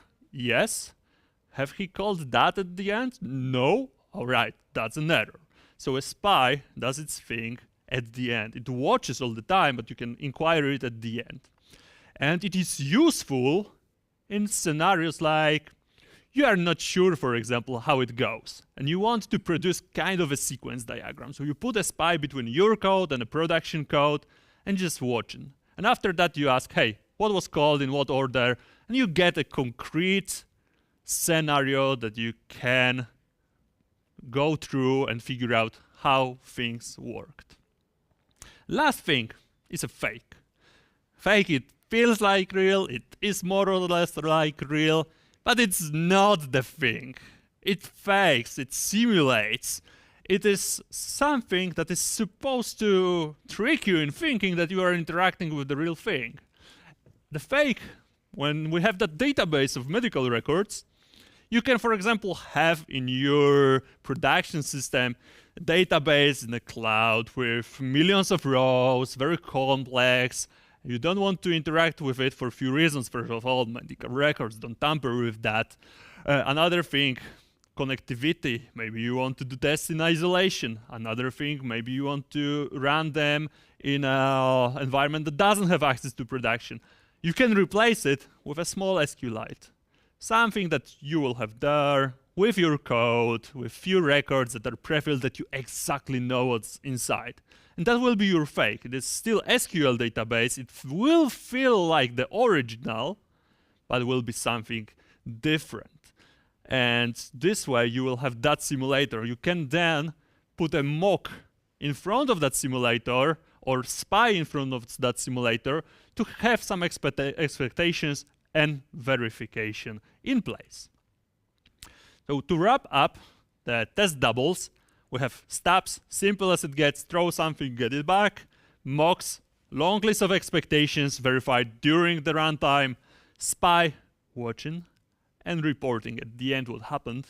And last but not least, fakes. Butter, margarine, who knows what it is. If it tastes the same, maybe it's good enough for our tests. Having said that, we can dwell deeper in why I want us all to change our approach to creating these test doubles.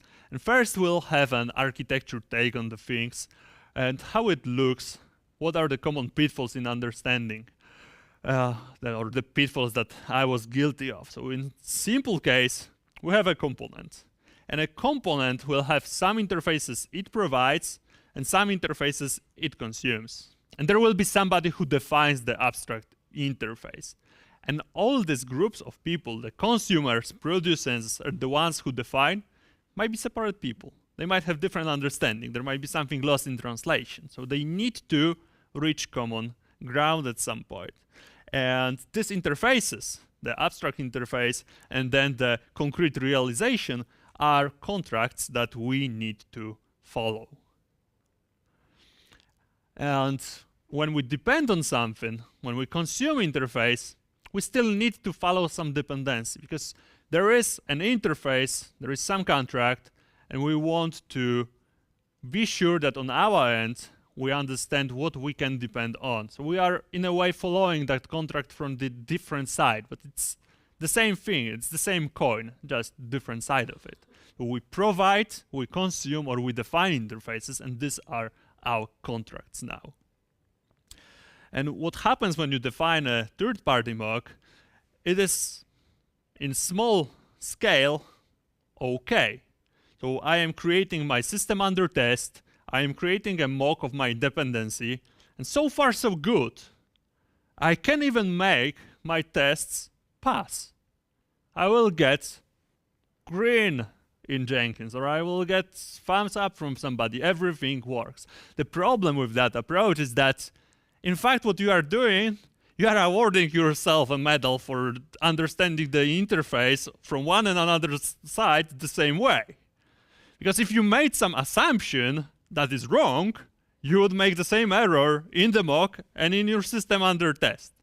You see the pitfall here, I hope. So this is one reason why I would like to change it. So that when we do this, we get that certainty. We are so sure that my code is good. It passes all the tests. And so the production guys, they must have made a mistake. The problem is that if I misunderstood the contract, then my tests are not validating the contract that I really created, but the contract I understood. Something got lost in translation. What an interface is, it's a contract, obviously, as I said. And that contract will have these three sets of people: providers, consumers, and the ones who define it. And so that needs to be followed by the ones who provide and the ones who consume. So ideally, the ones who define the contract would be the ones to interpret it. They are the ones who know what was the intention. The providers and the consumers, they have some imagination about it, some understanding, but the original source of knowledge, original source of idea is the ones who define the interface. And the interface in particular is not an interface between A and B, between two components. It is quite frequent, or at least in my life, I heard it quite frequently, somebody saying that, yeah, this is interface between mine component and your component. And that creates few different issues. First of all, one of them is that when I think like that, in the end, I am going to create strong coupling, because I will talk to you and only you, and I will think about your implementation and you will think about mine implementation. And we'll end up creating an interface that actually doesn't cut things so cleanly it should. Interface is there to make sure that things at both ends of the interface are replaceable, and if we replace something, it's indistinguishable from the previous thing. So if we talk too closely, we risk that we will create very tight dependency that will rely not on the interface, but the implementation of other guy. And then one day, we might be introducing some other component that will be a consumer of that interface. And in that moment, it's no longer an interface between A and B, because we have seen the picture. So what do we do now? Oopsie! We made some assumptions, and now introducing C is not possible because B was written in C++ and we depend on a memory model of C++. And the C guy, well, it's in Python, so it will be quite a problem now. That's why we need interface to be abstract, to be something that is not neither B nor A. And from the other side, could have thought, and I am guilty of this one, I am guilty big time, excuse me everyone who I have led this way, interface is not something that belongs to concrete component. Interface, somebody might say that this interface is provided by A, So this is an interface of A. It is quite natural to me to think in that category. And I have learned it's not true because of the very same reason. Dependency to internal implementation and introducing another component that will be replacing it. So I have a box that's, for example, a box, let's say it's kind of a router or whatever, that is having some interface exposed, and now I need to replace it with a newer version. And that newer version, it also needs to be indistinguishable replacement of the old thing. So it's no longer interface of A, because now I have a mock in testing or some A prime version, the new, better, more shiny thing that should feel the same but cannot, because I made assumptions in the interface definition by following the idea that the interface belongs to the component that exposes it. So what happens when we get new clients and we follow the good old idea that if I have my piece of code and I have my dependencies, I should be mocking them? Well, let's imagine that I have my component here, and it's having like 10 different dependencies. So in that small, narrow scale, I will be creating 10 additional mocks for each of these components, or 10 additional fakes, stubs, whatever that will be. And so far, so good. Things look okay. As soon as my component gets new clients, or any of these dependencies gets new clients, then we will be creating multiple copies of the same thing. So each and every client, each and every dependency will create another copy of a mock. So if I have 10 classes using mine component, then I will end up in a big picture with 10 different implementations. If I have 1,000 dependencies, then I will end up with 1,000 copies of the mock. Yes, somebody might talk to other people, hey, you already did that mock, can I copy it? The different thing is that with each and every copy, we might end up with creating different issues, different errors, or different misunderstandings. And what happens if we follow the other way? If we have the interface and we, creating A, provide others with mock, stub, fake, whatever else for our component, is that no matter how many clients we have, I might be creating mock for one group of people and fake for another group of people because they might have different dependencies, they might have different idea of testing. That will be finite set of test doubles. There can be like, I don't know, 2, 3, 4 with different flavors, maybe for different programming languages. It will be limited finite number. It will not scale indefinitely with each and every client. It will be finite. And every time I make a mistake, because it will still happen. I am the one who provides the implementation, but I can be wrong. If I fix it in production code and in mock, everybody benefits. Everybody gets the new mock. If they didn't discover yet that there was something wrong, they will discover in very next test run, because they will use the newer version, and that newer version will tell them, hey guys, there was a change. Your code doesn't work anymore with changed code. This is another thing. And yet another thing is on quite different level, human level. Because when I was making this old way, then my tests were mine, so they must be right, and your production code is wrong. In that case, there is no disparity, because in both production scenario, we are using production code of group creating A and group creating B. And when we are going to testing, nothing changes. The A guys provided mock. So if we discover error here, we still need to go to these A guys and talk to them. So we don't antagonize each other based on test results. We need to be involved early, and we need to discuss things together, hopefully reaching conclusions early enough. And it's time to share another story with you.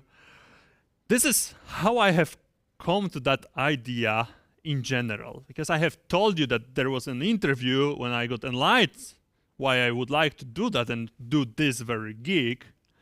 And in the end, there was a different story in the background that made me think this way. I was working for Nokia for over 10 years. In Nokia, we were making boxes. So these boxes, the radio, the system module, in telecommunications, they were very concrete things. You really had something you could have touched. And between these boxes, you had to connect them with something. So there was some kind of fiber. The situation was perfect when it comes to this kind of approach, because this box was created by one group of people, that box another group of people, this interface, this fiber, and each and every layer on top of the fiber was defined by another group of people. So some kind of a standardization forum. Perfect situation. Everybody is separate. There is no, I am having power because I do this implementation and interface. No, perfect separation. Box, box, interface. An interface was detailed. It was very, very nice. It was expressed as a document. How often do you read documentation of your interfaces? Because myself, I really like once the whole document when I need to learn the interface in general. And then from time to time, I just consult that, oh yeah, I can use that method, and that's it. That's how I use this documentation. I never sit down and think, oh yeah, there was this interface I read 2 years ago. That was a nice lecture, I will do it again. I would rather read some fiction book this way, not the interface. And this happens very often, or so I guess I'm not that weird that many of us are not reading these documents every day, or not following up each and every errata and doing diffs of the interface documents. So we have the boxes, we have the document that everybody read once and then just consulted excerpts. And there were things that the creator, the person that defines the interface, left undefined on purpose, because it was meant to be flexible. So there were excerpts that this is going to be defined by vendor of that box. For example, addressing scheme. There were some resources, and the number of resources, the type of resources, it could have been different, and the internal realization could have been different. So the vendor was there to say, we will be using it this, and that way, and interpreting it this, and that way, please follow. And then they were releasing their document like an excerpt that plugs into that document. This will be our addressing scheme. So there were one group of people, they were defining the very shiny box that is going to have each and every functionality supported. All good. They did the box, they integrated with the other guy. Everyone is happy, it works. Then another group of people, they were creating this small box, very, very tiny one.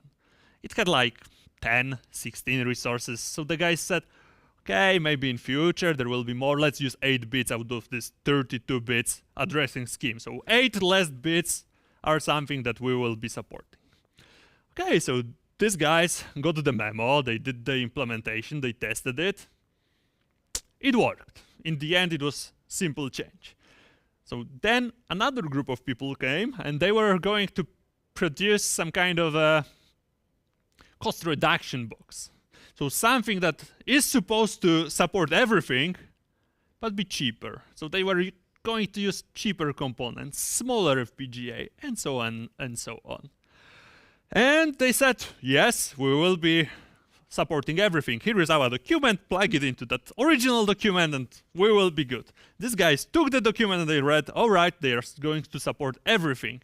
After a few months, the guys realized, okay, that's FPGA, it's botched. It cannot handle all the possible addresses. Like if address is divisible by 5, that will not work for some reason. It was crazy. I don't remember what was the root cause, but it just couldn't support addresses divisible by 5. So these guys released some kind of an errata that nobody really read.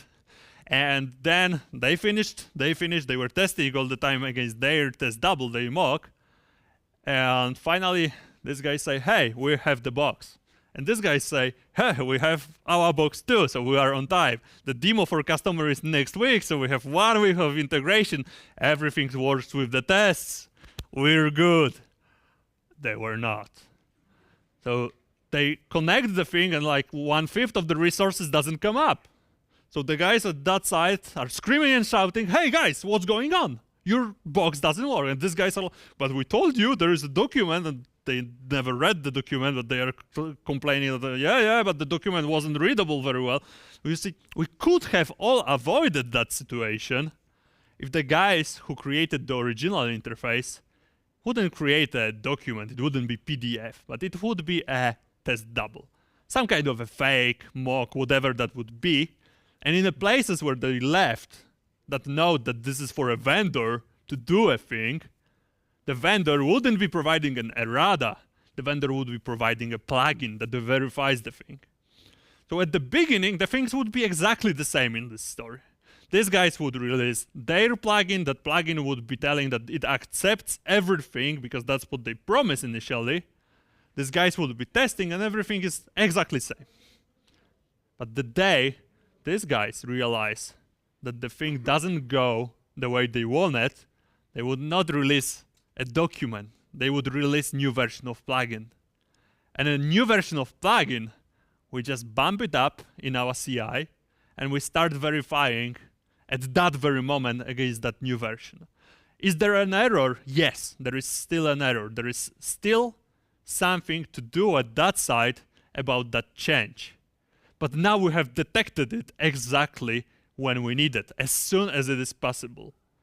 This way, we could have saved time to market because we would have few months to mitigate the issue, to deal with it.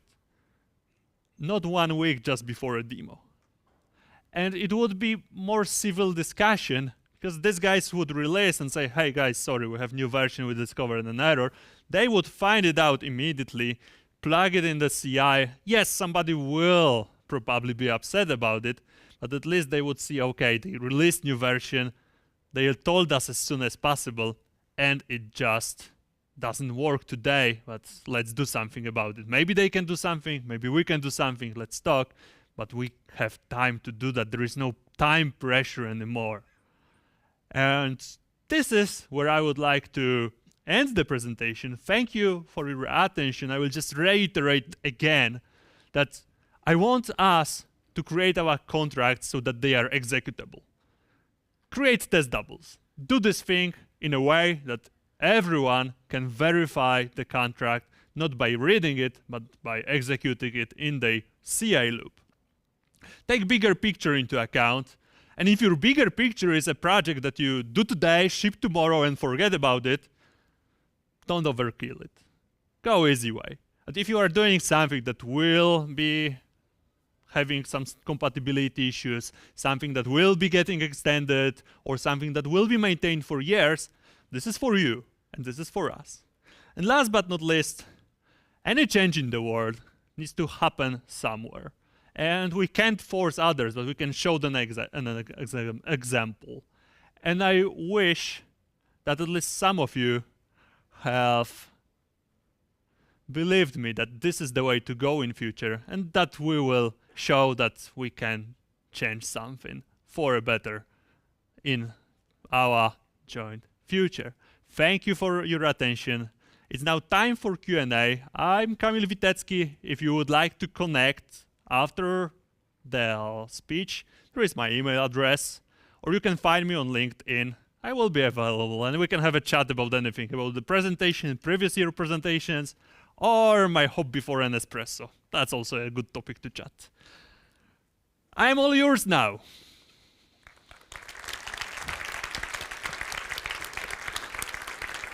So if you have any questions, then raise your hand, and me and my colleague will come to you and give you the microphone. So raise your hands if you have any questions to Kamil.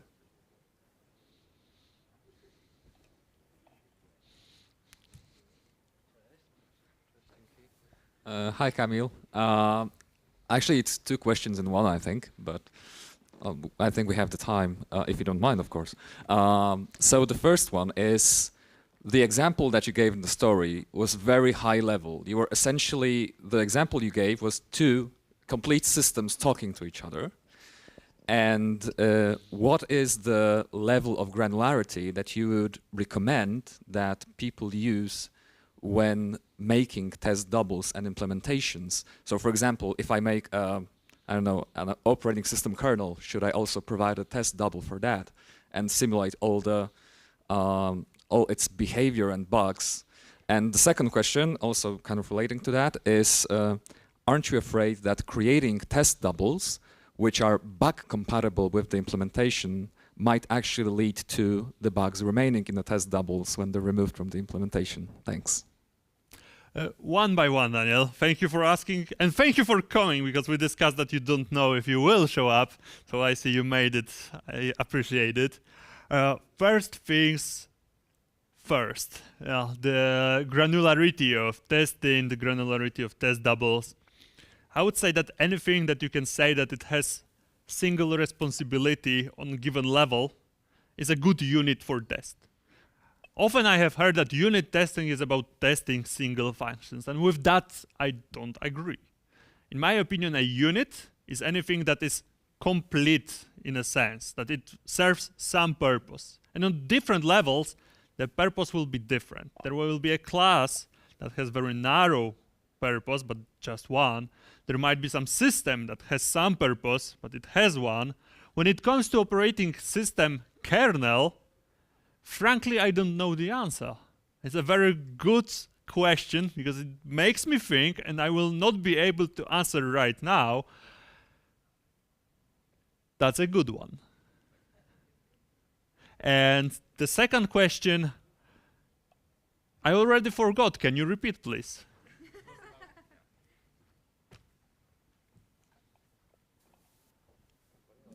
So you proposed making test doubles by the same people who make the implementation of a given module or a unit or whatever we call it.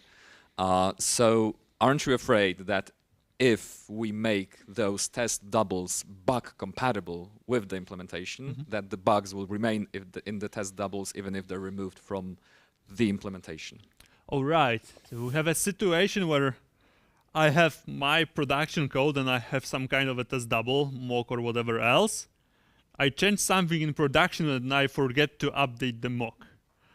That might happen, but then who would you go to when you detect the discrepancy? It doesn't now matter if the error is in the mock or the error is in production code. You always go to the same group of people. So from the perspective of communication, it simplifies things. Yes, there is a chance they might forget to update one thing. It might be a good case for a code review to check, okay, I am changing production code. Did I change the test doubles I am providing? Because we need some kind of a different mechanism to take care about things. And I don't believe we can just have one single silver bullet that cuts it all. In that case, I think that code review is something where to look for these discrepancies being introduced.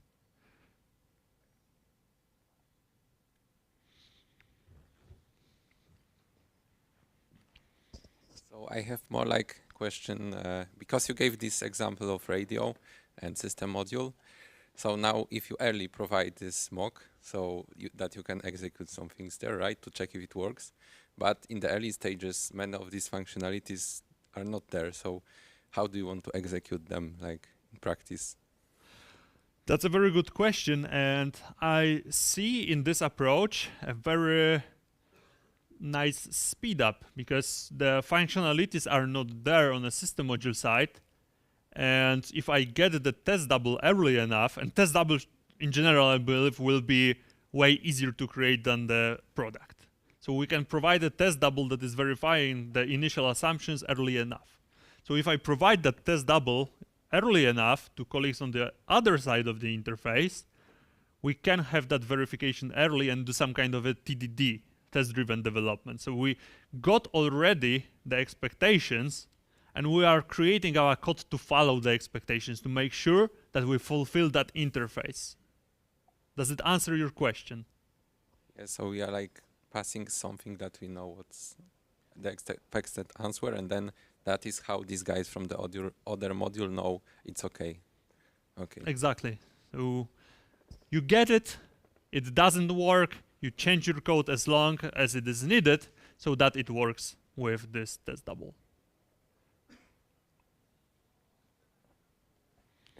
Hey, this side again. My question is, it wasn't said explicitly in my opinion, but would it be fair to say that, or maybe why stop at saying that you should provide test doubles? Maybe, or are you an advocate of going a step further and saying document by test suite? So that's what I think would be the conclusion to your story time. If the interface, and not even the guys from the Box 1 and Box 2 team, but the guys who designed the interface, designed the tests for compatibility, that would have been avoided, and then the test suite would be even more important than the documentation itself. So would you say you're an advocate of that as well, or what's your opinion? I'm with you. So in my opinion, this is a concrete realization of the thing.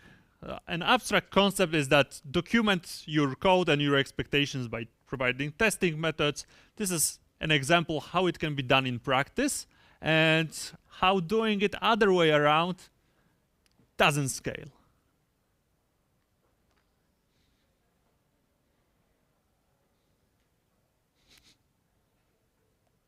Okay, so I think that we don't have more questions. So thank you once again, Kamil. It was a really, really nice presentation. And please be on stage because we have a gift for you. All right. Dziękuję, Olu.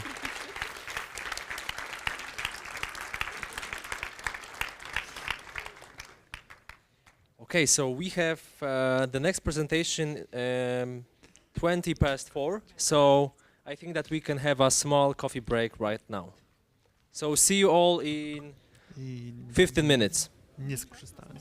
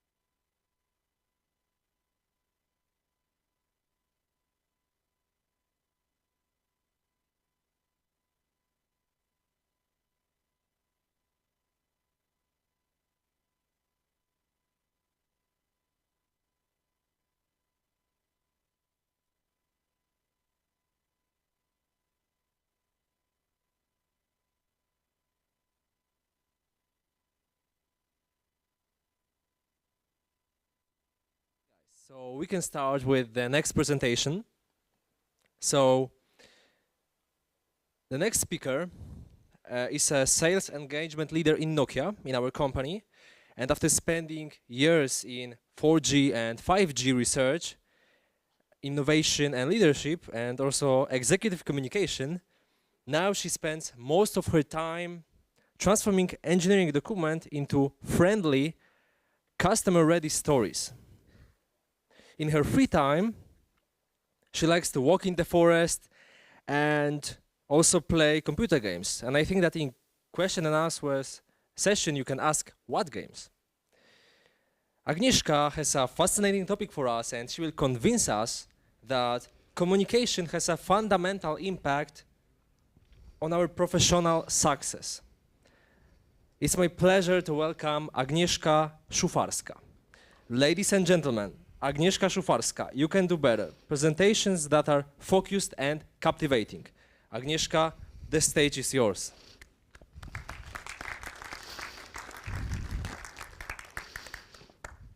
Thank you. Okay, I would guess that you can hear me well. Thanks for coming. And the fact is that all of us, no matter the job type that we take, we all need to present our ideas. We need to present them to our colleagues, to our bosses. We all need to do this, even if we dread it, right? So, as said, I will teach you how you can be more captivating when presenting, how to make your material more focused. And I will do this in 3 steps. First, how to plan your presentation, then how to develop the content, and finally how to engage with the audience. But then I think that's one rule for many presentations. Before you tell them your story, you need to scare them first. So that's the scaring part now. 95% of us lose focus when we are in the meetings. And you can act surprised, but I bet you don't. I bet you are also one of the ones who would doze off in meetings, who would miss part of the content. And I'm pretty sure that you would multitask in the meetings as well, right? We would do our emails when in an online call, we check our phones, and we check our Instagrams or whatever we have, right? We do that. So let's maybe skip the denial phase at the beginning. We do that. And this is actually not surprising. We should not be surprised. This is diagnosed long ago. And actually the curve I will show now, this comes from 1992. And this is a curve by a researcher by the name Graham Gibbs. And Graham, he published this in a book that was a result of a study that was about improving the quality of student learning. So you can see here, there is this initial attention boost, right? So you want to know what this will be about, but then obviously you're disillusioned and you doze off, and this takes a lot of time. And then, okay, because you dozed off, as the meeting gets closer to the end, okay, maybe they have some key points in this meeting that I can listen to that will save me at least a bit, right? What this was all about. This is what happens. But then there is also good news for you. And the good news is that we are not doomed. We can control this attention curve, and I will show you how in this speech. I am on a quest. This is a bit provocative because I'm still here, but in my professional life, I try to learn a lot. I read books, I try to improve my presentations, I also improve other people's presentations, and I also want to teach you how to be better. And I want to teach you to be better at presenting, because it will impact the life for you, but also your colleagues, because we don't need to waste so much time in those meetings. We don't need to waste so much time. Maybe some of the meetings are not even needed. Maybe we could go with a whiteboard discussion instead of that 45-minute call where people do their emails. Or maybe we can write an email. And if we have a meeting, let's make it meaningful. meaningful. Let's prepare well. Okay, you will say, all the things that I teach you will waste your time, because it will not be sufficient that you take some slides that you have from your older presentations, left and right, maybe some from this presentation, some you borrow from a colleague, you glue them together, and this you go to your colleagues with this Frankenstein presentation, right?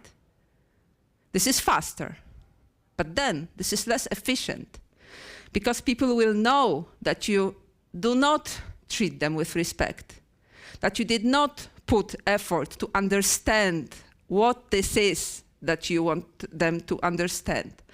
What is your key point? You did not develop the content for them. You are just reusing. And okay, sometimes it's fine to reuse, and I do it as well. But you need to know the purpose. And if people know that you treat them with respect, if you are focused, if you are crisp, if you engage with your audience, the meeting will be more meaningful. Okay, I'm not like completely in denial. There will still be people doing their emails, and there will still be people who are not listening or just don't want to engage. But the chances that your presentation will have impact are much, much higher if you bear with me for the rest of this speech. On to the planning. Think before doing. And for this is the part where you don't start your presentation by putting together these bits and pieces of your monster. This is where you would start with a completely blank sheet of paper. And why do you do it? Why? Because you want to remove all distractions. You need to get in touch with your own mind, with your idea, with your sense of purpose. What do you want to achieve? And for that, your computer, your chat messages, your emails, even music. So those things can be a distraction. And of course, there also are electronic means of logging the ideas, and maybe different things works best for different people. But I recommend that you at least give it a try. Start with a blank sheet of paper, maybe some post-its, or maybe go for a walk and voice log your ideas. The point is that this is a bit like a brainstorming just with yourself. You log everything that comes to mind. All the ideas, no matter how stupid, ideas on the content, on the presentations, on the charts that you want to include, maybe some quotes, maybe some ideas from your colleagues, anything that comes to mind. You want to log everything, yeah? That's what you're after. What you need to understand at this point, and this is something that I was not aware until very short ago when I was taught this by John Zimmer. John was giving a training for Nokia. He also runs a great blog, Manner of Speaking, and John taught us this thing. So you know yourself, you are the speaker. Then you know your subject, because, well, there must be a point why you are speaking on the topic. If you don't know the subject, okay, that maybe you're doomed. Then there's the audience. And this is the very important part, because knowing your audience and adjusting the presentation for this audience is the most common mistake that people do if we skip it.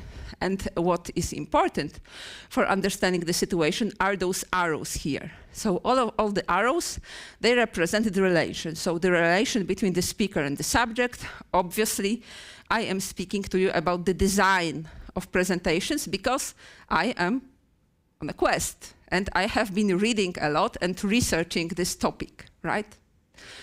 This is this relation. Then, the relation between speaker and the audience. Well, we are mostly strangers. I know some of you, but most of you I don't know. But then there are different kinds of this relation possible. Maybe you are presenting for your colleagues, your peers.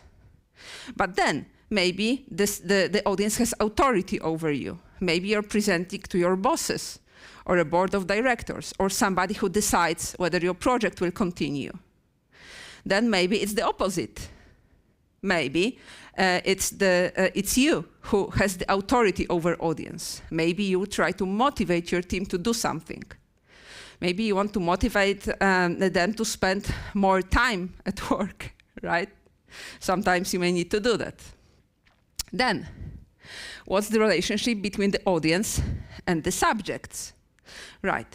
So I have, for example, made this bold assumption that many of you would not have researched a lot about presentations, because this is Code Dive, and this is a conference for experts in a completely different area. I am not a programmer. I once was, or at least I think of myself that I was, but I was programming in MATLAB. I hope you're not laughing. Then this relationship is also a question. How much do they know about the topic? How much do they need to know? Or maybe they are opposed to the topic. Maybe I'm trying to pitch something, and then you don't want to spend money for my idea. Maybe you are resistant. So there are different variations here, and depending on each of those, the situation would actually change.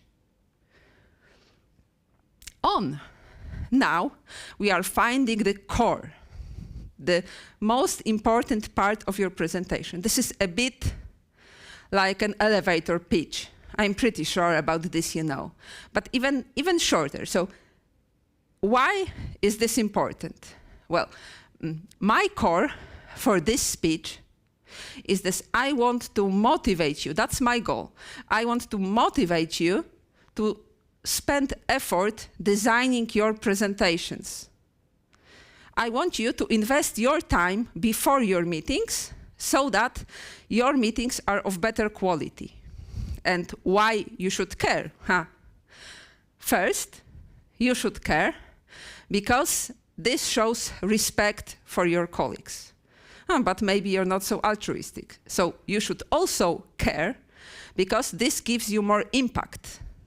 If you prepare well for your presentation, there is a higher chance of a success, whatever you have the success defined as, right? So I know my core, I know why you should care, and what's also important, how this will be useful, because right now I am in this luxurious position that hopefully I get to keep my time slot, but in your work life, it's sometimes not the case, because maybe somebody who was presenting before you, maybe they have run overtime, and instead of 40 minutes, you have 20. So how do you select the slides that you use? Or what do you skip? If you know your core, you can easily adapt, you can adjust. But without it, chances are that you start flipping fast through whatever you have prepared, or you just come and say first thing that comes to mind, not necessarily the most important thing, just the first thing that came, right? Or you're just going from the beginning and then, you run out of time before you reach your conclusion. So knowing your core allows you to adapt. And actually, by finding your core, you have already made your first step in moving from expansion phase to the extraction phase. That's how all great material comes to be. First, you get to expand, put all the ideas out there. That's also true for the products or programs as well, right? So first, you generate the ideas, but then you extract. Then you need to find the essence, find the best part. And this is what you start doing now. You go over all of your things, your ideas on this blank sheet of paper, the post-its, if you were doing this electronically, despite my advice, right? You also go over that thing, yeah? And then you group them thematically. Maybe you discard the ones that are nonsense. I have discarded many of the ideas that appeared great at the beginning when I was preparing for this speech, right? But then I thought, okay, who came up with something so cheesy, right? So this is what you do. You structure them a bit. And this is when we leave the first part. You can open your computer now. You're allowed. You don't need to work on the paper only, right? You develop your presentation now. The structure needs to fit your context. You remember the triangle. You know to whom you are speaking, you know what about you are speaking, and you need to find the right structure. This can be like the pros and the cons and your recommendation, or if this is just something that you need to go through, it's 1, 2, 3, or it's chronological, or maybe it's a sales pitch, then you like scare them, then you tell them your solution, and then you're saved, you can buy my product. Whatever it is, you need to find the right structure, and we don't have time to go over the options, but you will learn, right? What's the most important is that you are very clear in your opening. You want to state your purpose for the speech to your audience, and you want to tell them what you will tell them. You want to tell them the structure. Actually, this is one thing that my boss always says, that the best structure for presentation is tell them what you will tell them, then tell them, and then at the end, tell them what you told them, right? Repeat at the end the points. And I will do this as well, yeah? So he can be proud of me. The stories. I have now just walked from the lecture from Paweł Tkaczyk, and Paweł was amazing. I don't have stories or many stories in my speech, but his speech was packed with stories. And if you were not there at the lecture, I really recommend or demand that you watch it. I think it was really amazing. The stories. Story is not just like a fairy tale or a role-playing game campaign scheme, right? So it's a joke. It's also a story how you were stuck in a traffic jam, but then you were late for a meeting, but you found a smart way around this, and then you triumphed at the end and you were on time.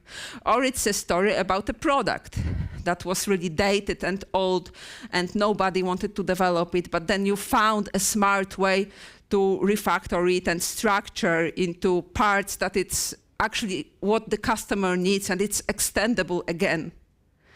So you have the protagonist, some headwinds or difficult circumstances, and then finally a triumph at the end. So stories really stick. And this is evolutionary. This is because back in the day, we were a tribe of people gathered around the fireplace, the hunters, gatherers, and we were sharing stories about what happened to one another. And this is why this sticks better than facts. And actually, this is now the time for my first recommendation, actually second, because I told you about John's blog. But the recommendation is a book made to stick. And this is how the ideas get propagated or fail and die miserably. So the stories is just a part of that, right? That's this S. Obviously, you have noticed that there's a typo in the success, but well, you would do a lot for a catchy acronym, right, or abbreviation, right? But then, simplicity is my personal favorite. Unexpected. If you have a plot twist in your presentation, you would be much better off, right? Concrete. This means that you are putting evidence and data into the presentations. And for many presentations, you actually need this and you cannot go without it. The credibility is maybe you have a quote from your customer who have bought the product and you can use the credibility from this reference. The emotion, right? Everybody is drawn to the emotion. Yeah? So this book is my first recommendation. I will not stop here for longer, but then let's go. So the first S is simple, and this is also, okay, first we need to add evidence. I was hoping that we already go to the simplification. We need to add evidence, but I will not stop here for long, because adding evidence to your presentation is something that you do well already now. In fact, this is what we do all the time. We make our presentations by adding evidence. We skip the earlier steps. We skip some of the later steps. We just take the evidence that we have and we put this in the presentation. So we still need this. We cannot persuade anyone without the evidence, without the architectural blueprint, without the design that we have, right? So I will not stop here for long.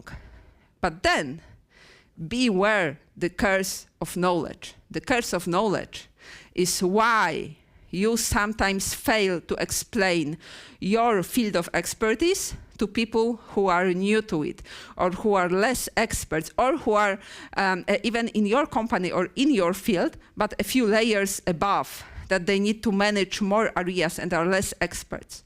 Because if an expert tries to explain their field, even if they try to simplify, they will still not simplify enough. It will still very often be too complex and overloaded with data. So this is the curse of knowledge. You can read more about this. And among the data that you are putting in your presentation, there are the charts. So who of you would recognize where the chart is from? Who knows the Gapminder? So the Gapminder is the best, in my opinion, the best place where you would see the clear graphs and charts and visual representations of data. If you know a better one, challenge me or come after the presentation, we can discuss, but I dare say that the Gapminder and the work from Professor Hans Rosling were the best examples of representing data, because the right chart is an extremely powerful tool. But with great power comes great responsibility, right? You of course know the quote by Voltaire, and not the Spider-Man's uncle. And this is an example of a good chart. But very often, what you would get when you present a chart to your colleagues, they would see them like, what is this curve about? What are the, okay. What is this curve about? What are the axes? What are the categories? Why is this going down if I was expecting this to go up? Maybe somebody has just missed the order of the axis, right? So there are so many mistakes you can make when choosing a plot. So Say It With Charts is another book that I recommend for anyone who's using charts and plots to represent their data. But then, I think, finally, I can now skip to what I wanted to skip before, because this is my favorite.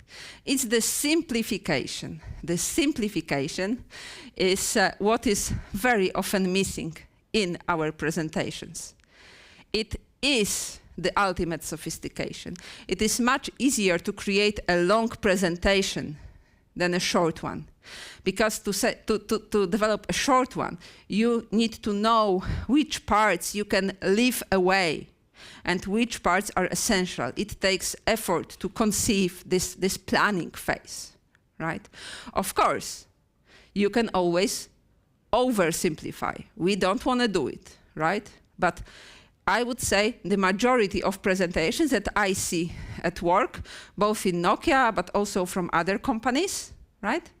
They are just complex. They could use a bit or a few bits of simplification, right? So how do you simplify? You don't want to overload your slides. You don't want to put full sentences out there. You don't want to have more than one idea or concept per slide. If you have more than one concept or idea per slide, just break it down. It doesn't hurt to have a presentation of 10 or 20 very simplistic slides with just a few words and a visual per slide. You just flip more slides, right? It does not mean that it has to take more time. You need to break this down because it's difficult for the audience to follow if you have too much on one slide. Then you want to simplify the visual design. So if you would have too many colors and animations and things popping up and whatever, this is also distracting. It's taking their attention away from what you want them to understand, unless it's your point, because sometimes it's your point to overwhelm the audience initially to then maybe save them, right? But as a rule, try to simplify also the visual aspects. If you have a brand, stick to it. The brand people in every company are experts in design. They know which colors are harmonious with one another, or the fonts and the consistency between the slides. All of that is important, even if you think you're not, because I know many of my colleagues would quarrel what I'm just saying now, right? But then you could say, Aga, you are advertising the simplicity because you have a non-technical presentation. You are talking to us about ideas and concepts, so this is not practical for technical work. But I have anticipated that. And by the way, Nokia is a world leader in carrier aggregation, so and you can see here a few speed records, right? A bit of context for each of those, and a simplified technical view for each of those, right? So if you look carefully, you will see that you have the technology information, you have the type of the frequency, right, FDD or TDD, type of duplex. You have the frequency, the total amount of spectrum, how this is broken down into different layers, how many layers are aggregated. So a technical person would also understand the basics, how these speed records are achieved. And then, of course, I didn't make this slide. I wish I did, but I didn't. My colleagues did. But this is an example. You can also do this for technical work. And then, if you need to go deeper, you can also do that. Just you break down. You have one slide, maybe with a chart, how in practice the architecture was looking, and so on and so forth. You need to break down and simplify, and you can do this even for technical content. But after you are done with your material, your work is actually far from over, because you also need to engage with your audience. If you would just go out there, even worse in the Teams meetings or the virtual meetings, if you would just start speaking and speak with a monotonous voice throughout all the slides, slide after slide, just flipping, no variation in your voice, no interaction with your audience, no questions, no acknowledgement that they are there. Well, why should they be there? They can do their emails, right? The emails won't respond themselves. And now I would show you one exceptionally good speaker. You can think about whom I will show, but I guess more than half of you would guess correctly. Congratulations, well done. So Steve Jobs, he was a very talented speaker. He practiced a lot. He had a team to advise him, but he was also a natural. He was following the rule of simplicity, but if you look at the photos, he was also very passionate. He was bringing the emotions to stage. It was clearly visible that he cares about anything that he holds in his hand, about his products, right? I think there are some memes online, like contrasting the Apple launches with Microsoft launches. I think there is one photo of the Microsoft launch with like exactly this, like tons of icons here and there and everywhere, and somehow overwhelming the presenter, right? So it takes talent to be an exceptionally great presenter, like world class. We can't all be that, right? But we can all practice and improve. But what's most important, we all can try to connect with the audience. And we can inbuild mechanisms to control the attention curve in our material. You can control the attention curve. I told you in the beginning. You can control it, right? I have drawn this green line myself. It's like a mock-up, whatever, right? This is how I can imagine it could look like. So first, you can control the slope. Maybe the attention doesn't have to dip so fast. Maybe it can like fluctuate, sort of flattish for a while, if you're good. You can add the attention grabbing events in the middle of your lecture, right? Or you can adjust your tone of voice, or you can just, if your lecture is long, maybe you want everybody to have a break and get a coffee and then continue after with the reset energy level. So you know your material. You know how long it is. You know, you can anticipate when people will be bored. Or you can also rehearse. You can ask your colleague to listen to you and ask for genuine feedback. Okay, when did you actually start to doze off, and hope that they tell you the truth, right? And then you can try to manage this. You can try to add these events. So what controls the slope of the curve? The things that we have discussed already. It's the tone of your voice. It's whether your slides are simple or whether they are overloaded. Those all things that we have discussed, they all control the slope. And then you can add this attention-grabbing events over the course of your presentation, like I have added here or here, right? So you can tell a joke, you can add a story, make a longer pause and ask them a question and hope that somebody is there and would answer. This is pretty daring, right? Asking a question and actually making a pause to listen whether somebody answers, right? And all that allows you to control or try to control the attention curve, because we should not also fool ourselves.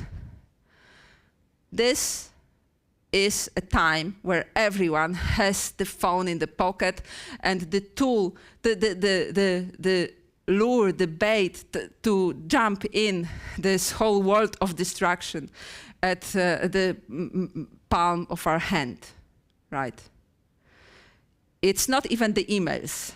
It's also all the social media or whatever there is, right?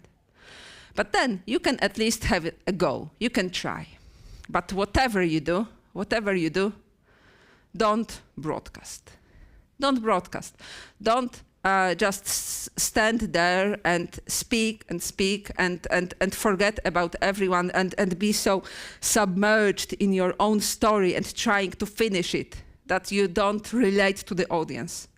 I think that's the most important message that I have for you for the delivery, for the engagement with the audience. I want you to engage and not broadcast. Because if you just broadcast, well, a broadcast is something that you listen to or maybe not listen to or maybe watch later offline, yeah.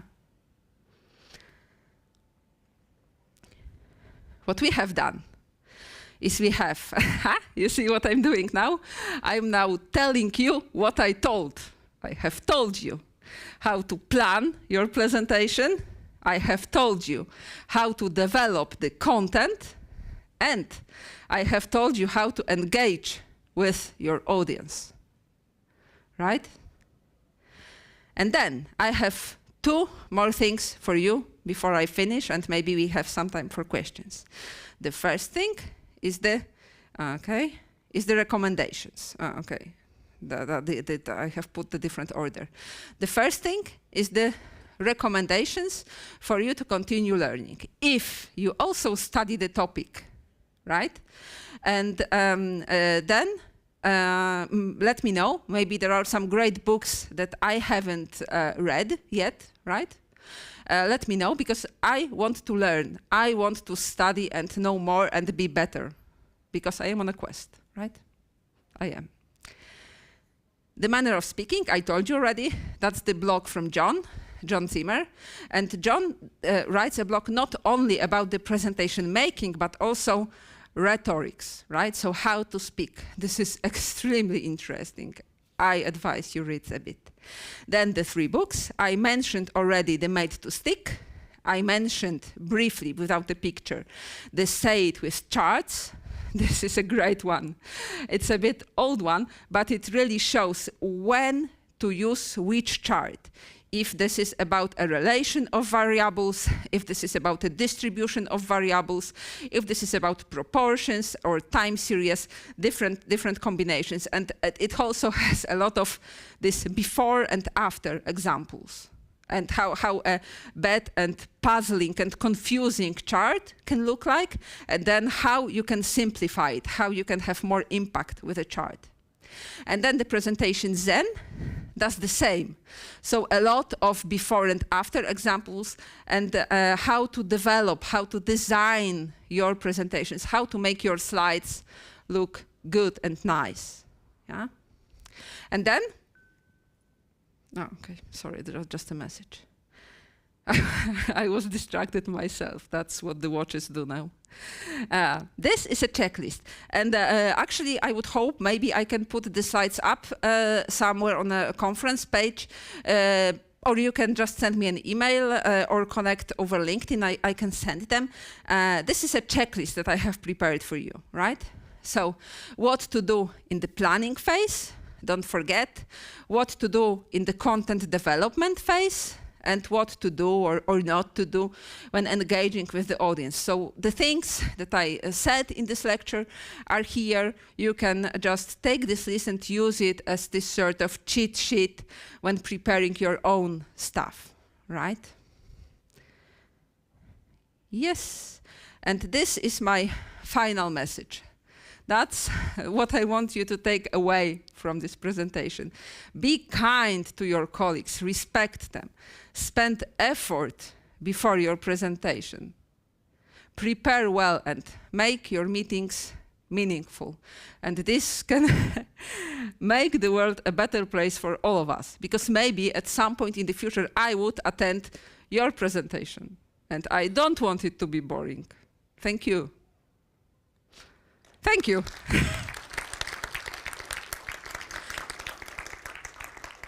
Questions? We have time. We have 6 minutes. We have some minutes left for questions. So if you have any questions, then raise your hand and we'll come to you and bring you the microphone.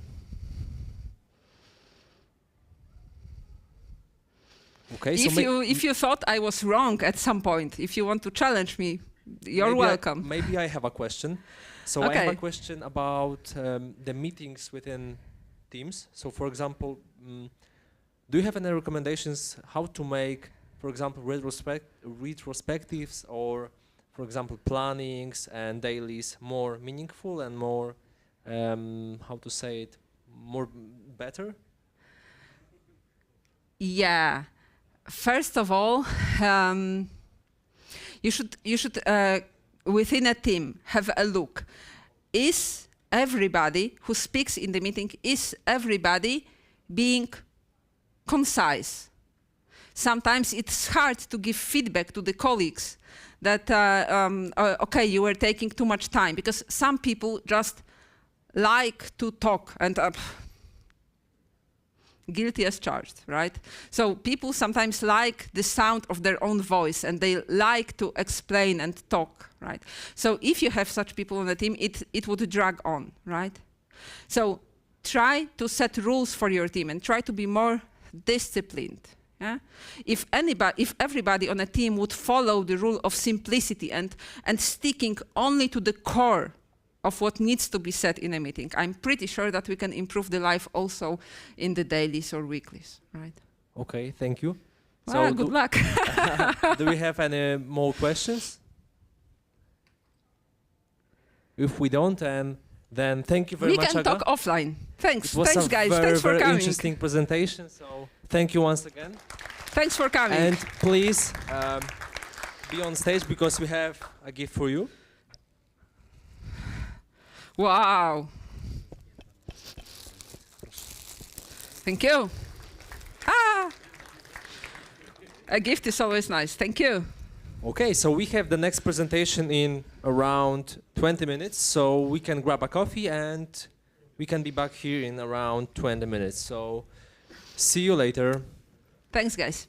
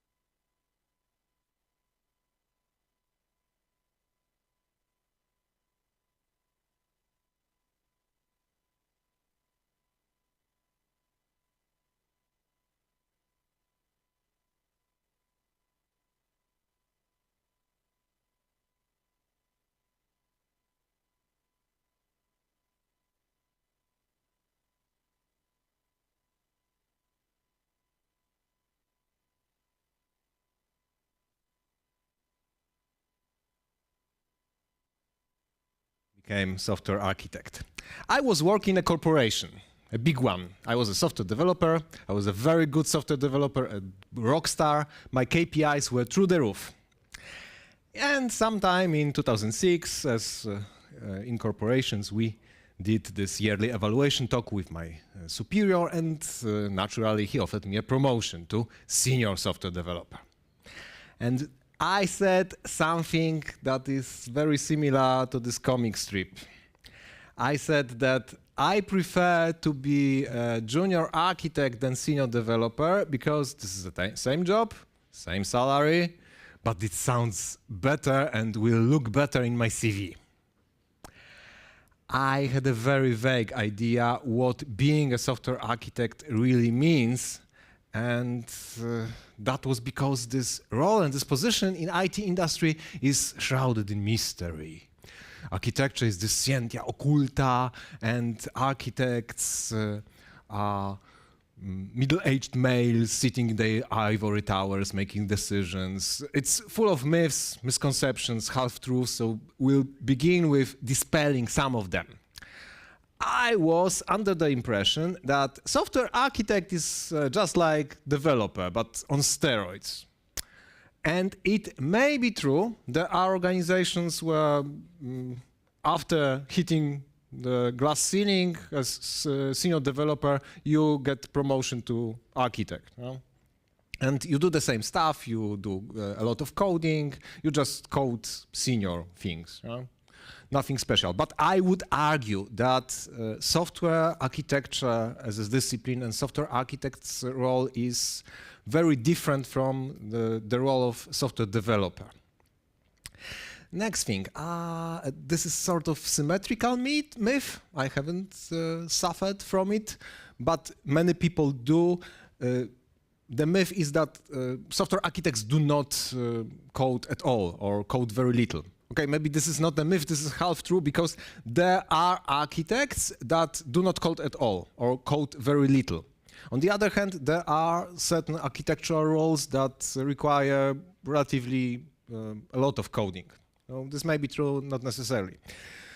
I thought that I will sound important. And in my organization, back then, it was true, because the architects were few and far between, and this role was sort of peak of technical career path. But I also know organizations that are comprised of pretty much only software architects. My team right now is 13 software architects. So my perceived importance, self-importance is greatly diminished. This is a complete myth. In my experience, software architects earn pretty much the same amount of money as software developers on the same seniority level. That being said, usually a software architect is a little bit more senior than your garden variety developer, so sometimes it may be true. And finally, I thought that software architect is a position of power. I get to make decisions. And this is actually fully true. Architects do need to make decisions. What decisions? Well, architectural ones, obviously. But what's an architectural decision, you may ask? In order to answer this question, we have to stop talking about software architects for a while and start talking about software architecture. Industry as a whole has struggled with the definition. So I will show you two definitions. One I call classical, but not because it's also ancient and old, just it's 2010 around. It's just not that modern as the other one. In 2010, guys from Software Engineering Institute in Carnegie Mellon University did this study. And they examined the definitions of software architecture in the field. They gathered around 1,000 or so. I will show you just three, and you will see the pattern emerging. First one is from ANSI IEEE standard. Funny enough, this standard is called recommended practice. But it says something about the organization of the system, components, relationships between those components. Other two definitions are from very good books. If you want to be a good software architect, you should read them both. They are very thick. sorry. And they too say something about the structure, so organization, software elements, so components, the properties, the relationships between them. So it seems that in classical view, software architecture is about the structure. So you don't see the individual lines of code anymore. You see larger grain entities, classes, components, modules, packages, whatnot. And it's fine, but if you think of a software architecture as a bird's eye view of the system, okay, but is it really just about the structure? Look at this fragment of ANSI IEEE definition. Principles governing design and evolution of the system. You see, the main argument what software architecture really is that some people think of it as a roadmap for developing the system and others as a blueprint for developing the system. But no matter what they believe, there is no accord in what this blueprint or roadmap actually contains. For example, what is analyzed when an architect analyzes the architecture. This second definition I call modern because the book that contains this definition was published in 2020. Those two guys, Ford and Richards, are prominent gurus, very active in the field of software architecture, and they say that yes, software architecture consists of the structure of the system.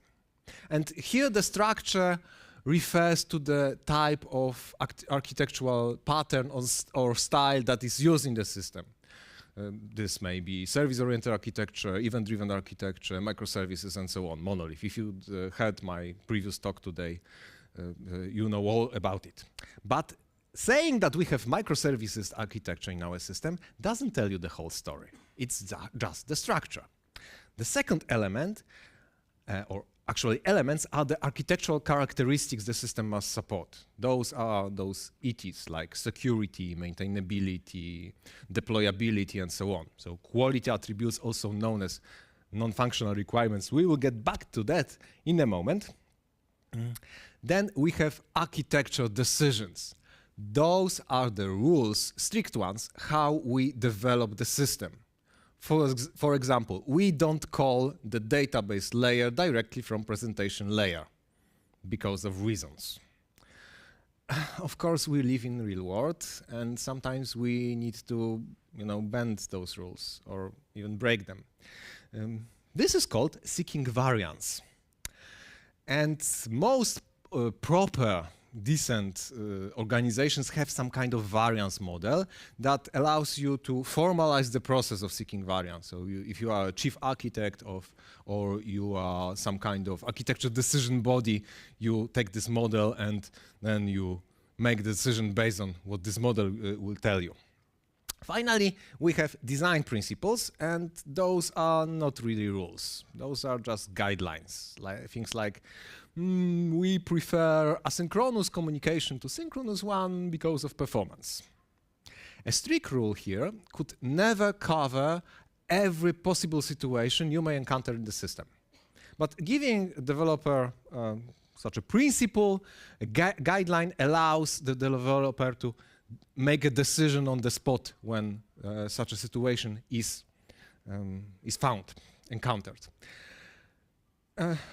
Thanks to the definition of software architecture, we can define architecting. And architecting is the process of making decisions. Those decisions are made based upon business goals, of course, because we are here to make money, requirements, and constraints. But this is not all. You also need to be able to communicate those decisions to your team, because your brilliant ideas doesn't mean a thing if you can't sell them, if you can't communicate them to the people that will be implementing them. I should make a short digression about the distinction between architecture and design, and this is a struggle and terminology battle. if you want to amuse yourself, just Google it, architecture versus design in software engineering. I will show just one definition I like in particular. This is the definition from Grady Butch. This is an American software engineer that is probably best known from developing UML, Unified Modeling Language.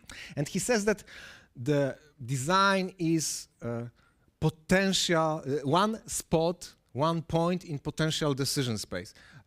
Some structure or behavior of the system. And thanks to that definition, we say that all architecture is design, but not all design is architecture. What is architecture then? Well, architecture is about making significant decisions, and the significance is measured by a cost of changing the decision. There is something about the software that makes this problem of cost of change worse than in any other products. You see, if I buy a table, something like that, and use it, inevitably it will wear down and will break at some point, and I will need to buy another one, replace it. Software does not work like that. You can use the system and it doesn't wear out. And it's usually much cheaper to pay to paint another layer of software paint, put another layer of software upon existing software, than to replace the entire system. And with all those layers, you hide every redundant or obsolete design decision forever. So we architects do make significant decisions. And that's the purpose of architecture. The architecture is there to reduce the cost of producing the software, building the software, and changing the software. I'm sorry, we are not here to make pretty software, nice, clean, and so on. We are here to make money. That's the hard reality of things. And here the agile zealots should already be boiling. First and foremost, because there are no architects in my team, just developers, and we hate this big upfront design, which is software architecture. We do no upfront design, and we prefer working software over comprehensive documentation. Let me tell you one thing. I agree that big upfront design is dumb, but having no upfront design is even dumber. The fact that you don't have an architect in your team doesn't mean that you don't make architectural decisions. You do all the time. Just pray to the deity of your choice that you do them right. Architecture is those rules and decisions to help us avoid chaos. Without architecture, we have inconsistent approaches to the commonly occurring problems. We have maintenance issues, release issues, deployment issues, bugs, simply. We have CV-driven design, my favorite. In your spare time, browse through your app shop on your phone and find something simple, an egg timer, for example. Find something that is surprisingly easy to use and offers little functionality, but weighs, for example, 200 megabytes. Why so much? Because when you browse through the open source software used in this particular app for egg timing, you will see that they used 4 different UI frameworks just for that. Why? Because there were 4 developers in this agile team, and every single one of them wanted to have this one particular framework in his or her CV in order to say on the next recruitment talk, yeah, I was the one that proposed using this framework in our last app, so I know it very well.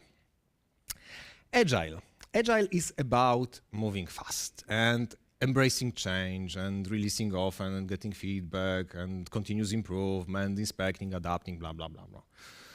If you go to Agile Manifesto, there will be those agile programming, agile development principles, and principle, I think this is number 5, says that continuous attention to technical excellence and good design enhances agility. This is a very definition of good software architecture. good software architecture is by nature, or actually all software architectures by nature are iterative and agile, or at least they should be. Good software architecture enhances agility, and agility rarely happens with architecture in different design.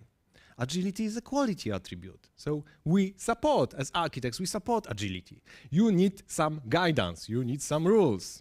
How much? How much architecture do you need? Well, just enough. Another book you should read? Just enough software architecture. This is background neutral. You can just pick it up and read. It's a fun read. I liked one particular review on Amazon. It said something, I don't code so well. After reading this book, I still don't code so well, but now I know why.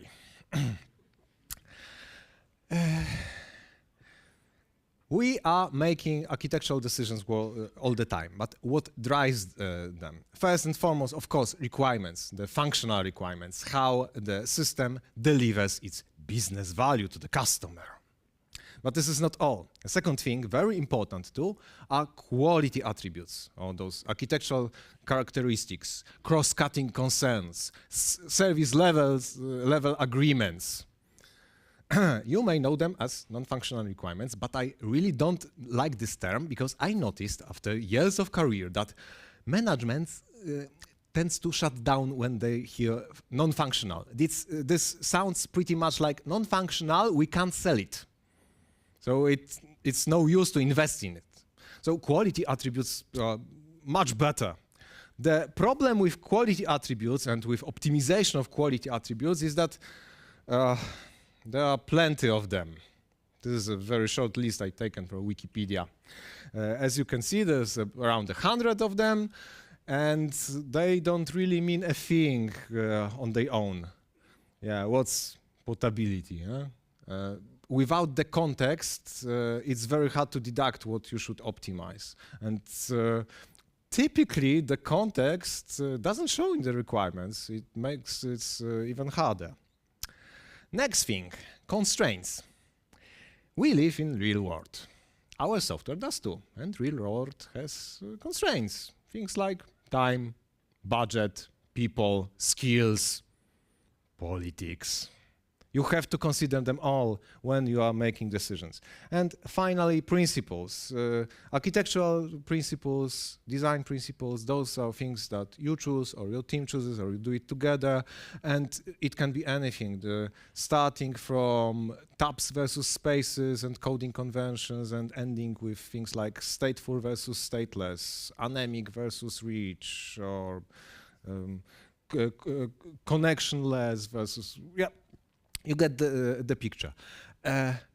If you have good understanding of requirements, quality attributes, constraints, and principles, you are on a good way to provide a decent software architecture and to be a decent software architect. So where do I sign if I want to be a software architect? Well, there are many paths to climb the mountain or many ways to skin the cat. Basically, in our industry, there are two. You can get promoted from inside of your organization and be an architect, or you can move to another organization. And this is called giving yourself a raise. But bear in mind that those skills that brought you there are not necessarily the ones that will keep you there or guarantee further raises or promotions. So let's stop talking about software architecture and start talking about software architect's role. This is not necessarily what you think it is. It's challenging, it's rewarding, but it's not like you sit in your ivory tower all day and you make decisions. This impression of young developers that we are middle-aged males sitting in ivory towers making senseless decisions is wrong. We should work with the team, help them succeed, not just make decision on a library or something. I said at the beginning that I would argue that architecture is a very different discipline than coding. One thing is they have in common. Building and creating is fun. That's why I became software developer in the first place. But coding is objective. Either your code compiles or not. Either your test passes or not. The gratification or frustration is almost instant. You press the button, unless you write something big in C++, so you wait several hours while it's compiling. And then you have a green light, or red, yeah? Instant. And work comes in steady stream. You are task-based, backlog-based, you have to implement XYZ story points per sprint, yeah? Unless you work on the help desk, or you are bug fixing something, so sorry about that. Architecting is subjective, completely. Everything is a trade-off. Everything is a compromise. And the payoff comes after some time. And by some time, I don't mean days or a couple of sprints. Sometimes it's months, even years. And sometimes this satisfaction comes only in the form of schadenfreude. I told you 2 years ago that you are doing the wrong thing, and look what happened today. Yeah? I have papers for that. Have a great record, by the way. Dating years back. And the work comes in bursts. Sometimes you need to, find work because it doesn't come to you. You need to make yourself useful, but most of the time you are overbooked. Overbooked, double booked, triple booked, overloaded. You have to prioritize ruthlessly. You have to have very good time management skills, and tasks are nebulous. Please analyze that. How would I do that? Figure it out. The worst thing that can happen are one-offs. In Polish, we have this pretty easy to pronounce word wrzutka. So someone comes to you with those puppy eyes and says, "Ooh, please help me with that." Let me tell you just one thing. Beware of the things your boss doesn't want you to do.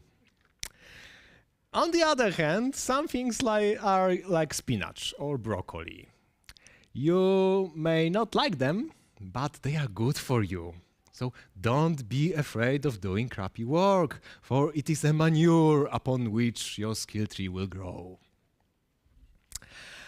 One question I get asked a lot when talking to prospective young architects is that, will I still code? And I dodge this question, usually saying that you will model. You will do models. Models are those box and arrows diagrams like this one. And their core job is to communicate and to educate. You model for developers, you model for fellow architects, you sometimes model for stakeholders, users, management, and so on. Diagrams do not compile. This is a fantastic thing because paper is patient and will take anything from you. But this is also a thing that can make a diagram completely worthless. You can do them formal or informal. If you do formal, you have to ask yourself, how many people in my audience speak UML? And if I understand the nuance between dashed and solid line, whether they understand it too. Sometimes you want to be incomprehensible on purpose. I remember this one architectural document I read. It was written in Z notation. And the introduction was something in the lines of, "Behold, this is the holy architectural document written in Z notation. You puny, stupid humans are not intelligent enough to comprehend it, so just approve it without reading, thank you." If you do informal, this is also a minefield. For example, if you use colors like here, those colors matter unless you print it in grayscale. Or you meet someone like me who is colorblind and who will gleefully point out that we are working in equal opportunity company and you are ignoring my disability right now. Not a good thing. why we are modeling? Because we need to manage complexity. I know that you are all good, clean coders, and your code reads like a good book or a poem. But you see, management doesn't have time, skills, or inclination to read through 3 million lines of our code base in order to have vague idea how our system works. That's why we do those diagrams. We decompose the problem into smaller ones. We try to predict quality attributes that way. We manage the complexity. Bottom line is that it's the message that matters, not the tool, and your audience dictates the method of modeling. Some organizations required hardcode modeling, still in agile world, but this can be a blessing in disguise because it helps immensely with knowledge transfer, with education, and with archaeology, providing that your models are current and valid. Because no diagram at all is usually better than one that lies. Okay, Maciej, this is all fine and dandy, but will I still code? You will evaluate. Evaluation usually happens when someone comes to you with third-party software, for example, an open source software package, and asks you to do evaluation somehow. And you have to ask yourself, what's important in this packet for me, for my company, for my team? Maybe my team is suffering from not invented here syndrome. This is not necessarily a bad thing. So not invented here syndrome happens when you have 10 XML parsers that you can just take from the shelf and use for free. Free software is not free, by the way. But you still want to write your own. This is not a bad thing when we are talking, for example, about internal communication framework. If you do open source, you have it for free. You don't have to write it. You don't have to test it. You just integrate it and use it. But you are on the whims of community. If the community steers the ship another way, you are in trouble. Either you drop this software and take another one, cost. Or you can write the software from the scratch by yourself, cost. Or you can branch out, and it's still open source. So now you are writing the code, you are paying for that. You are writing this code just for yourself, and you are disclosing your proprietary ideas to the world because it's open source. So this may be a bad thing, not necessarily. It depends. At some point when you are thinking about all these things, things like how the code base looks like, whether this is version 0.4 or 4.0, whether it's mature, how the community looks like, whether it's helpful, whether it's friendly, can I get training on that, can I hire a person from outside that already knows this stuff, or we train my people, you will hit analysis paralysis. But at some point you have to commit, you have to make decisions. And we make those decisions based on what we know right now, not in the future. So don't worry, everything you do and you will do will be wrong anyway, given enough time. Every single architectural decision is wrong if you wait. That's why software architects are always grumpy, because software architecture first law says every single architectural decision is a trade-off. If you don't see the trade-off, you don't see it yet. Okay, but will I still code? Well, yes, you will do. You will code prototypes and frameworks and foundations, experiments, and maybe you will write production code, but not as much as before. Should software architects code? This is a discussion for another time. There is this tension between being senior and writing code. But don't code all the time. You need to step away from the code sometimes in order to see the big picture, and architecture is about the big picture. Also, you don't have to be master coder anymore. You need to be a master builder. How much will you code? Well, traditionally it depends. It depends on the role you will take in your organization, because architects come in many forms and shapes. The classification I will show you is sort of industry standard. That means that it's used everywhere and nowhere. Most of us start as solution or application or component architects. You are responsible for internal architecture or some small piece of code. So small application component. You are sitting with the team. You do relatively a lot of coding. And then you can sort of climb, becoming portfolio architect. You have a couple of components or a couple of applications under your command. Then we have a system architect. System architect looks at the system as a whole, so not only the software but also the infrastructure. Then we have domain architects. Those are people who handle more foundational tasks, standard reference architectures, reference implementations, that kind of stuff. Then we have discipline architects. The best example here is security architect. You are responsible for security architecture, or this capability, this quality attribute across portfolio of projects across the organization. Enterprise architect is someone who is much more senior, works with senior management and makes visions and roadmaps, has little day-to-day project interaction. Finally, I should mention someone who I call VP of architecture. This is the guy that manages the architects. So not necessarily the architecture, but people, their skills, their development, their egos sometimes. So much less technical.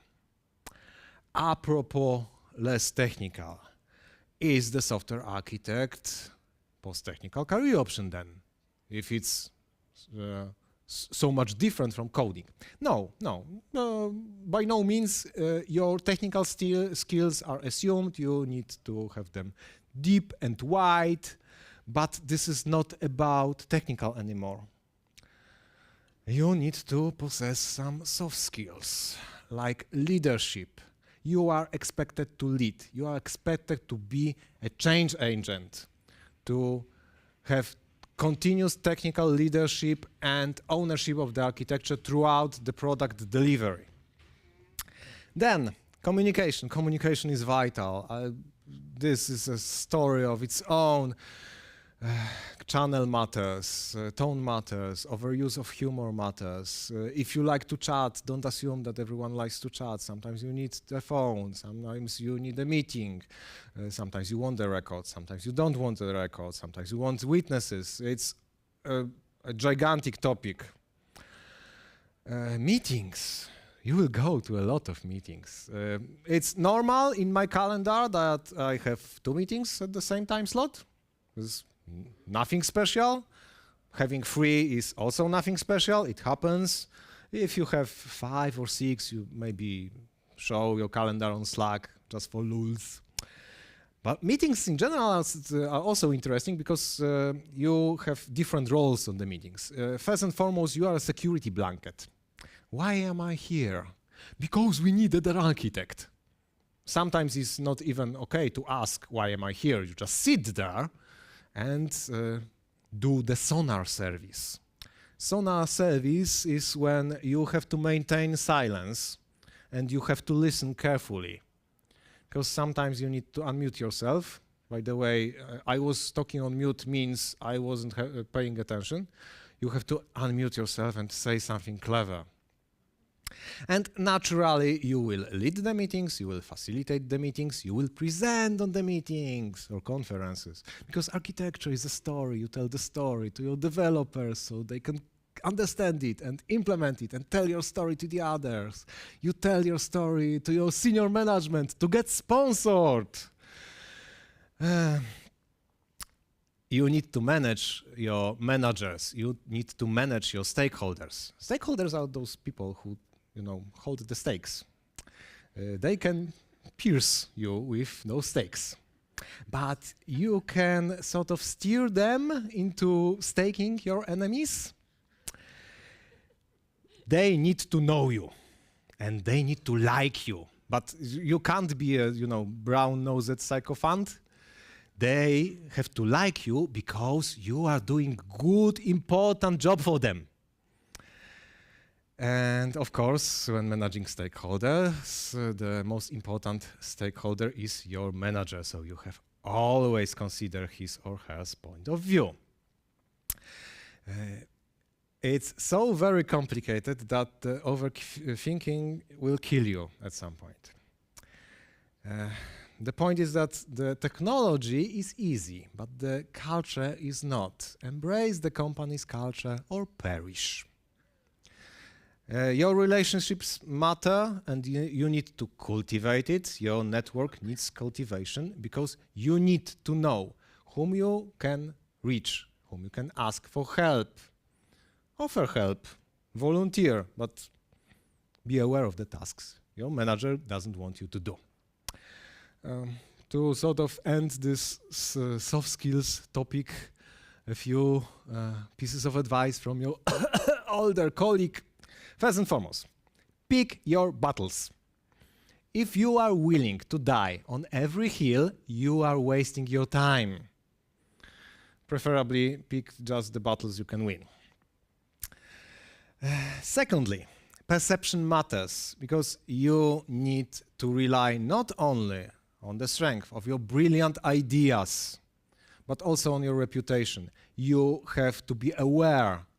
You need to know what people say when you are not in the room.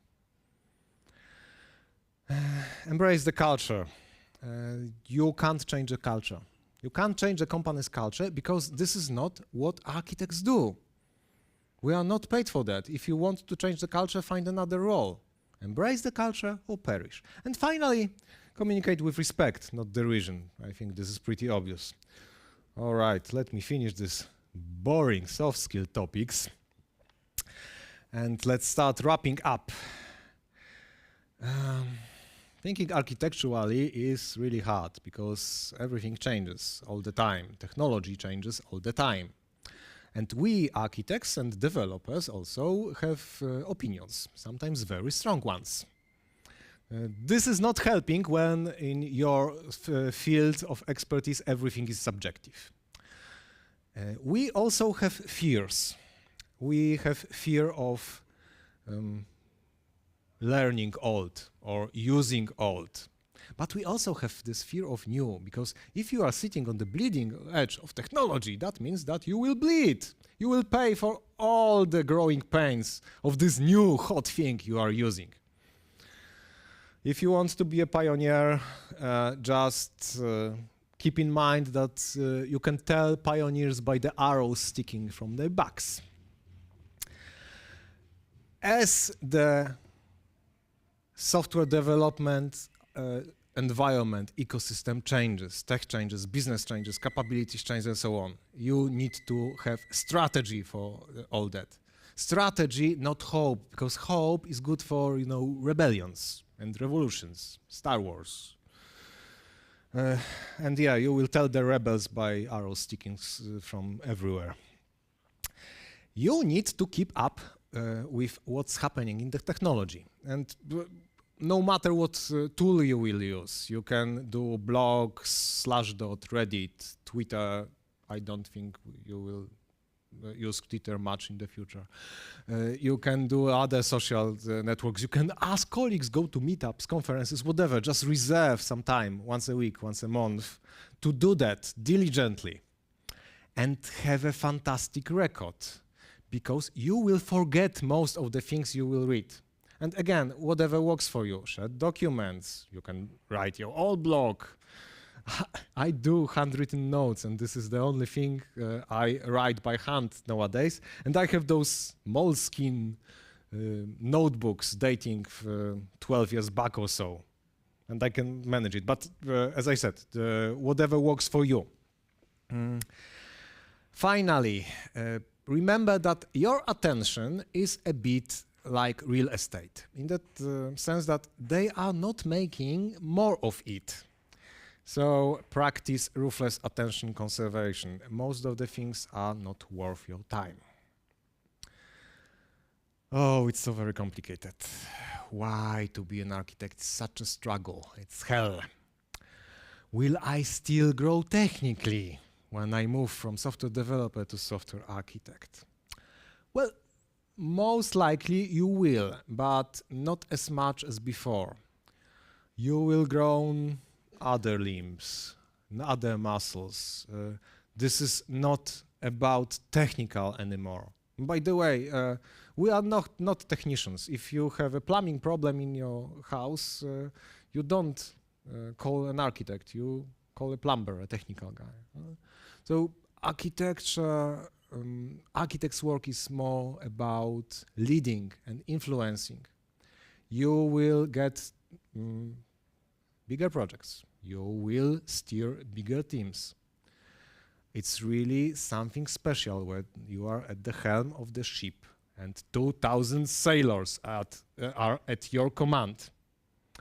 It's not necessarily what you have expected, but it's a great job nevertheless. All right, before we go to Q&A, if you were on my previous talk, you know I love shameless self-promotion. I wrote an article for Programista magazine od developera do architekta. If you are reading Polish, this issue is hitting the newsstands as we speak, I was told. So if I kept you interested or entertained and you want to know more, this is a larger version of this talk. And with that, thank you, and I think we can go to Q&A.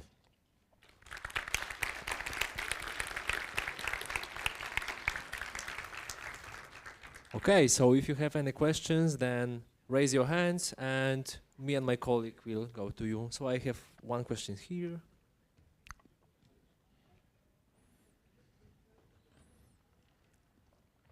Architects, please don't ask questions. I did it for greater good.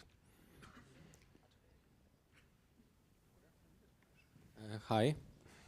I wanted to ask if the decisions are subjective, and I believe it takes time to make right decision.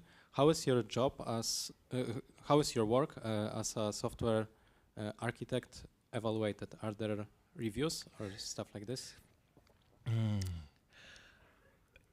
I can speak only from personal experience. Generally, we do pair architecting. So we try to at least bounce your ideas with a colleague. And of course it's evaluated. If you are mostly right, after the years you build a reputation of a guy that is mostly right. If you are mostly wrong, well, you have a bad reputation. So the evaluation is not, okay, there are some decisions that can pay off during the fiscal year, so to speak. But most of the time you are evaluated much longer, in much longer time period. And the evaluation is as a software developer, either your brilliant ideas work or not. Yeah. So first of all, yeah, thank you very much for this very captivating presentation. And I was wondering just what's your personal take, because I know this real answer is it depends, but your personal take involving the development team in like those important architectural decisions you are making as a software architect, because my personal approach is I hate doing those like arbitrary decisions and like building those or even enforcing those walls and ivory towers of like a software architect, but it works for the most part to like try to convince the team the decision you want them to take, that they are coming from their side, to like make it happen in a discussion or a vote. But in the end, sometimes it happens you want to take like a very unpopular decision that team doesn't want to make, and you know this is a mistake. And in theoretical wonderland, you like would allow them to do it and burn themselves and make mistakes. But yeah, as you said, we are all here to make money in the end. So I cannot do it, and then I feel even more as an ass because I wanted to be this good uncle and make them make the decision themselves. And now I propose that, and even they decide not in my favor, I'm now enforcing them. So do you have like any golden bullet here? No, of course not, because this depends. Generally, if you are deciding, okay, first and foremost, the problem I encounter the most is that not the people that don't like decisions that you make. People are desperately seeking for another guy to make a decision for themselves. The decision impotence is prevalent in our business because, oh, everyone is so scared. It makes sense to involve the development team in you if you are making an architectural decision on the level they are working. So if you are a component architect and you are making architectural decision concerning this component and this component alone, of course you have to consult them. Not should consult them, you have to consult them. But the tricky part starts when you have a couple of components and you have to manage the expectations of many parties, and usually, again, trade-offs. Everyone is, angry with you. But, well, comes with the paycheck. Sometimes you have to enforce your decision by any means necessary, because developers see just their interest in this little what they are living in, and you should see the big picture. And it is for you to decide. But as I said, the problem is usually that no one wants to take decisions, and yeah, I'm the guy that this perhaps I'm rarely wrong, but I was never punished for making a wrong architectural decision. Yeah, because in the end I was the only one that wanted to take any decision. All right. Any more? Here. What was the decision, architectural decision, that you regretted afterwards the most?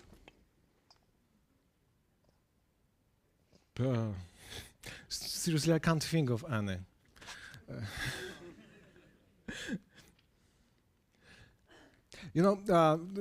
Perhaps this is because people rather remember good things. At least I remember good things better than bad ones. But no, I don't. I can't summon anything right now. Sorry.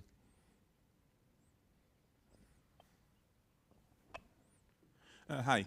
How would you, like in a situation where there's no architect and you're still following the architect which someone made up like 1.5 years ago, you have the company, and you're still with older people in the team who are very used to getting told by an architect what to do, but you still have no architect. How do you manage such a situation? Because I sometimes run into the problem where I come up with the idea and someone is like, yeah, but usually the architect comes up with this. But I'm like, yeah, we don't have one, so if you don't have any better idea, we just do this. How do you manage such situations? Or should you? Well, personally, I was never working in an organization without architects.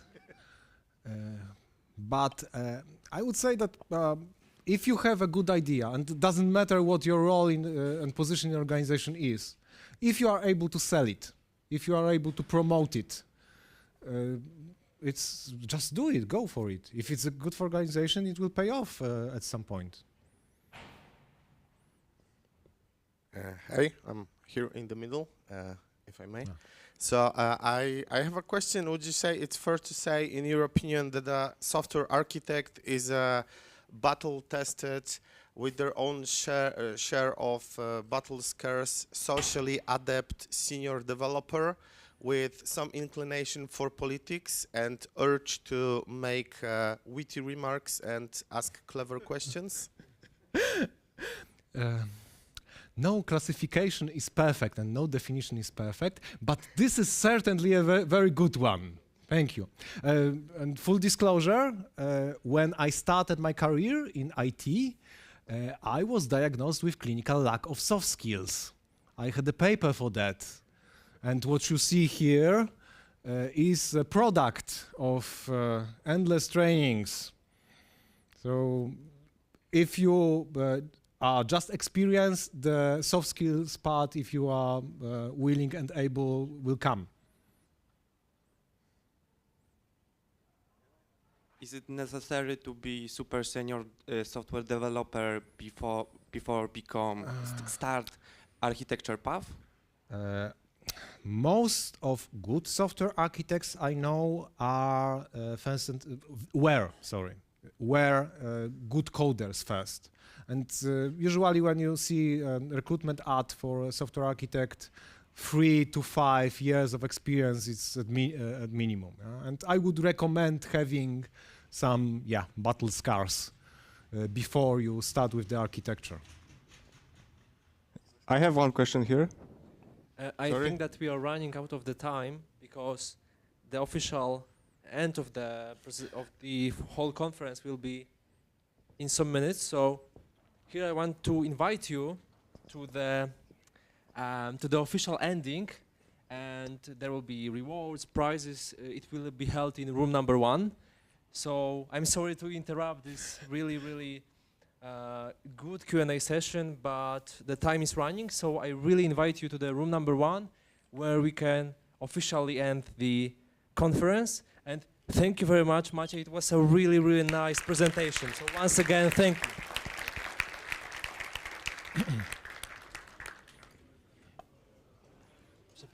Nie, luz.